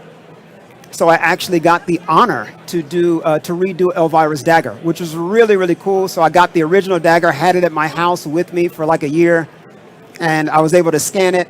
And I believe the original sculptor sculpted it in wax. So it was crooked, and it was a little bit misshapen. It was cast in bronze, so I was able to take it into ZBrush, get some really good symmetry going, scanned it, retopologized it, just as I did the brooch. And then this one is for Bette Midler's team. So the robe she wore in Hocus Pocus had a buckle in the front, and Disney would not release the robe to her. So they allowed her team to go into the Disney archives and photograph it. So through the photographs, I was able to recreate this brooch. And this one was cast solid sterling, brass, and I believe gold-coated brass. So this is what I do for client work. So this is another client of mine, which is Tweeterhead. So I was so lucky. This was my very first collectible figure ever. And I got to work with Paul Komoda. If you're familiar, Paul Komoda is one of the best designers of all time. He designed the creature in the Thing remake in 2013. So this is a reimagining of the Gill Man from Monster Squad, Creature from the Black Lagoon. So he and I worked together on this. He designed it in pencil, in digital, actually drew the views, and I sculpted this, I think, to about an 80% finish. And then he went over and glazed over the top in ZBrush. So all of this was done in ZBrush. I believe it was 600 scales. It was a very long time. So this is another client of mine. And so these are the jewelry pieces that I make and sell myself. So I'm based in downtown Los Angeles in the jewelry district. I make everything within 1 square block. So all of the casting, polishing, oxidation, QA, QC is all done at my in-home studio. I'm wearing this ring here and the double skull with the, I believe that's 22 karat gold eye and VVS diamond on this hand. So this is what I make and sell to private clients in LA. So I also work in fashion and luxury fashion, so a lot of my friends buy these. And these were also all done in ZBrush. All the fabrication, everything was done in ZBrush. So a lot of times people say that ZBrush does not have good sizing, and that's false. ZBrush does have a good sizing system. You just have to bring in proxies for size. And they do have scale helper. So all of this was done in ZBrush. This is another piece which my co-conspirator back there with the camera is wearing. So this is like a big, I based this architecture off of the show The Tudors. So I don't know if you remember the Hand of the King's necklace, and like the golden fleece necklaces, each link is actually a pendant. And I just love that architecture because it lays flat on the chest. It looks real, on the ladies, it looks very Keira Knightley, the Duchess, And then on the dudes, you look like a wizard. So I feel like it was a win-win. This one is a big cuff that I'm also wearing. This is also done solid sterling. All of them are solid sterling. And this one here is a bracelet that I'm wearing. And I'll show you the models of these. They have some interesting architectural things going on. And I'll show you these in the demo. Here are some of the material screen caps, the model. This one I did not wear today, but this one and this one are related. So I took a ring, repurposed it into a cuff. And then as well, this is a 3-dimensional bead that is hollow. So, and I used a lot of poly groups, and I'll explain that in the demo. So this is like the stuff I do for fun. This is why I call myself a professional hobbyist. I love doing monsters. I love doing the most horrible Guillermo del Toro tokusatsu monsters ever. And this is my passion. But unfortunately, I was never able to get a job doing it. So I do this just for the love of it, and I make jewelry to actually sustain myself. So these are some older models, 17, 18 respectively. Blade, of course. So my apartment in downtown, if you've seen Blade, the scene where he jumps off the roof, he throws the girl across the roof, my apartment faces that building. Dude, I didn't even know when I moved there.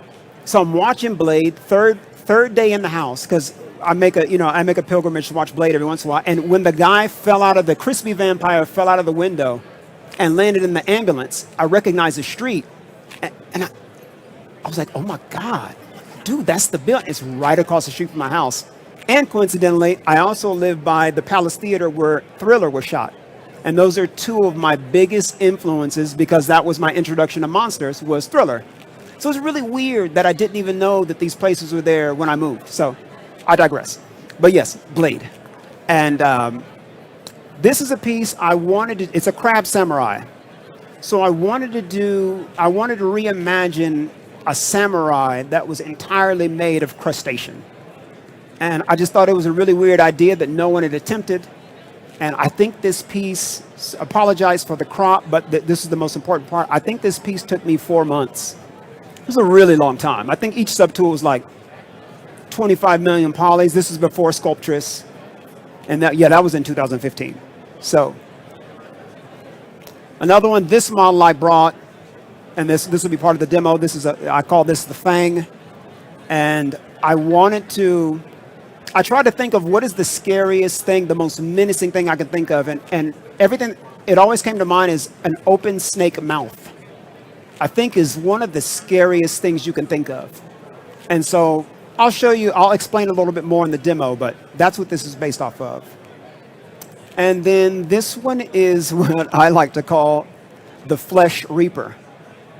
So I love the idea of death, with the traditional death, cloak, scythe.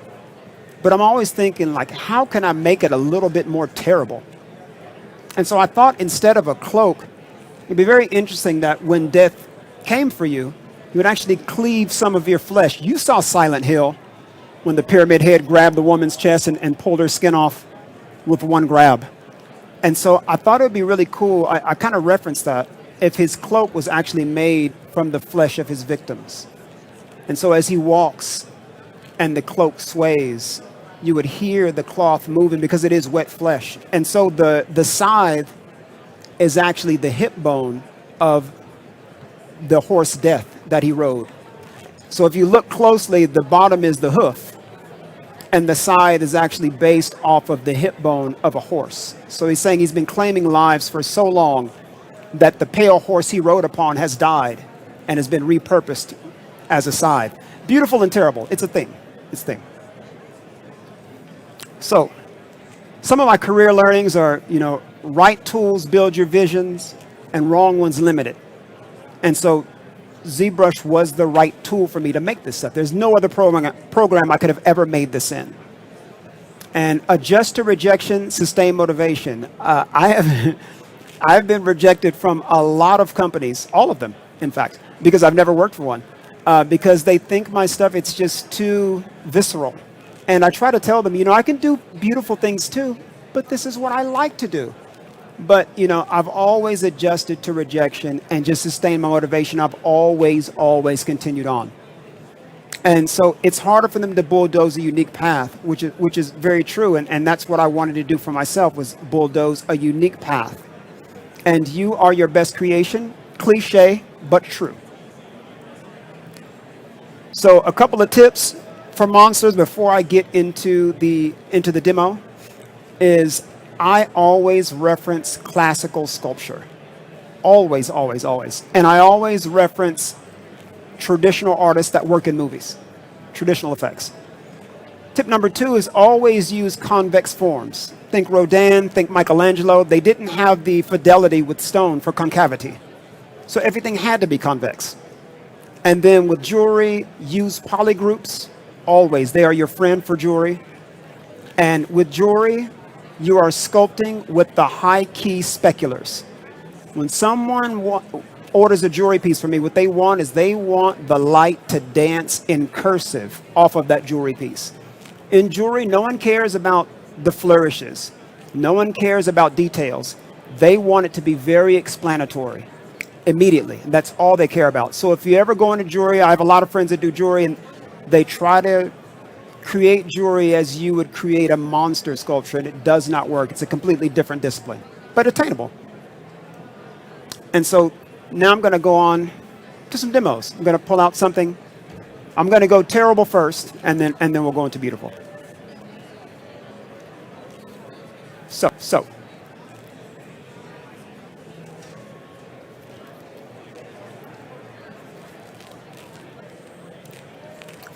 continuing with the theme of terrible. Everyone is okay. So I don't know if anyone here is familiar with one of my favorite music groups of all time, Aphex Twin. I don't know. Okay, you remember the video "Come to Daddy," the screamer, Banshee. So I love Aphex Twin. I listen to it all the time, and I love that video. So in the video, a woman was confronted by a banshee, which is obviously something that screams. So banshees traditionally are able to scream to the point where they can burst blood vessels, crack bones, give you vertigo. But I'm thinking about the physiology of a banshee, and I'm thinking, how can I create something that actually has the physiology to be able to deliver a scream that would break bones, right? Because you could just say it's magic, or it's a special creature, but the voice box in a human or a humanoid is what, this big? It's like really small, right? So what I started thinking about is, how could I imagine air being forced out at a velocity fast enough to travel through a voice box to create that much sound? So I actually thought about the traditional Scottish bagpipe. So the bagpipe is a bladder, You blow air into the bladder and then squeeze it out and play that. I don't know what the actual thing is, but there are notes you hit with the bagpipe. Shout out Scotland. I don't remember. But I thought of the bagpipe. And I'm thinking, okay, how can I create this banshee to have something bagpipe-like? So, throat sac, primary. Secondary throat sac. And then, if you turn around, all of this is an air sac that is then squeezed by these fingers. So if you look, these are 2 fingers, and this is a thumb. So the idea is, as one is screaming, the other one is consistently inhaling, expanding that sac, expanding it. So they're conjoined twins, and this one is a little bit, if you look at the face, I love the double tongue. This is the one that emits the biggest scream. This is the one that still has a little bit of mental faculty. This is the thinker. This is the berserker.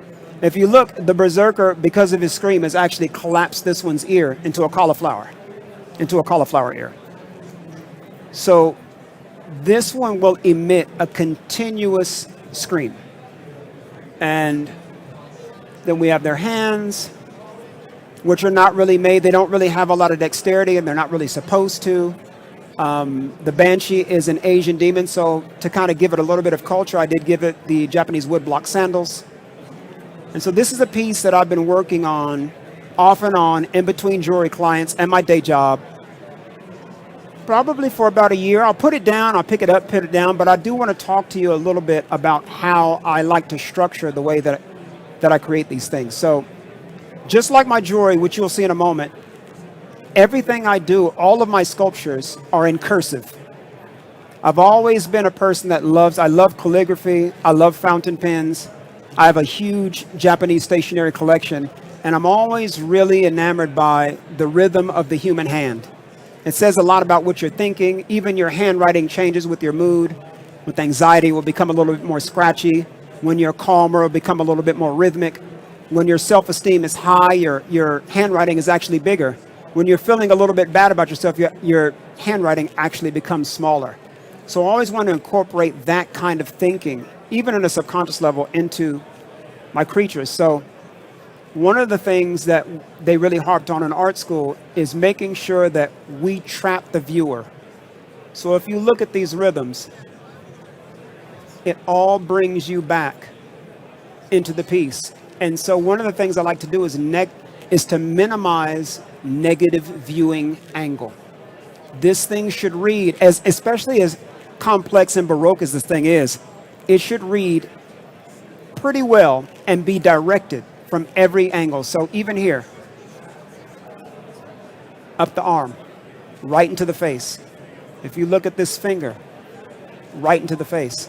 If you look at this, and what it does is, I don't know if you can tell, but if you can look at it, you don't really look at the feet, because these rhythms are keeping you trapped. Trapped rhythms. I'm trapping you in the face here. All of this. Back to the face. Even these lines here. Even when it cuts off, this line will connect to this one, which will bring you down to these, back into the face. And so what I'm going to do is I'm going to show you a little bit of how I get forms like this and how I repurpose forms. So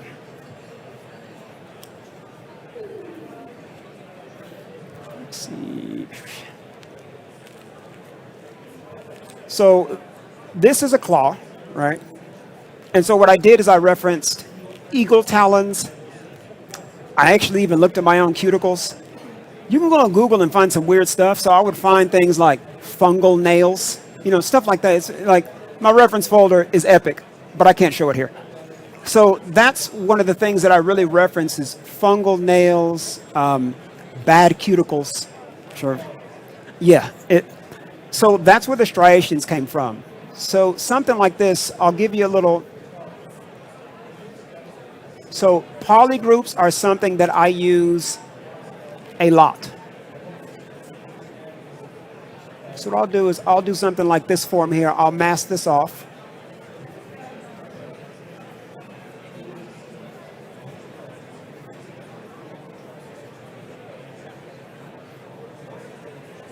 And it's pure tedium, because almost all of those striations that you see have been masked off like that. Now, I'm not going to do it super exact because we don't have all day.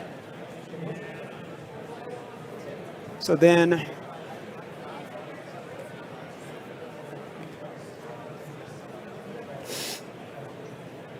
masking, inverse that. I always hit it with a blur. Blur it a little bit, because if you don't, it will become faceted a bit.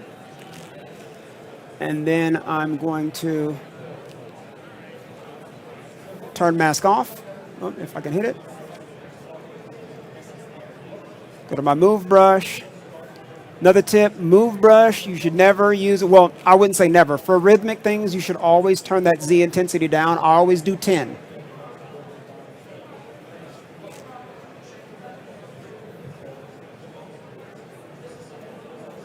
And I know that you guys were wanting something like super exciting and crazy, but the majority of my sculpting is nudging.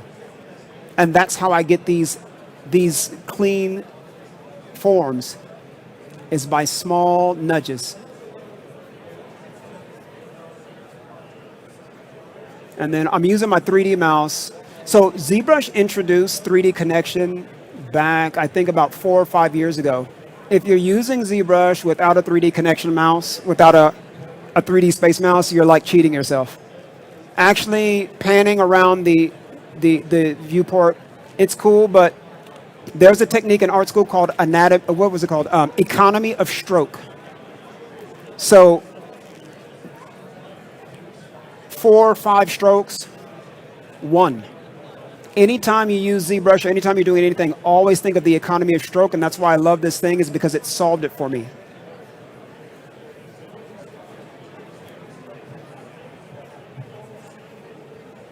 And so now that rhythm, and then what I'll do is I'll turn it.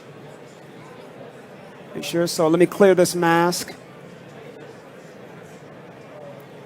And so I have a scribe brush that I like to go in and use to kind of delineate some of these. Turn that dynamic off.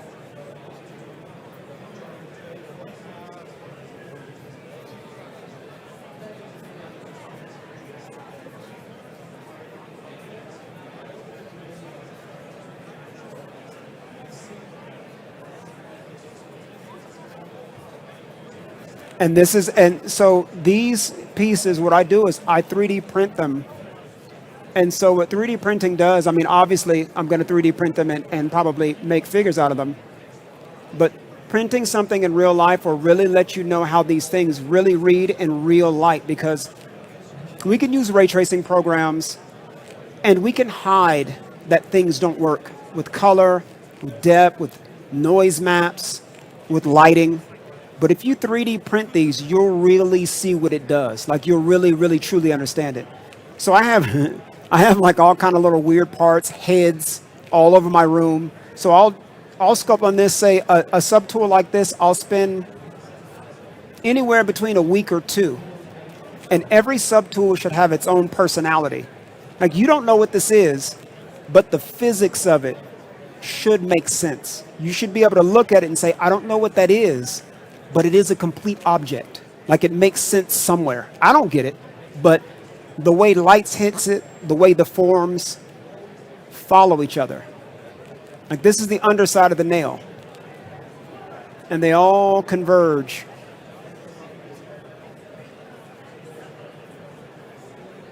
The same place. So some of this is not, this definitely needs some work. So this is the nudge verse right here. Or I could definitely go in and do some scribing. But they should all converge, and every subtool should be able to exist on its own. So let's go into another one. Let's go and look at this handsome gentleman here. I'm going to hide the bottom half just for the sake of panning.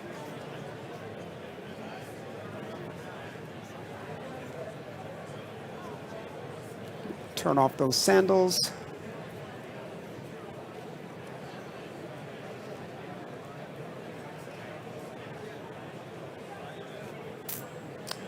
Let's go. So let's sculpt a little bit on this handsome devil here.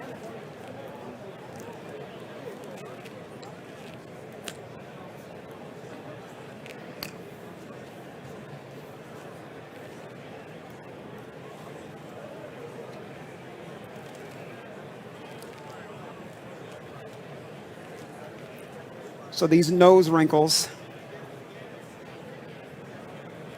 what I like to do is, when you do forms like this, you have to think of where's the peak. So the peak of that wrinkle is here. The peak of this raised area is here. And that's the top. And that's what you have to think about. That's the top. Smooth that out a bit. This here, you see this divot here? Doesn't really make sense. This form should follow all the way to its conclusion because we want these forms to collide here. And these are classical sculpting principles that I learned in art school, which I dropped out of. Like most of us do, like nobody finishes it, I don't know why.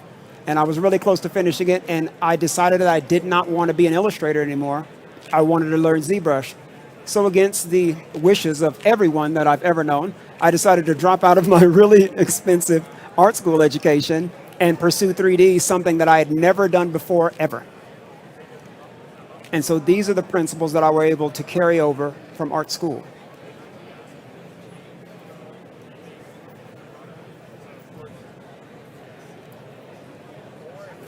And so now as we back up, you can see that it's a bit more pronounced than it was. It would definitely need some cleanup, but again, this is pure tedium, and I won't bore you with that process. So I have another model that I want to pull up, the Fang model, that is fully poly painted. And I think that one might be interesting. Because this is obviously very close to being done, but there's no poly paint, and you can't see what I'm doing with the recessed areas. So all of these recessed areas, I think about them. If anybody here has ever done airbrush, when you airbrush a figure, the recessed areas are going to catch your darker paint. And so that's what I do in ZBrush, is I sculpt in ZBrush as if I'm making something physical. So Steve Wang is the best character designer of all time. He did like Underworld, he did Blade 2, he did The Predator. And so I watched a lot of tutorials and a lot of interviews with him that talks about that. So let me open up the Fang model.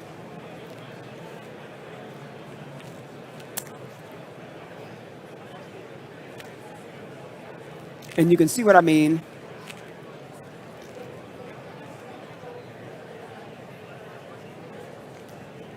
So this is the Fang that I was talking about. So this is the creature that I thought, I was trying to think about the most menacing thing. This was during COVID, and I was dealing with some TMJ.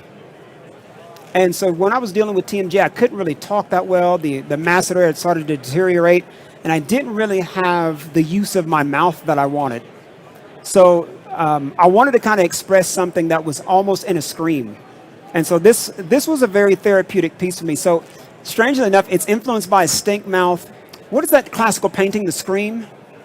You know what I'm talking about? The Scream painting? So that was actually open on my references, the Scream, a bunch of open mouths. And then I also thought about snake bites.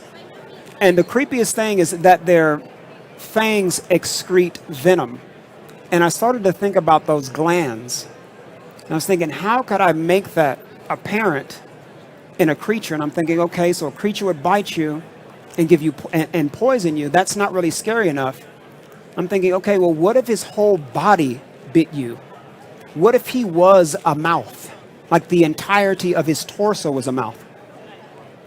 So obviously you have the mouth itself, and he doesn't have eyes, which I thought would also be really weird, that he just has these sensory organs that may also be just part of the glandular system that actually creates this venom.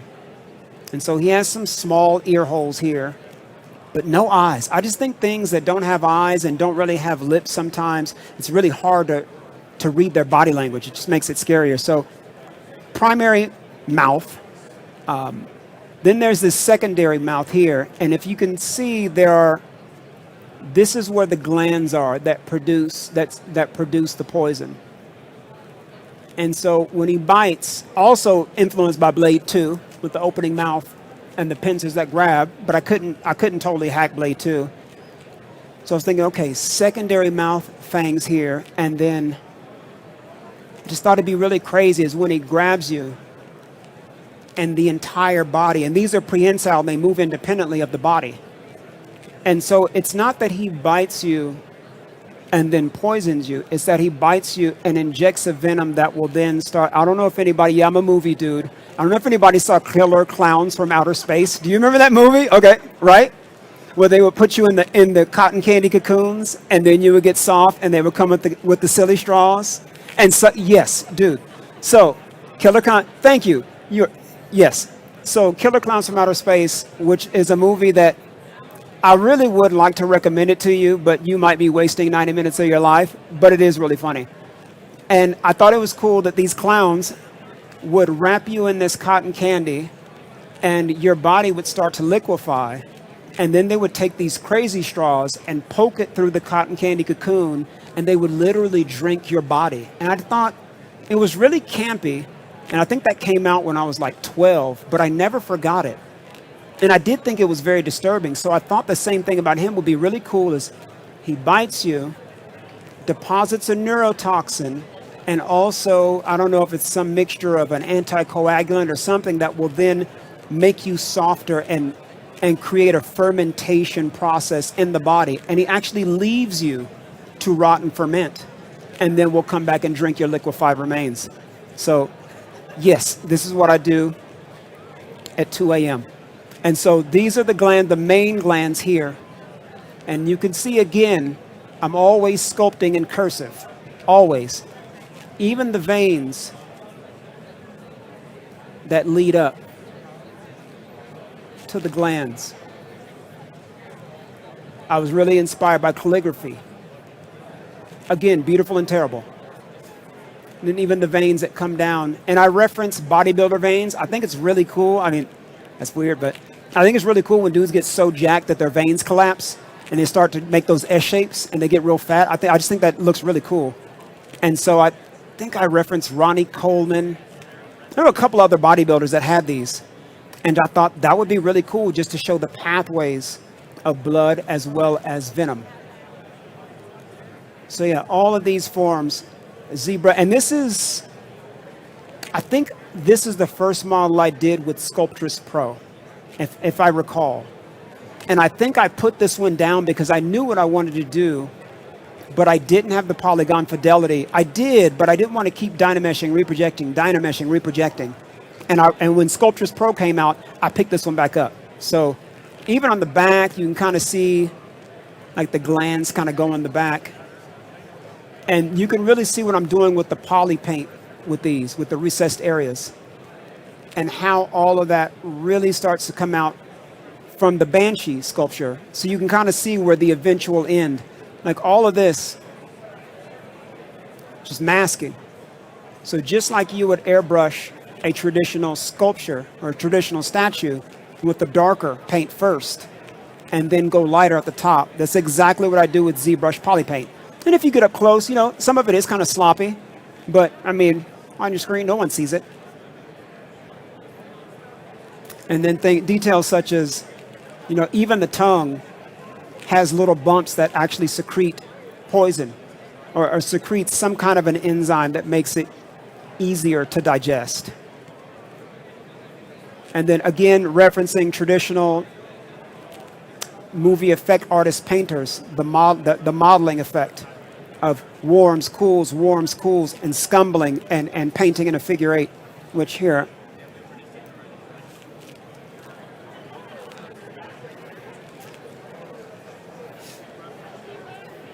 let's see. And so, excuse me. Let's go.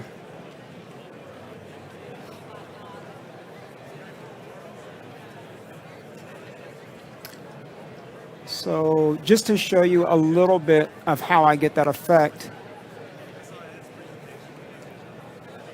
And then we're going to go RGB intensity really low. And this is kind of how I get that modeling effect. It's very, very subtle. I'm not sure if you can even see it, but it will show up. Oh, wait a minute. Let me turn that RGB intensity up a little bit. There we go. So what I'm doing is, you don't well, I'm not telling you what you should do. I'm telling you, I'm speaking as if I'm doing it. So I'm not telling you what you should do because you will all find your way. But I never paint in a straight line when I'm poly painting. Because skin, when you're painting skin, skin doesn't behave that way. If we all, regardless of your complexion, if we all go and look at our skin and really look at our skin, there's obviously light going into the skin and bouncing back, and what it does is it refracts off of our blood vessels, the skin density, whatever follicles we may have.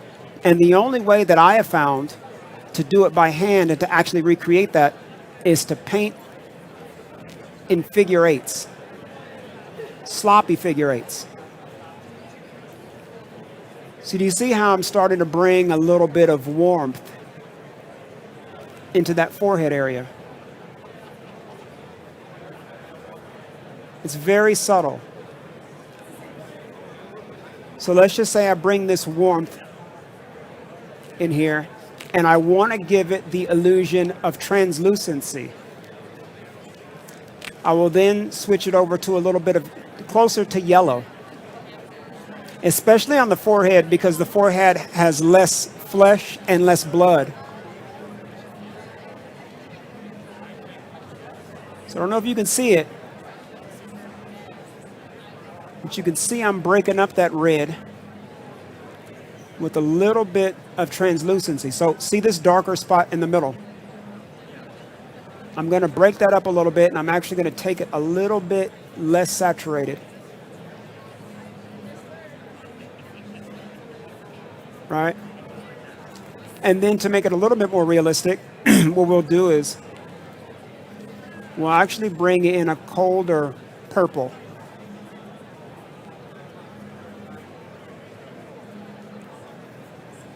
And what that does is that mimics veins that are a little bit deeper below the surface.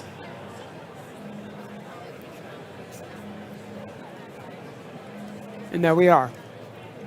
Now we have a little bit of kind of some capillary action going on. And I know it just looks like little dots, but when it all comes together and you render it and you put a little translucency on that material, and the light goes through your material, depending on how deep the SSS is and how translucent you make the material, it's going to treat it just like skin. It's going to go through that material. It's going to bounce back to the eye, which is your camera, and it's going to appear flesh-like. And that's how you get this kind of effect. And it is very different from doing something like Substance Painter, which is a beautiful, beautiful, beautiful program that I should probably be trying to learn soon. Blue, yellow, red, blue, yellow, and what happens is it starts to look like skin because I'm not in a straight line. You have our yellow zones, our green zones, yeah, yellow, red, green, and it starts to mimic those zones. And then so I would then go again to some yellow.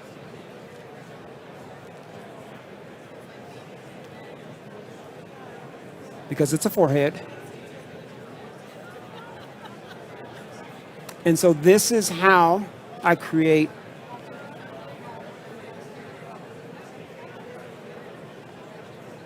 something like this.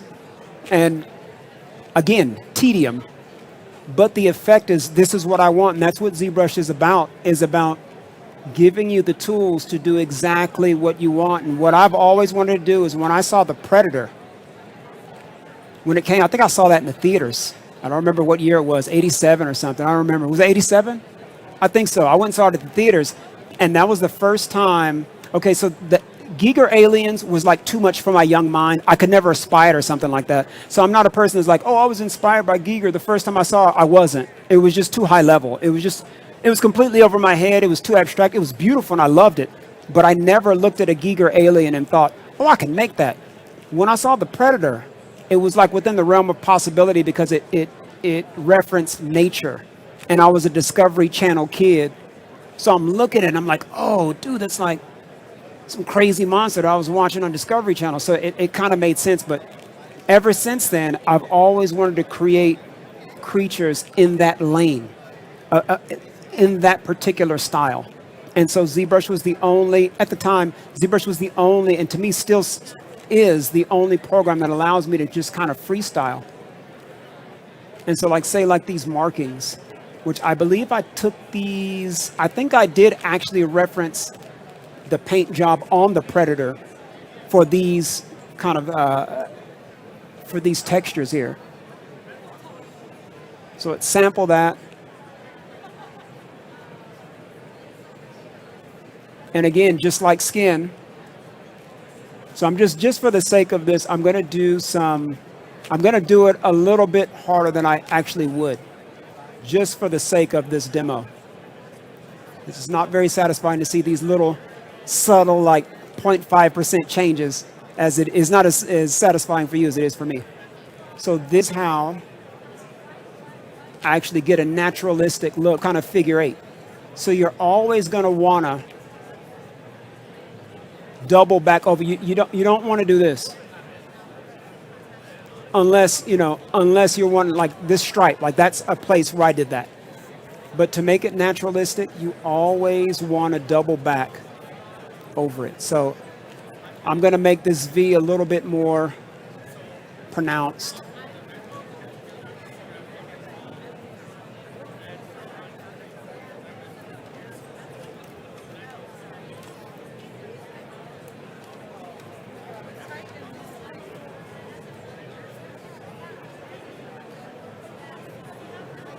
But look at my hand movement and how random it is.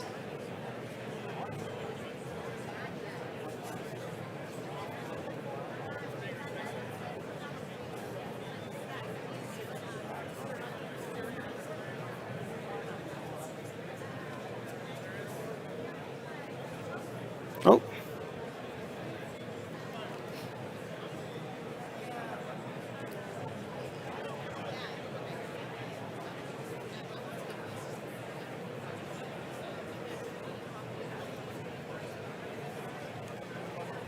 And then animal markings usually like to follow the forms of their body because animal markings are always serving some purpose of camouflage of some kind. So you always want to kind of follow the forms.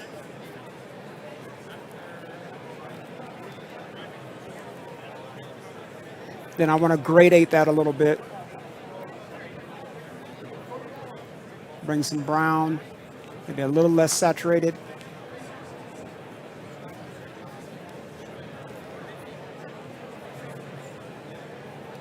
And then I do want some veins kind of stretched across there, some subdermal veins. So again, because this is a character that is supposed to be really, really flush. Like I want him to look very, very warm-blooded, even though I'm referencing a snake, which is cold-blooded. I do want him to look really, really flush.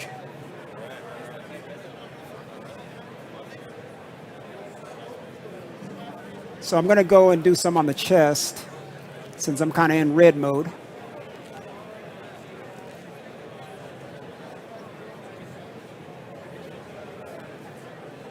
And bring some of that closer into the sternum. Oh, there it is.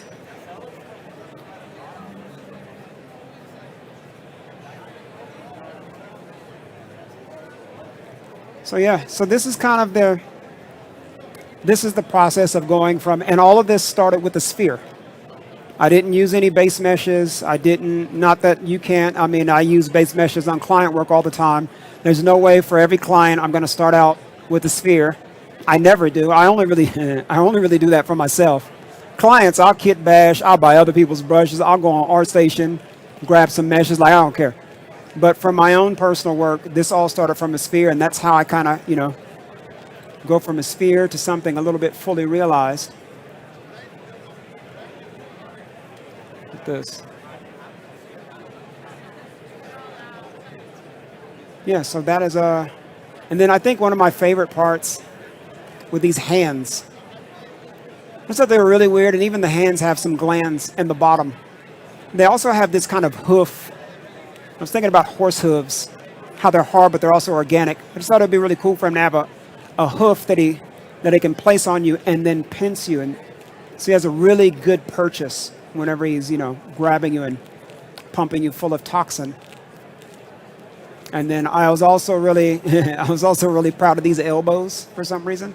And this right here, I think, this translucency here, I was really proud of how that came out. And just these back forms, they look very naturalistic to me. And so this is, and then I split these up into subtools as usual. And you can see my color tests on the back. And so another thing is really figuring out how to hide your seams really well. And so I was able to kind of hide this in the wrinkle there leading into the pelvis.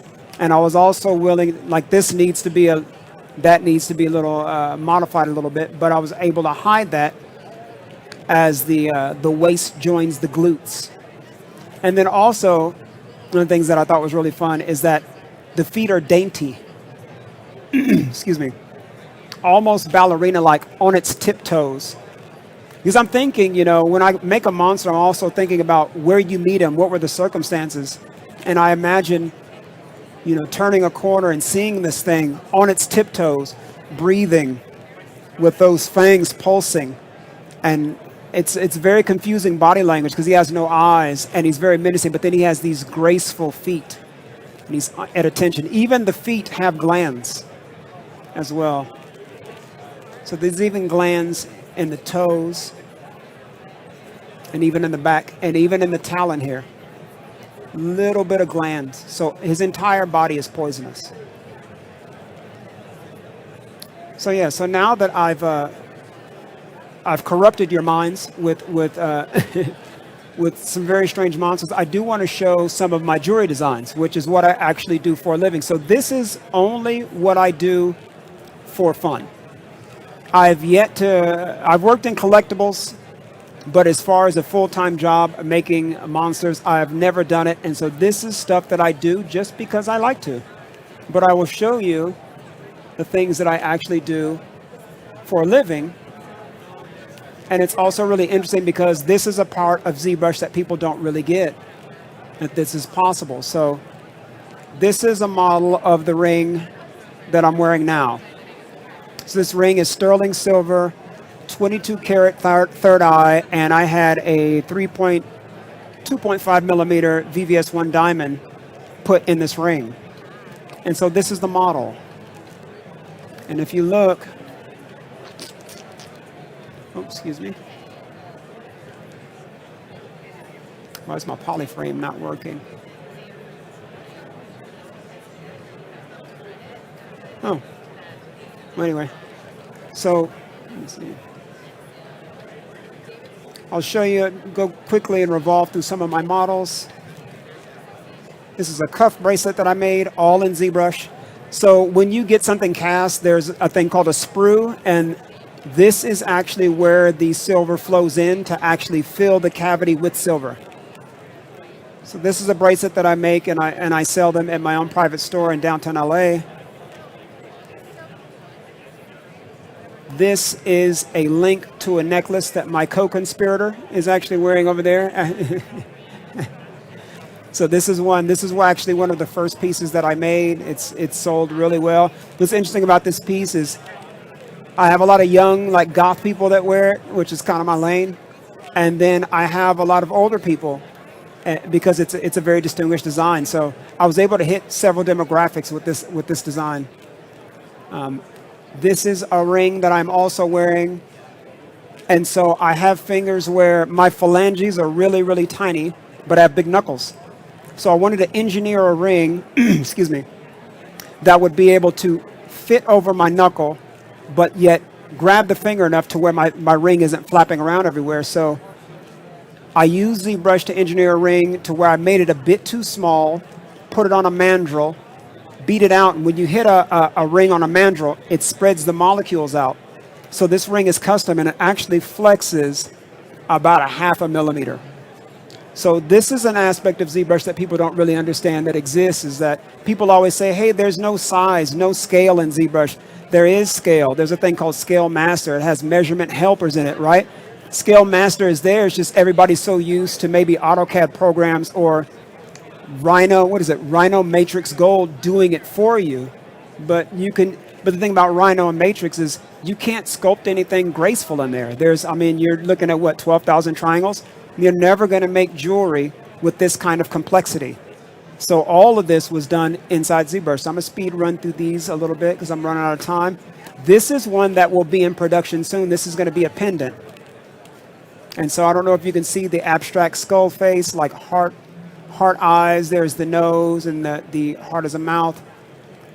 So obviously it's my moniker, Vaden 925 sterling silver. So this one will be going into production here pretty soon. What else do we have? This is one of my first signet rings I made, also with the sprue attached. Vaden 925 silver. So this is the same principle as my monster designs. Cursive. My monsters are done in cursive. I always think about the graceful nature of the body. Like when you're in your sketchbook, you're drawing from the wrist, and it can become scratchy. But once you get into say an 18 by 24 charcoal painting or charcoal drawing, you're drawing with the body. And I have a 32-inch Cintiq Pro, which allows me to sculpt from the shoulder. And so all of my designs are cursive. And you can kind of see the fang that I just showed you. You can see some of the same shape language from my monster designs are definitely evident in my jewelry design. So I was like, if I can't make it doing monsters, I should just make like weird death jewelry. And so somehow people bought it. And like it's really funny because Marilyn Manson has a quote. His second album, Mechanical Animals, he went glam. And somebody asked him in an interview, and they said, how do you feel about going glam, Marilyn? You're supposed to be like this super dark goth, the god of darkness. And he said, well, the whole point was to get my records in everyone's home. And if I had to camouflage myself to do it, that's exactly what I'm going to do. So it's really funny because I have clients that are like 60, and they're like 60-year-old ladies. And it makes me snicker because like you're wearing death jewelry, man. You know what I mean? Like you're wearing abstract skulls and like they don't even know it. And it's fascinating. And I was able to do that. And so this is like my Alexander McQueen skull, which is obviously derivative or this one is derivative of this one. Also done in ZBrush. All of this was done in program. No Rhino, no matrix, exact metrics, exact sizing, fraction of a millimeter. So you don't have to just do, your entertainment design. Like it's wonderful working at Blizzard. It's wonderful working at ILM, but do something for yourself. And you can. If you're a ZBrush user, don't think that, you have to have Rhino. You have to have, Autodesk 360 to make something actual physical. All of this is done at my house. One computer, one printer, no design team, no consulting. So this to me is the actual power of this program, is you can actually do anything. And with the addition of ZModeler, you can also do your box modeling too. ZModeler is awesome. I do not have an example, but I do use ZModeler often, but I actually have repurposed it to do organic stuff too, which is very, very interesting. And then what else? This was the hardest model to do. It's this bracelet, and it's a twisted skull, but it's twisted with cartoon physics. So kind of like Wile E. Coyote when they would spin and there was like that corkscrew effect. This one took me like 3 months to do because I would have to sculpt, turn, sculpt, turn, sculpt, turn forever. This was the hardest one, but it also became one of my best sellers. And it's also really hard to make because they have to polish and solder these.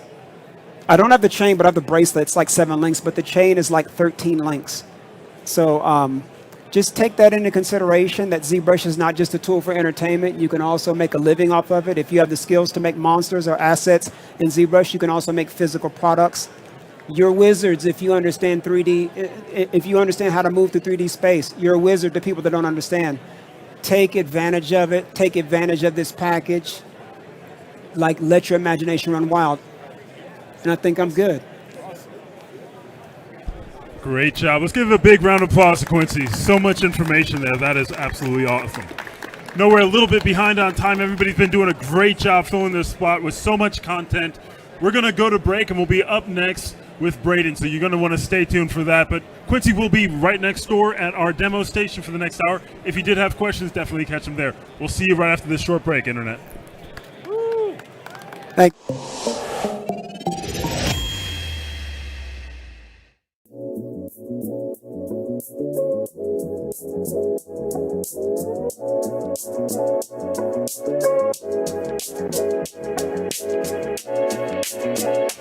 Check out these rims. Let's go, G.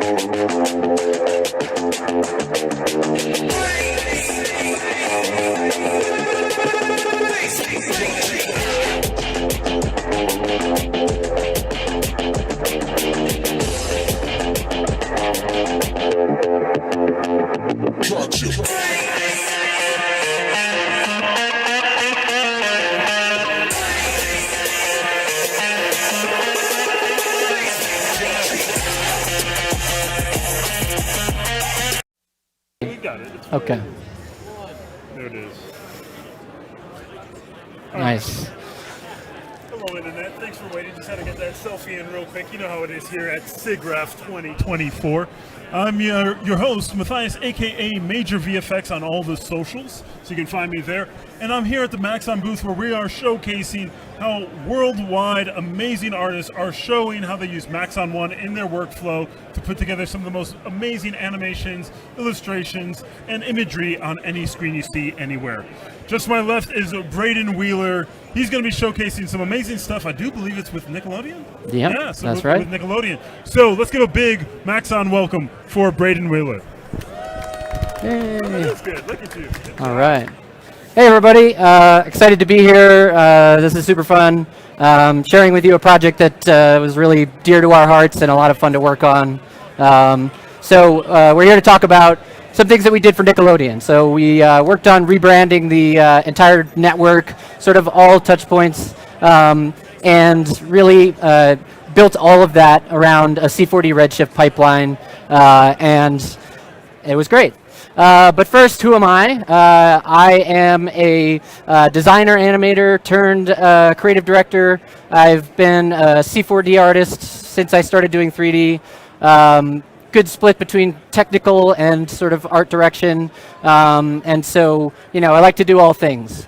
I don't have my own reel here, but my studio reel I'll share with you guys to get a sense of our studio called Roger. We are a multidisciplinary studio doing lots of 2D, 3D animation, live action, branding, all kinds of things.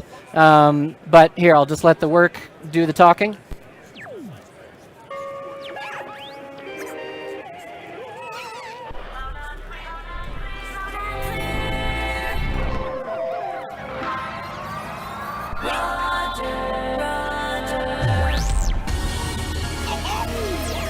Welcome aboard. Are we ready for the big party? Almost.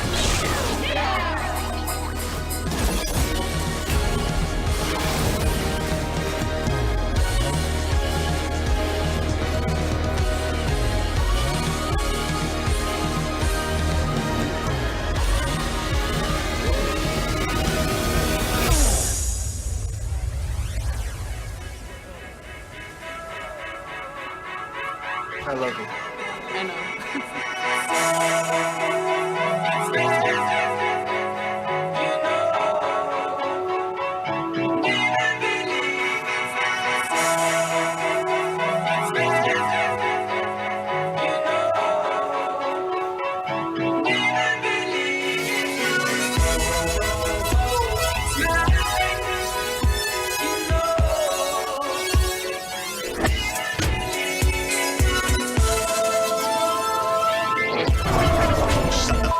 This isn't fun.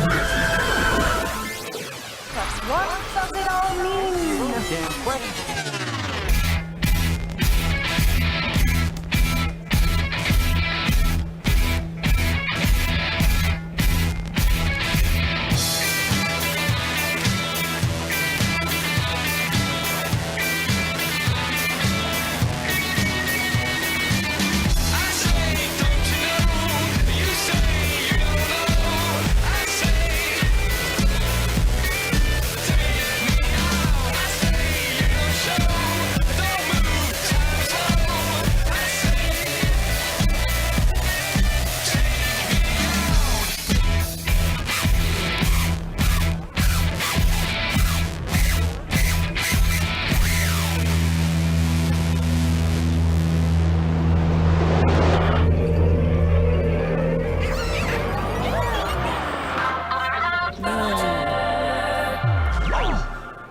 Cool. So thank you.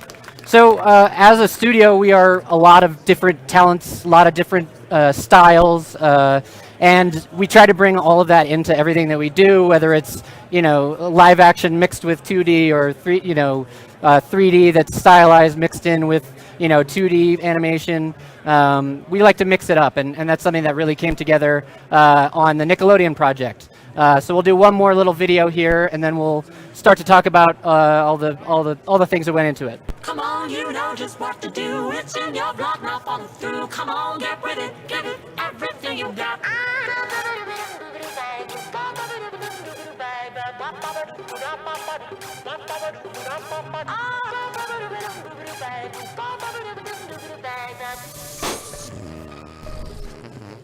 Do you smell it?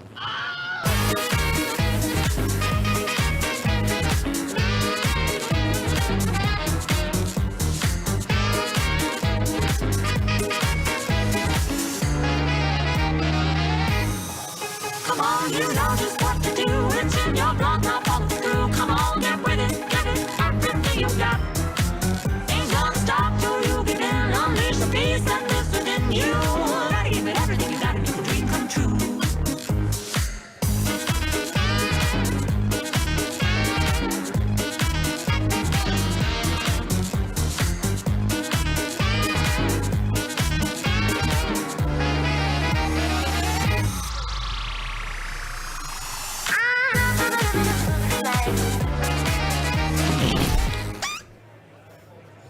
Cool. So the project as a whole was not just a broadcast package, but started with a logo and whole brand identity around typography, color, texture, and sort of all started with this splat shape that then inspired a whole system of graphics around that. And so I like to say, it was not just a broadcast package because the scale of it was hundreds of deliverables, probably 400 or 500 deliverables for on-air, streaming, digital, social, parks, products, pretty much everything. And then, on top of that, our client very much wanted to push us in a direction of using 3D for everything, which, is great. It looks fantastic, but that's a terrifying prospect when you have 400 deliverables. So we had to really approach it from a very modular direction and had to think about it, in very clever ways to try and minimize that work while still taking advantage of all the wonderful things that you can do with 3D and Cinema 4D and Redshift. So in the best way to understand the pieces that went into this, we're going to go and we're going to make this, which is a logo animation for Nickelodeon, obviously. We'll make it from scratch, and we'll try and do it in 30 or 45 minutes. So the pieces that go into this. Cell 3D, this is a workflow that we sort of made up for this. I'll explain exactly what that is in a moment. We added a lot of dynamics on top of that. And then this last bit, which I call modular revisionism, is a mouthful. And that is sort of an approach to the motion that really kind of brings it all brings the energy to it. So to talk about each individual piece, the first one is this cell to 3D workflow. So looking at a brand like Nickelodeon, we were very focused on the history of the brand and the love of traditional animation. And we knew we wanted to incorporate that style into the package. And we had the crazy idea, like let's actually do it starting with cell. And as a lot of you know, or maybe don't, taking a cell animated piece and bringing that into 3D and creating, generated geometry in a procedural way is a bit tricky. So we had to come up with a workflow using some Python scripting and some clever automation within both Finder and Bridge and all that to translate those frames into something we can use in 3D. On top of that, we have dynamics.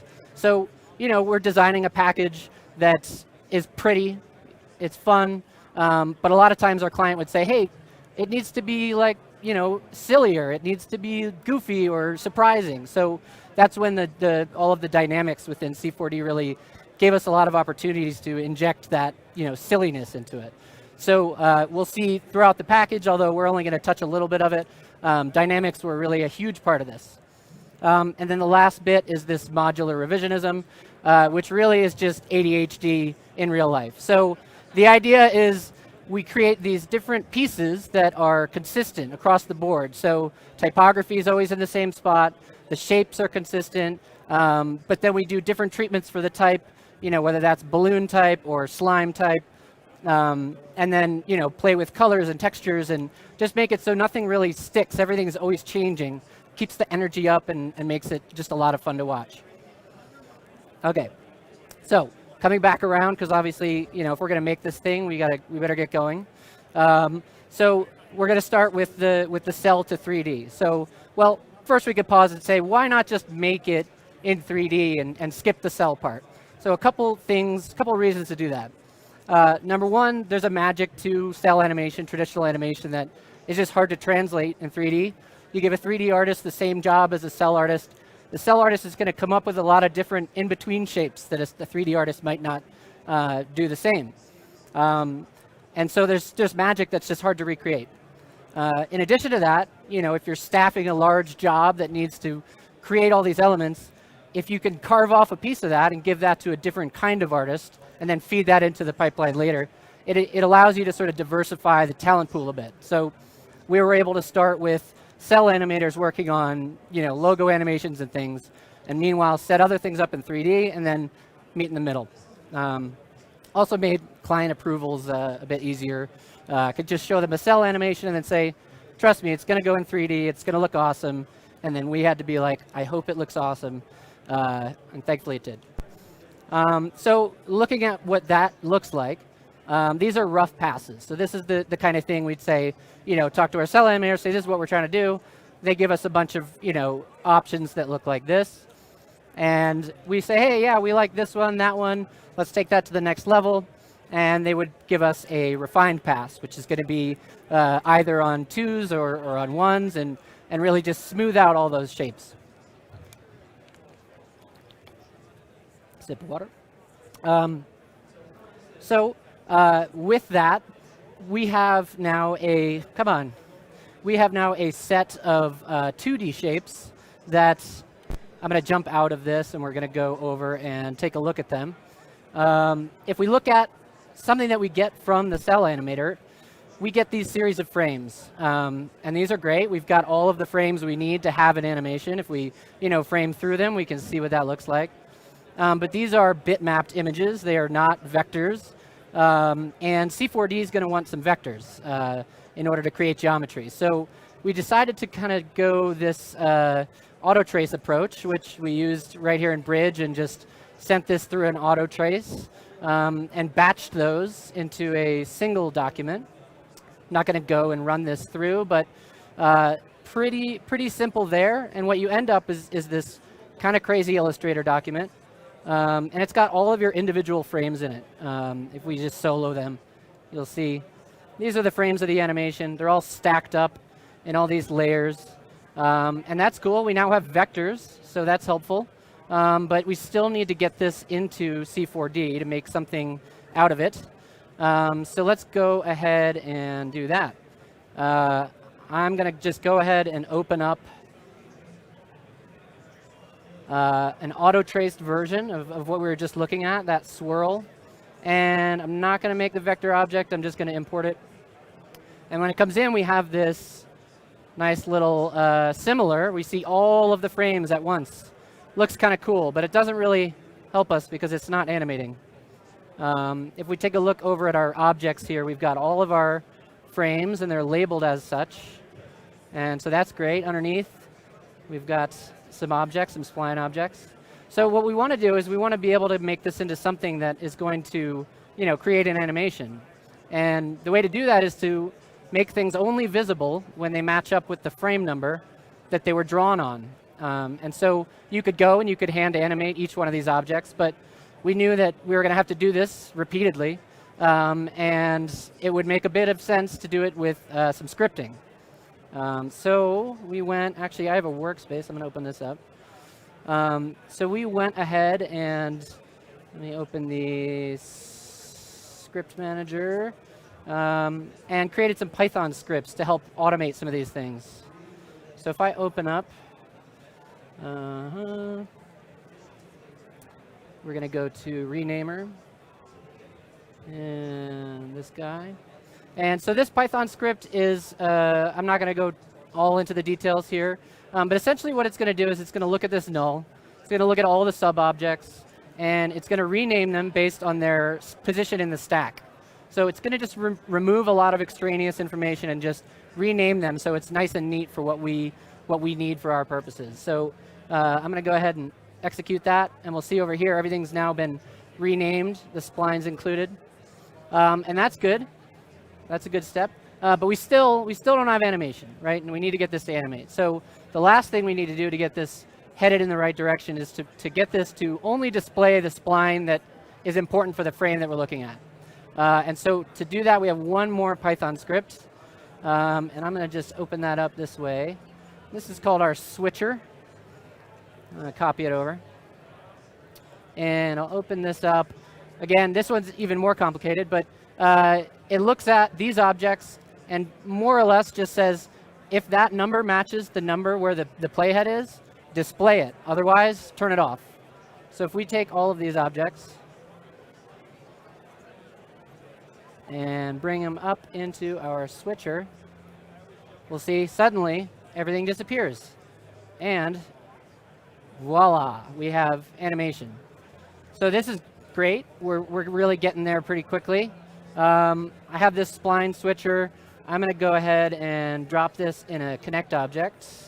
And that's just going to give me a way to use that with a bunch of different generators. And then just for good housekeeping purposes, I'm going to drop this into an instance and put this, let's just drop it in here and we'll hide it. So now I have this connect instance. I can do all kinds of things with it. I can extrude it. And now we have a 3D extruded version of that animation, which is pretty sweet. Where are my attributes? Over here. Let's just make this less crazy. I can also take that and I can drop this into a sweep. And I can sweep it. Let's make this something reasonable, like 1 maybe, and hide this one. And now we've got a sweeped version of it, and that's cool. And this just gives us the ability to use those shapes that were previously hand-drawn. Now we have them as procedural objects here in Cinema. So that's cool. We're going to go and let's actually just put this in our back pocket, and we're going to save it just in case. I'll save it out here. And then we're going to go back over here and take a quick look at the second part of that animation. If we take a look at it again, we've got this Nickelodeon logo animation here. We've got this balloon type situation going on. Pops out and then pulls back into shape. And so we're going to go and we're just going to use the dynamics tools in Cinema to create that same thing. So let's pop open this guy. Okay. So I've got a logo here, Nickelodeon logo. With the new dynamic system, actually was very much improved while we were working on this project. I could just go and drop a balloon tag on there, and something magic's going to happen. And they're just going to fall away. That's not what we want. So we're going to go in simulation. I'm going to kill the gravity. And nothing is happening because they're not inflated. So if we go to this balloon tab, I can overpressure, add more pressure to the balloons. And I'm going to just drop the expansion time down a bit. And if we play this down now, hopefully they don't fall away, but they inflate into a nice little animation. Very sweet. Okay, let's make it a little longer so we get a bit more out of it. And then I'm just going to make a quick tweak to this. There's a lot you can do with the surface, all the the way it bends and stretches. But I'm just going to make a quick change to 2 things, and we're going to see how that looks. basically this drop in the bendiness is going to give us a little more definition around the letters. And so that's going to help us just give a little bit on the edges there. I think that's probably good enough for our demo. We're just going to keep flying here. And I'm actually just going to go and bake these as an alembic. And we just got to wait a few brief moments. Let that jam. Cool. That's it. We've got that baked as an alembic. We don't need our dynamic tags anymore. Now we've got this nice little animation. Very cool. But we need to be able to control it even more from here. So from here, we want to be able to have it kind of pop out, but we need it to pull back in. So we're going to do a little bit of time remapping. We're going to do that right in here in the alembic. And the first thing I'm going to do is I'm going to set this as a driver. And I'm going to use that to tell all the other objects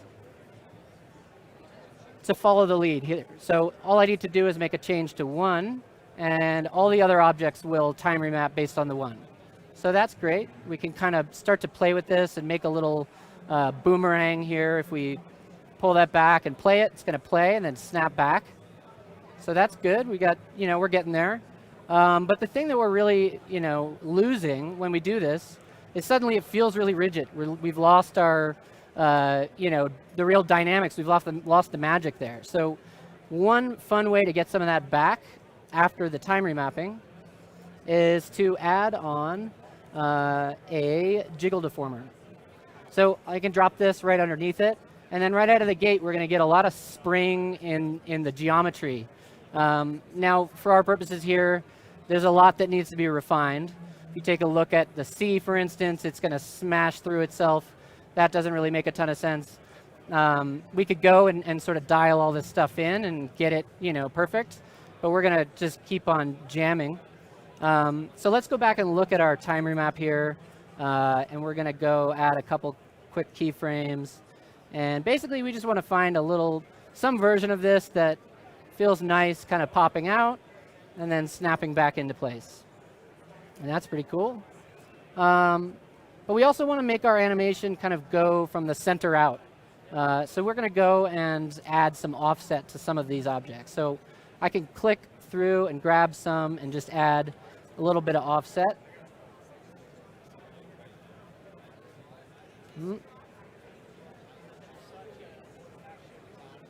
And I'm just adding a few frames to each one of these outer pieces.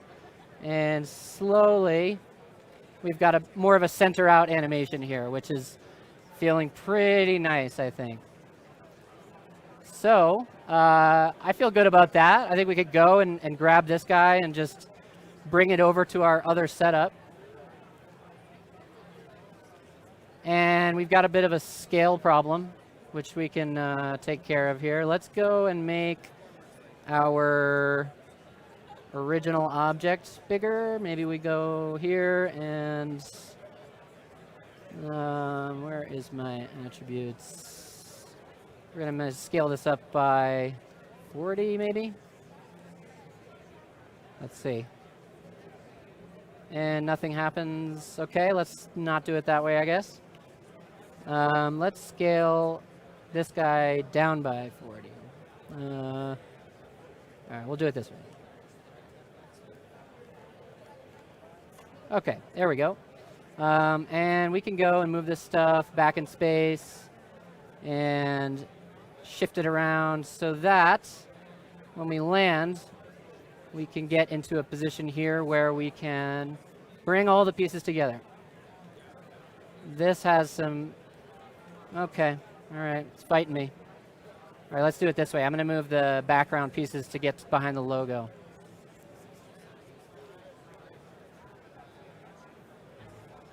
Okay, we drop those back there. Let's go a little bigger.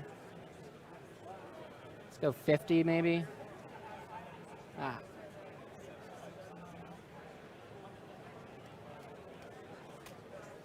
Oh no. Okay.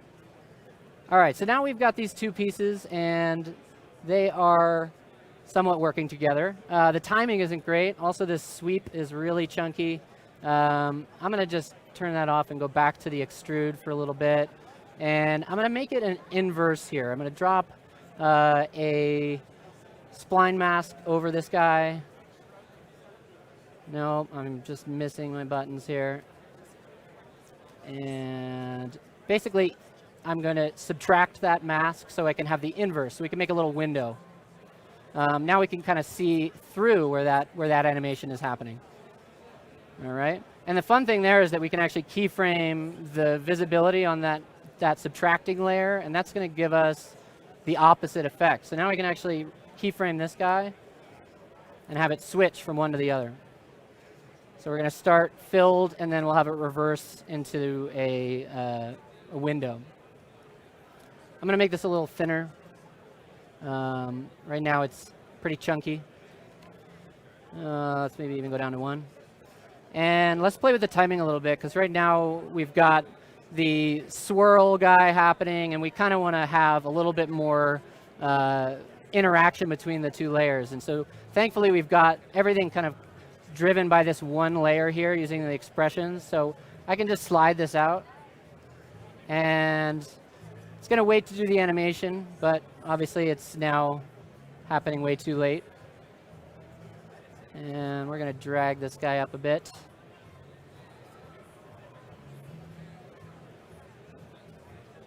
Cool. And then I'm just going to tighten up the back end of this thing so it snaps back in a little faster.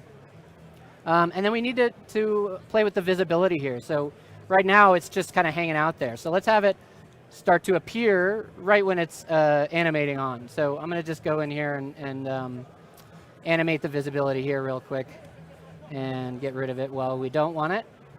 And so then we can focus a bit on the first part where we've got that animation happening, and then we're snapping this guy into place. All right.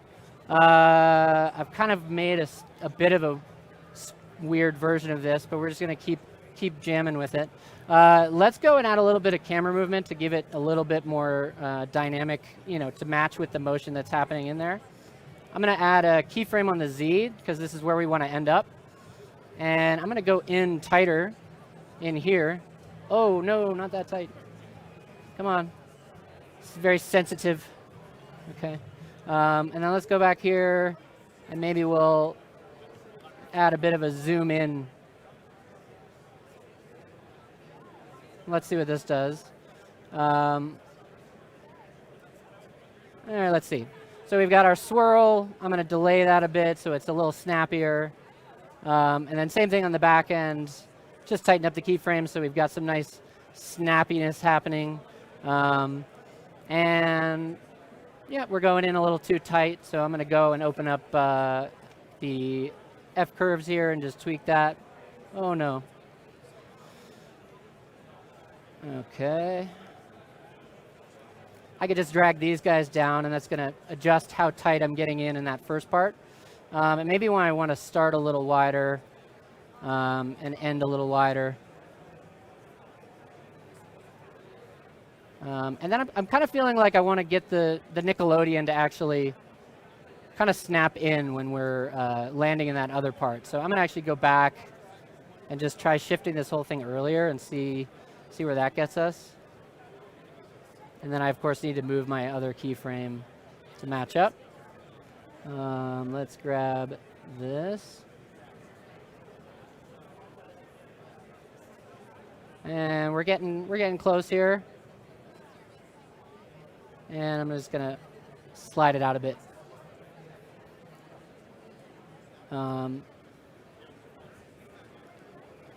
Cool.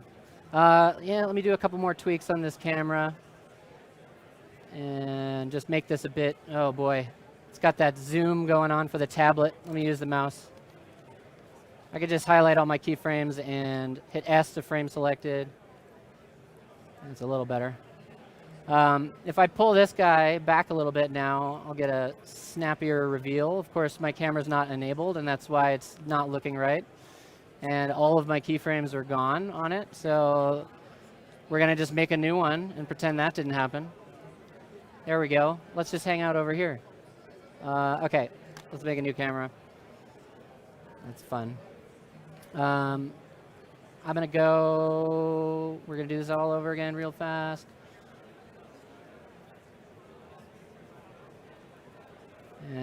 let's get to here and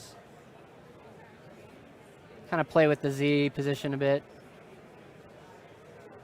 Trying to zoom through all this stuff, but ultimately we're making something that, you know, we spent a lot of time on, and we're going to do it in a few minutes. But just trying to get the general broad strokes across. Oh man, this thing's really driving me nuts. Yeah. Okay. Gonna do this. Oversensitive mouse, oversensitive tablet. Should have checked that. All right, so nothing great happening yet. It's a bit too extreme, and I'm just gonna make it snappier and have this guy time up a bit with the resolve back here and see what we can do there. That first one's a bit early. Let's slide it up, or late rather. Maybe we go there. There we go. That's cool. And then we pull it back into place, and maybe we want to make it a little snappier too. Boom. Okay. Cool. All right. Well, that's, you know, more or less the idea behind this thing. So now we can go and we can play a little bit with, you know, this revisionist idea. So we could go and add, you know, a swap in here. Maybe somewhere in here, we actually swap from this extrude. We can go and just disable it. And in that same moment, we'll go and turn on our sweep. And so we want to be off. And then on. Let's fix that thickness because it looks crazy. Maybe that's going to be like too thin. All right, let's try a quarter. Yeah, there we go. Let's go with that. And then, you know, we're going to have that swirl around, and then maybe when we snap it back, we could go back to the other layout. And so this is like that, you know, revisionism, that ADHD that we injected into it. So we'll go and we'll just keyframe this guy. Get rid of that. You could definitely script this too. I'm a big fan of anything that you have to do it a bunch of times. You probably should just write a script for it. We're not going to do that today. All right, cool. So now we've got this kind of back and forth thing, switching between different geometries. Now it's a noodle. Now it's a wall. We could go and we can start to add in, you know, different colors to this. If we just drop in some, you know, some orange on there, we can start to see it a little better. Yeah, it's not Nickelodeon orange, but, you know, no one's going to yell at me. Let's go and throw that onto our objects and go for that. And so we just get a little better of a look at what, you know, all this stuff looks like back there. You know, one thing that we did with this very specifically is you'll notice the design. You know, if we were to go back in here and take a look at the design, it's very flat to camera, and that was very intentional. Even though we were making all this stuff in 3D, we wanted to keep it quite subtle. And part of that was for the purposes of being able to swap back and forth between different objects and not have any issues with cameras and space in that regard. But with a lot of the, you know, the more special elements like bumpers, like this bottom one here, you know, we got to play with 3D space a lot more. But in general, having to create a big amount of you know, deliverables, it was in our favor to kind of keep things a bit more flat. It also was a bit more of an elegant way to do it. And yeah, that I think, you know, about covers us there. I'm going to jump back to our main view and just kind of take it from here. You know, next steps here, obviously we've got no texture, we've got no light. You know, so we could sit here all day and make this thing super awesome. But, you know, we don't have all that time. So I think, let's see, where am I on time here? Yeah, I'm going to go and wrap it up. I think if anybody has any questions, I could take questions or we can hang out. I caught him off guard because I just kind of wrapped it up. Yeah, moving fast. Quick draw. You make me sprint. Quick draw over here. Yeah. That was a great piece. Yeah. So do we have any questions for Braden while we have him? See, That's you did okay. a good job. That's what happens when you do a good job. Like Yeah, it just flows. But Brayton will be over at our demo booth over at our partner Dell for the next hour. So if you do have any questions, that's a good time if you're a little shy here. Internet, stay tuned. We're going to be getting ready for our next presenter. So give us about 5 or 10 minutes, get all the files warmed up. And yeah, thanks again. Brayton Yep, Wheeler, everybody. thank you. Round of applause.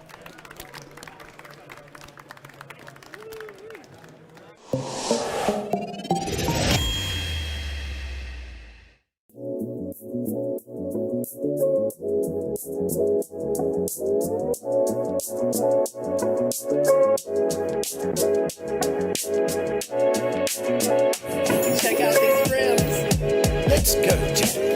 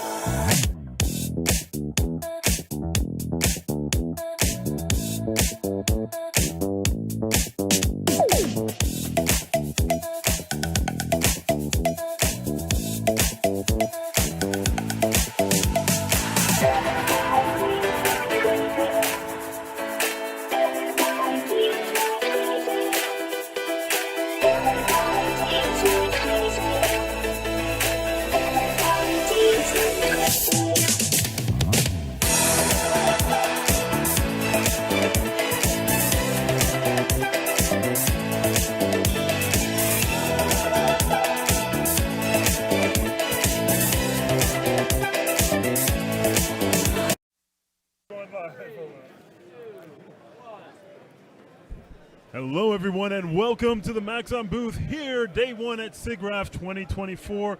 I'm your host, Matthias, aka Major VFX on all the socials, and I'm accompanied by some of the world's most amazing artists showcasing how they use Maxon 1 in their workflow to create some of the most beautiful, stunning, captivating animation and imagery that you'll see on any screen anywhere. To my left, a longtime community supporter. Is this first time to this main stage? Yes. First time to the main stage. Let's give a big round of applause for Jen Van Horn. Hey, everybody. See, they're around. All right. Well, welcome. I just want to say thank you for having me, and I love SIGGRAPH, so glad to be here. I am Jen Van Horn. If you don't know me, I am a senior motion designer and art director. I freelance. I am the creative director, host, and editor of the Monday Meeting Motion podcast. If you don't know Monday Meeting, mondaymeeting.org, please check us out. I am a teaching assistant for School of Motion for Illustration for Motion right now. I am a photo manipulator for Michael Schneider, aka Blacklist. You may know his work with the balloon quotes on walls. It's been all over the internet. I'm the one who recolors all of those balloons. I'm also a mentor for women in animation. So my upcoming circle is going to be about freelancing. For any new freelancers, for any women that are in that group, please check it out. And I'm going to play just my little bit of a hyperreal. I'm mostly known for explainer videos. I've animated over 150, and I lost count a couple years ago, so it's definitely been more than that. So in the last few years, I've been trying something new. I've been working a lot more with social media ads for mobile video game companies. I have done some docu-series with animating my own digital paintings. So I'm going to play that reel for you now.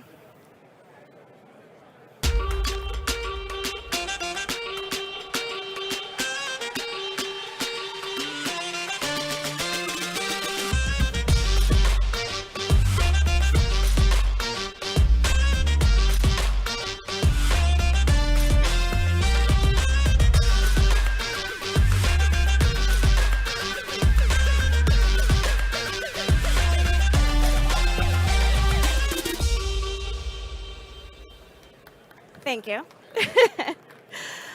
All right, and this is going to be the piece that I'm going to be talking about today. On the left side is an animation that I did that was collage. It's time-based. On the right side is how I enhanced it with Red Giant Universe effects.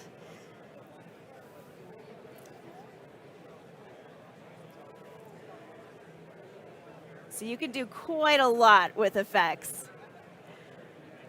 And this is straight on top of baked animation too, which is exciting.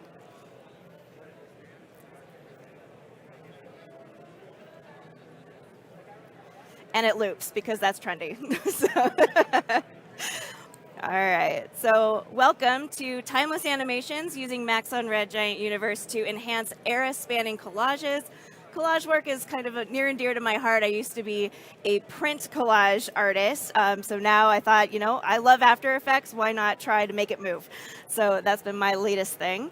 So when I was asked to do this presentation, I thought, well, I'm not a 3D artist, but there's Universe, right? And so you don't have to just be a 3D person to enjoy these Maxon products. You can really enhance if you're a VFX artist or a game artist or a filmmaker.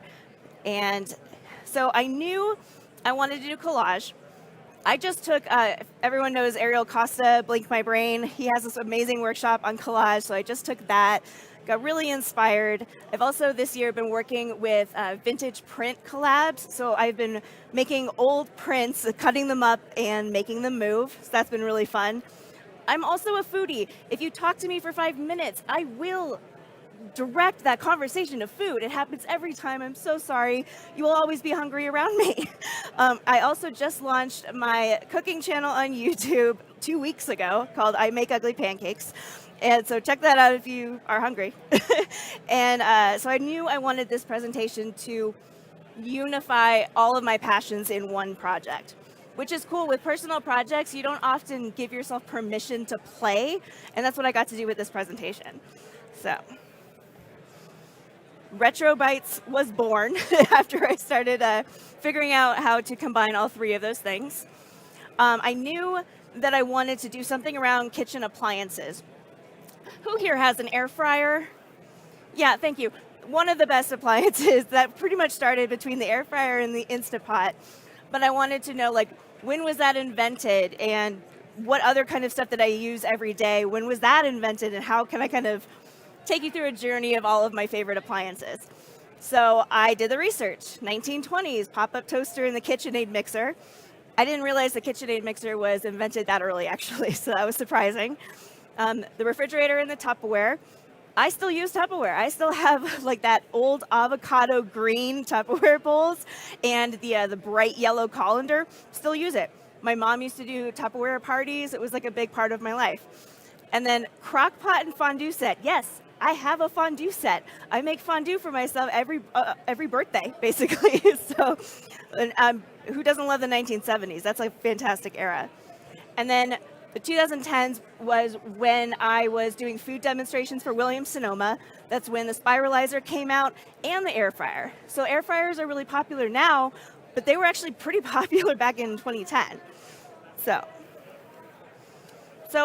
a little bit about me is I'm ADHD. I love digging into a research project. Every single personal project I have, I start with the research. I don't just jump into After Effects and start laying keyframes down. I have mood boards. I have full-on articles that I'm reading. I'll also get into how I used AI to consolidate most of this research. I know AI is sort of like the term for this whole really conference. So excited to bring that. I wanted to make sure that sorry, I am having dry mouth.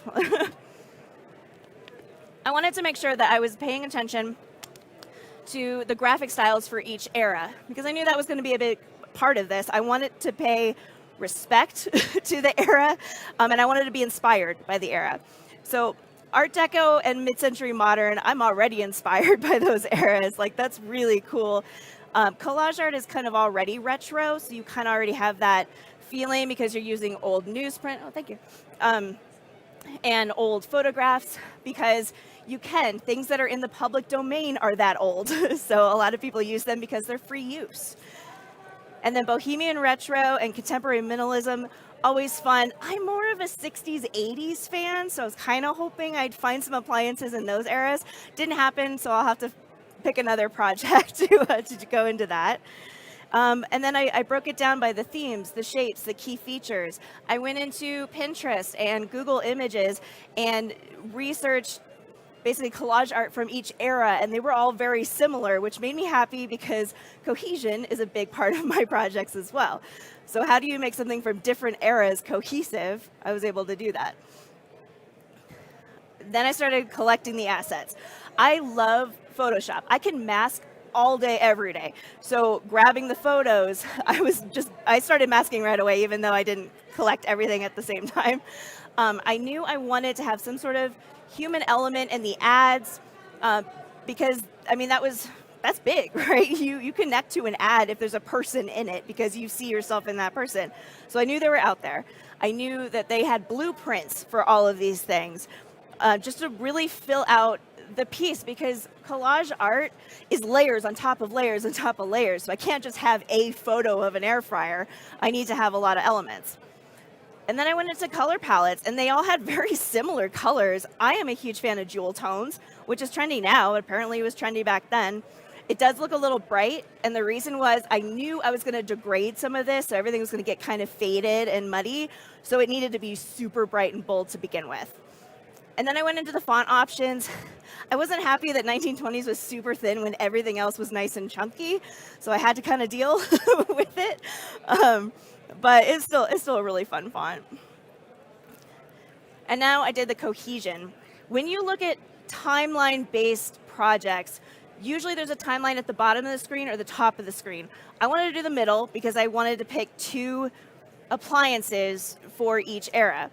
So how do I do this? I didn't want to make it like one line. It's so boring seeing the like super graphic style. So I added sort of like a subtle wave in the background behind those dates, and everything's gonna like slide off and then come in really nice. Really excited to show you how I did it. When I played that video, I don't know if y'all are fans of like Warner Brother cartoons, but you know, Wile E. Coyote like steps off a cliff, but his head kind of still there to have an expression. So I wanted that with a text, or I wanted it to like kind of stretch like that. So a lot of details like that I think of, because I like to be extremely intentional when I do these things. And yeah, maybe I'm the only one that notices it, or maybe my friends who are motion designers are the only ones that notice it, but it makes me happy.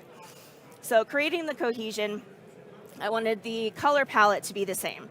I wanted the backgrounds to be the same. The only thing that was changing really were the fonts on the dates and the actual appliances themselves and a little bit of those details. So defining elements like the graphics, I really love geometric graphics. There are some circles in there as well, but I wanted everything to have a similar feel, similar motion. So from there, I started breaking down the animation. If you're not timing your animation before you animate, like you're gonna animate yourself into a corner. I've seen it so many times. I'm a teaching assistant. I used to teach for After Effects Kickstart. Student will just pool their blood, sweat, and tears into the first scene and then totally run out of time for the rest of it. So it's just very imbalanced. There's no plan, really easy trap to get into. So I knew that every single era needed to have its own set amount of time. I knew the intro card needed at least another second because you need time to kind of process that style and the quickness of it. And also there's a lot more text on that intro card, so adding more time to read it and process it is really important. And then I needed a 1 second loop at the end. So 22 seconds total, not bad for a personal project, still pretty lengthy. And then I wanted to make sure that the text animation, I put a lot of work into that. Like I said, with the stretchiness, I had so much fun playing with it. And then I wanted to set motion guides for myself because when you're doing a personal project, it's very easy to just get pulled into a million directions. You're inspired by everything. It just goes off the rails very quickly. So I wanted to always keep it moving. Love expression. So a wiggle expression on a time remap or on a scale or rotation, and then adding a posterized time on top of it. It's going to give you that sort of stop motion-y feel, which is really great for collage. All right, hold on to this. Also, the text, like I said, needed to stay on screen enough where you can read and process what you're reading. So usually giving that like a little bit of extra time. So I purposely will read something out loud very slow. So if you're animating text, that's probably the best trick I have for that. And then I wanted everything super easy, nice and flowy, everything kind of overlapping, so it wasn't just a stop and go. I don't know how many animations I've seen where there's a full dead stop in the middle, and it feels like, did it freeze? Like, was it a glitch? So never get into that. And then I wanted a lot of that texture in the background to have a subtle enough movement, but enough to feel like it had kind of a higher energy. So I went into ChatGPT for this project. The amount of research I would have done for this would have taken me days.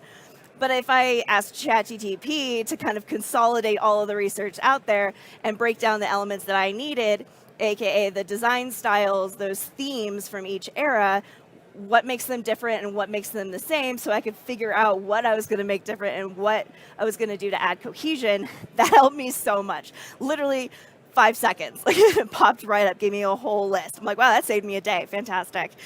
And on a whim, I did not think it was going to actually do this, but it did. It scanned the Maxon website, all of the effects, and I said, based off that research, what do you suggest I do? And it gave me a list of all the effects that I could try.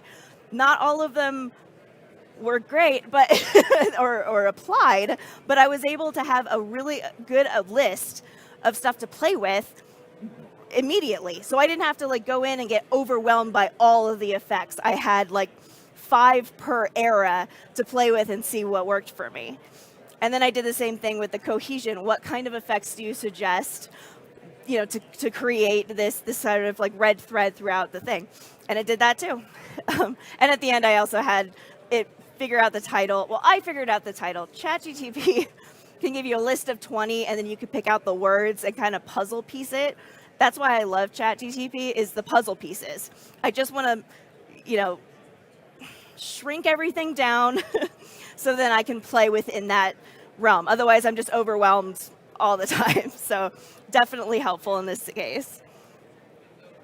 So then I started figuring out the effects. So the cream colored effects are the ones that ChatGPT suggested and I used. So 2 in the cohesive effects list, and then retrograde and finisher on the defining effects. The ones that are blue and crossed out are the ones it suggested that I did not use. Some of them I used in different ways, and they were close. Like VHS for the 70s, it looked okay, but I was talking to Michael, my Maxon spirit guide, and he told me, like, maybe VHS is a little more 80s. Why don't you try the chromatic aberration instead? So that's really great, too. If you're using Maxon products, you can reach out to the trainers. They love it. They want to help you. They have suggestions. So this was a great starting point, but then I ended up using my trainer to actually figure this out. And then the gold ones were ones that either Michael suggested or I found on my own. Misfire is one of the greatest effects I think I've ever, it feels like 500 effects in one. Like, I'll show you what I mean in a minute. Sketchify is another really great one. I don't know if you ever went to a craft store with your mom and found those old sewing patterns. They have that really nice illustrative style. Sketchify gives you that. It's fantastic. On like photographs, it's amazing. Chromatic aberration, it separates the red, green, and blue. It gives this really trippy, wavy kind of fun thing to it. And glitch was great. I was using hologram, but it was feeling way too futuristic. Like I said, you want to be really intentional. You want to be respectful of these eras. So really thinking about each effect, you know, not just layering them up, is a smart way to go. So now it's time to dive into After Effects.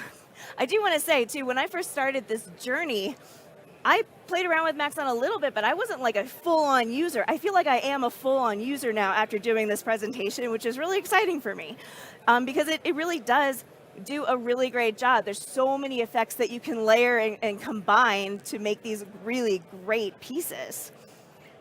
So let's jump in to my file. What I did basically is I wanted to make sure that I was doing the effects on top of a baked animation, because I'm loading these animations up with all kinds of wiggle expressions. I'm really kind of making After Effects a little grumpy with the more I keep layering on. So I really like to bake layers that I know are going to sort of live on their own and they're not going to need a lot of digging. So starting with this. Come on, mouse. There we go. Let me go down. Also, all of my After Effects projects, color-coded and labeled. If you're not color-coding and labeling your projects, what are you doing? So starting with the background. Hold on. Oh yeah, these were the lines. So let me actually go back to this. Do I have? I think I have the background somewhere. Love Live, this is great. Well, we'll go to the background. Oh wait, no, I have it here. Build. Background. So I started with the background first. I have these really fun paper textures with some halftone. Like I said, the wiggle expression, the posterized time, and they're all, let's see, not that one. They're all like stepped. There we go. I have stepped textures with a wiggle expression on the time remapping. So it's going to jump back and forth to all of these layers, which is a really easy way to add motion in a very quick way.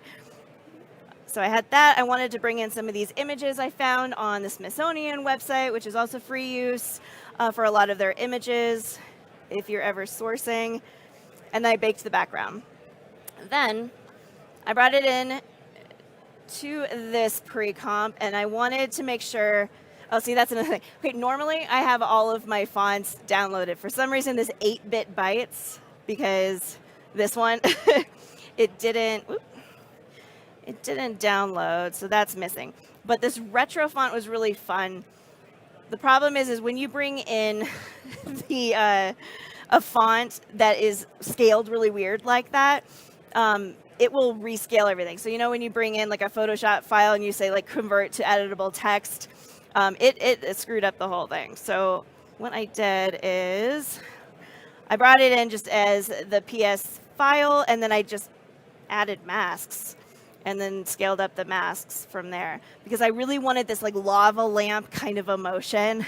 So I'm really excited how that turned out. And I wanted to use some of the same photos. I wanted some of these like geometric shapes in the background that I was going to use throughout for the cohesion. And like I said, like this is pretty bright. When you do the side by side and you go even to that main first file here, it's a lot more muddy, right? Because I'm adding a bunch of stuff. But the thing is it's adding this great texture too to the dark bits of like the fonts. And I was really happy with that.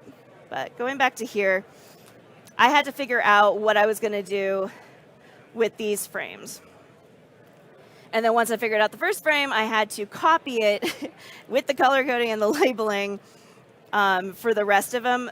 How I did it is after I figured out this first frame, I just duplicated it and then just reloaded the footage with the different stuff. Fastest way to do it so you don't have to set it up every time.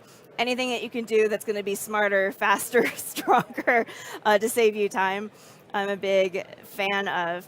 So each of these have a little bit of different motion. Everything slides in. This is what I mean with the stretching. It's also skewing that font there. And then I love things with frames because I like playing with depth. So these lines back here are on top of that frame, and then these little text backgrounds are popping out, but everything else, when it goes off, goes behind the frame. So it's coming in on top, but going underneath, like tucking under. So I have everything kind of slide on, but then certain things are popping on, and then the blueprints are fading on. But it still feels real smooth, and there's enough of a variation going on with these. And then like you could see, I have the scaling with some wiggle, so it's popping on and off, but it's not too distracting. You have enough time to read and process the text. You have enough time to kind of process those images as well. And then I just slid everything off. And then I love text animation, so I love that wave up. I use that a lot, actually, probably too much. Definitely one of my favorites. So I did that with the rest of these. And then after that, I rendered the whole thing, and then it was time to add the effects, which I did straight on the video. So I have this main one that has, oh, where's my effects window? What? I think that would be, wait, no. Hang tight. There we go, effects controls. So this is when I got into Universe. So overall, I have this texturize, which is really great. Let me turn that off so you can see it. So that's giving us that really great texture over top. Look at that. Look, that really, really changes the color there. So I'm glad I went super bright and bold with that. And then Colorista was another one because it used to be a lot brighter and neon. So that added a little bit more degradation. And then this is Misfire. Misfire is so much fun because look how many things you have. Scratches and displacement and funk. There's an effect called funk, which is really crazy. I'll show you what it does. It like adds these like splotchy, like these white kind of pieces kind of show up. And the opposite of funk is splotches. So if I turn on splotches, it does these black shapes, which will come up, come on, there we go. So it does these really cool, nasty like stuff on top of it. So I had fun playing with these. I didn't end up using splotches or funk, but I just love the names of it. So I want to find a reason to use it later. Love the saturation, I have the fading, and then the dust and scratches. So when I play through here, you can see sort of like those green lines that are coming in. So really nice kind of degraded footage there. There's so many ways you can like layer these up. But it's nice that there's just really one effect, Misfire, that you can play and make all kinds of different combinations. So next I want to do 1920s. Obviously I needed to have something that had an old camera feel to it. So that's when I started using retrograde. And you can set the camera. So I have an 8mm, but you could do like a 6mm documentary style, which changes the color a little bit. I have some color changes on here too. Actually, if I take off that, and I do like home video has a little bit. I liked the black and white because it just, I don't know, it just gave us that really nice old-timey feel. Oh, right, I changed the color. So if I bring that down to 0, it really fades that out. And then you can play with the grime. There's a lot of like dust. Ew, there's hair. I didn't even see that before. So you can have all kinds of fun with that. Then it's time for the 1940s. This is where I found Sketchify. So you can kind of see, let me bring this woman here, like she looks more illustrated, right? It looks kind of like those old, illustrated sewing patterns.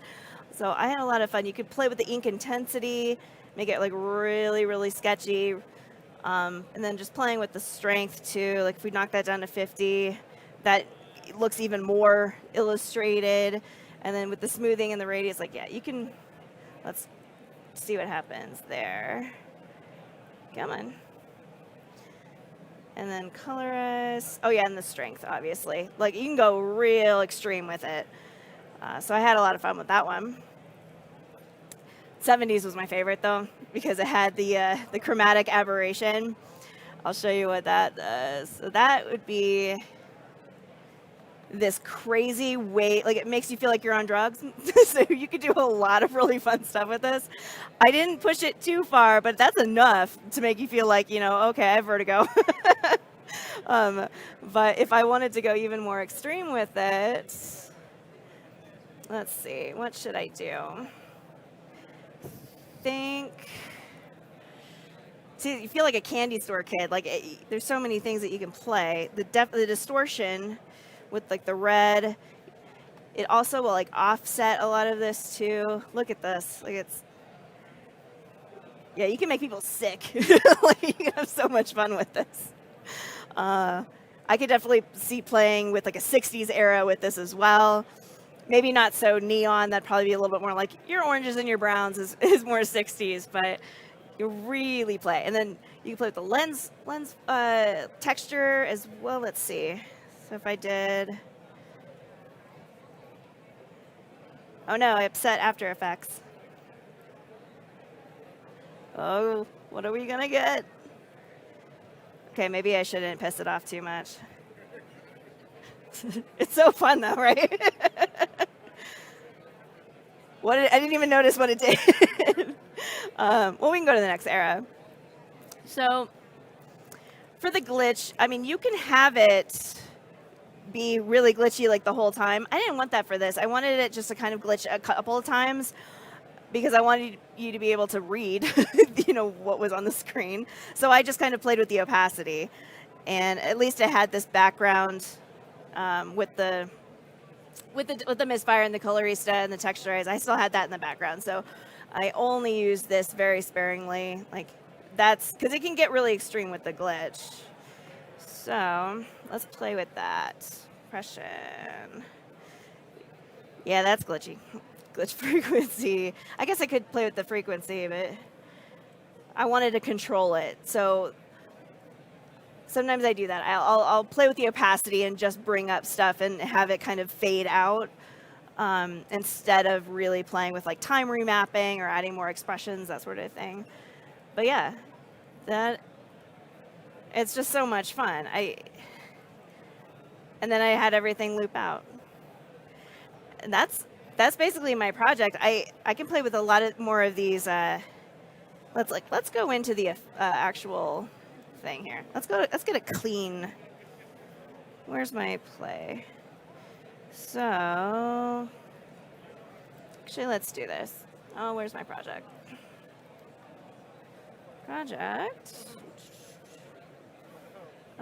We'll do V2. All right, so if I wanted to go completely, let me try to reset. There we go. So we reset this to 1. And we turn off texture.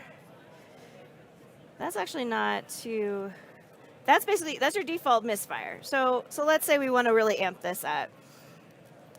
I want to apply softness. You have all these drop-down menus to play with it. If I wanted to go real, that's too blurry. We want to make sure to read this. Let's go back. Let's pull that off. Saturation. You can really blow it up to 200 if you want to make this real crazy. Let's apply some funk. Why not? All right. Yeah. I don't like the splotches. They're too dark. Let's go with color grain. Ooh, you could change the color of the grain, which is great. I love teal. Let's do that. Grain amount. Ooh, that's kind of fun. Red softness. I love this. If anyone wants to call out what I should add next, what do you think? Maybe like deep scratches? A little bit of deep scratch? Okay, let's do that. All right, so apply deep scratches. Ooh, I like the green too. So we'll add 8. Why not? Ooh, a lot of lines. And then play through it. Come on. There we go. Yeah. That is so cool.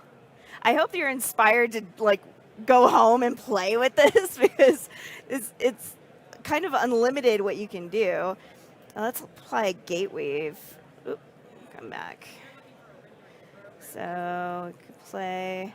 This kind of like offsets it as well. Frequency. So this kind of makes it jump around. So gives you a really uneasy feeling. Because you can use effects to create tension when you need to as well. Like it's a really easy way to do it without having to think about it when you're filming something in camera. It's really great ways to add little touches, especially if you're being very intentional with a specific moment in a piece of footage. And same with your motion. Say you're working with someone else's motion project and you want to just like boost it up. This is a way to do it. It's like, yeah, add drugs on top of it. let's make it crazy. Let's add some grain. Let's change the camera. It's just kind of the world is your oyster. So we definitely maybe didn't pay the most respect to some of those eras with some of the added stuff I just added, but you could see how wonderful kind of this is. And like I said, everyone on this team is like really open to helping. It's kind of a wonderful place to be a part of. So, I mean, that's my presentation. Does anybody have any questions or want me to play deeper with some of these? Any effects that I'm not using that you suggest to play with? Email me. If you're on the live stream, email me. You can also find me at the demo station after this too. I have my project. You can add as many effects on things as you want without hopefully crashing After Effects. We can really push it to its limit. Yeah. Awesome. Let's give Jen a big round of applause. Thank you. Thank you. We do have time for questions since this is our last presentation of the day. Sorry, Internet, but we will be back tomorrow bright and early, 10:30 Mountain Standard Time. That's right. That's yes. The Mountain Standard. Yeah. Right? Yeah, this is Mountain Standard. So Mountain Standard Time, we'll be back with our next presenter starting off the day. But do we have any questions from our live in-person audience? What are you saying? Kendall. Oh, that was to see something with hair. Oh, yeah. Let's go back. The hair piece. I believe it was. I don't think it was Colorista. Sketch of. Oh no, maybe it was Misfire. I do love all the vintage things, though. It's fun, right? Great job. Thank you. I don't think it was Misfire. It was what Retrograde. Was it? It was Retrograde. Okay, so it was 20s. All right. So it was the grime. Yeah, hair count. All right, let's see what this does. Ew. You could scale the hair. Oh, there we go. That's nasty. That is perfect for microscope. Nasty. You want microscope work. There you go. Great way to close the show day one, Jen. Great job. Thank you, I try. Great job. Thank you, audience, for your participation. Thank you, everyone. Please tune in to the Maxon stream tomorrow, 10:30. MT, yes, I'm going to remind it yet again. Mountain Standard Time. We'll see you then. Thanks again. Woo!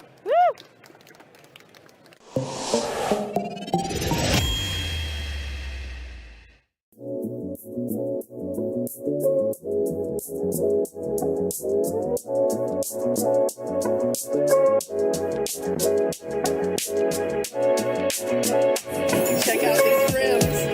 Let's go, Jim.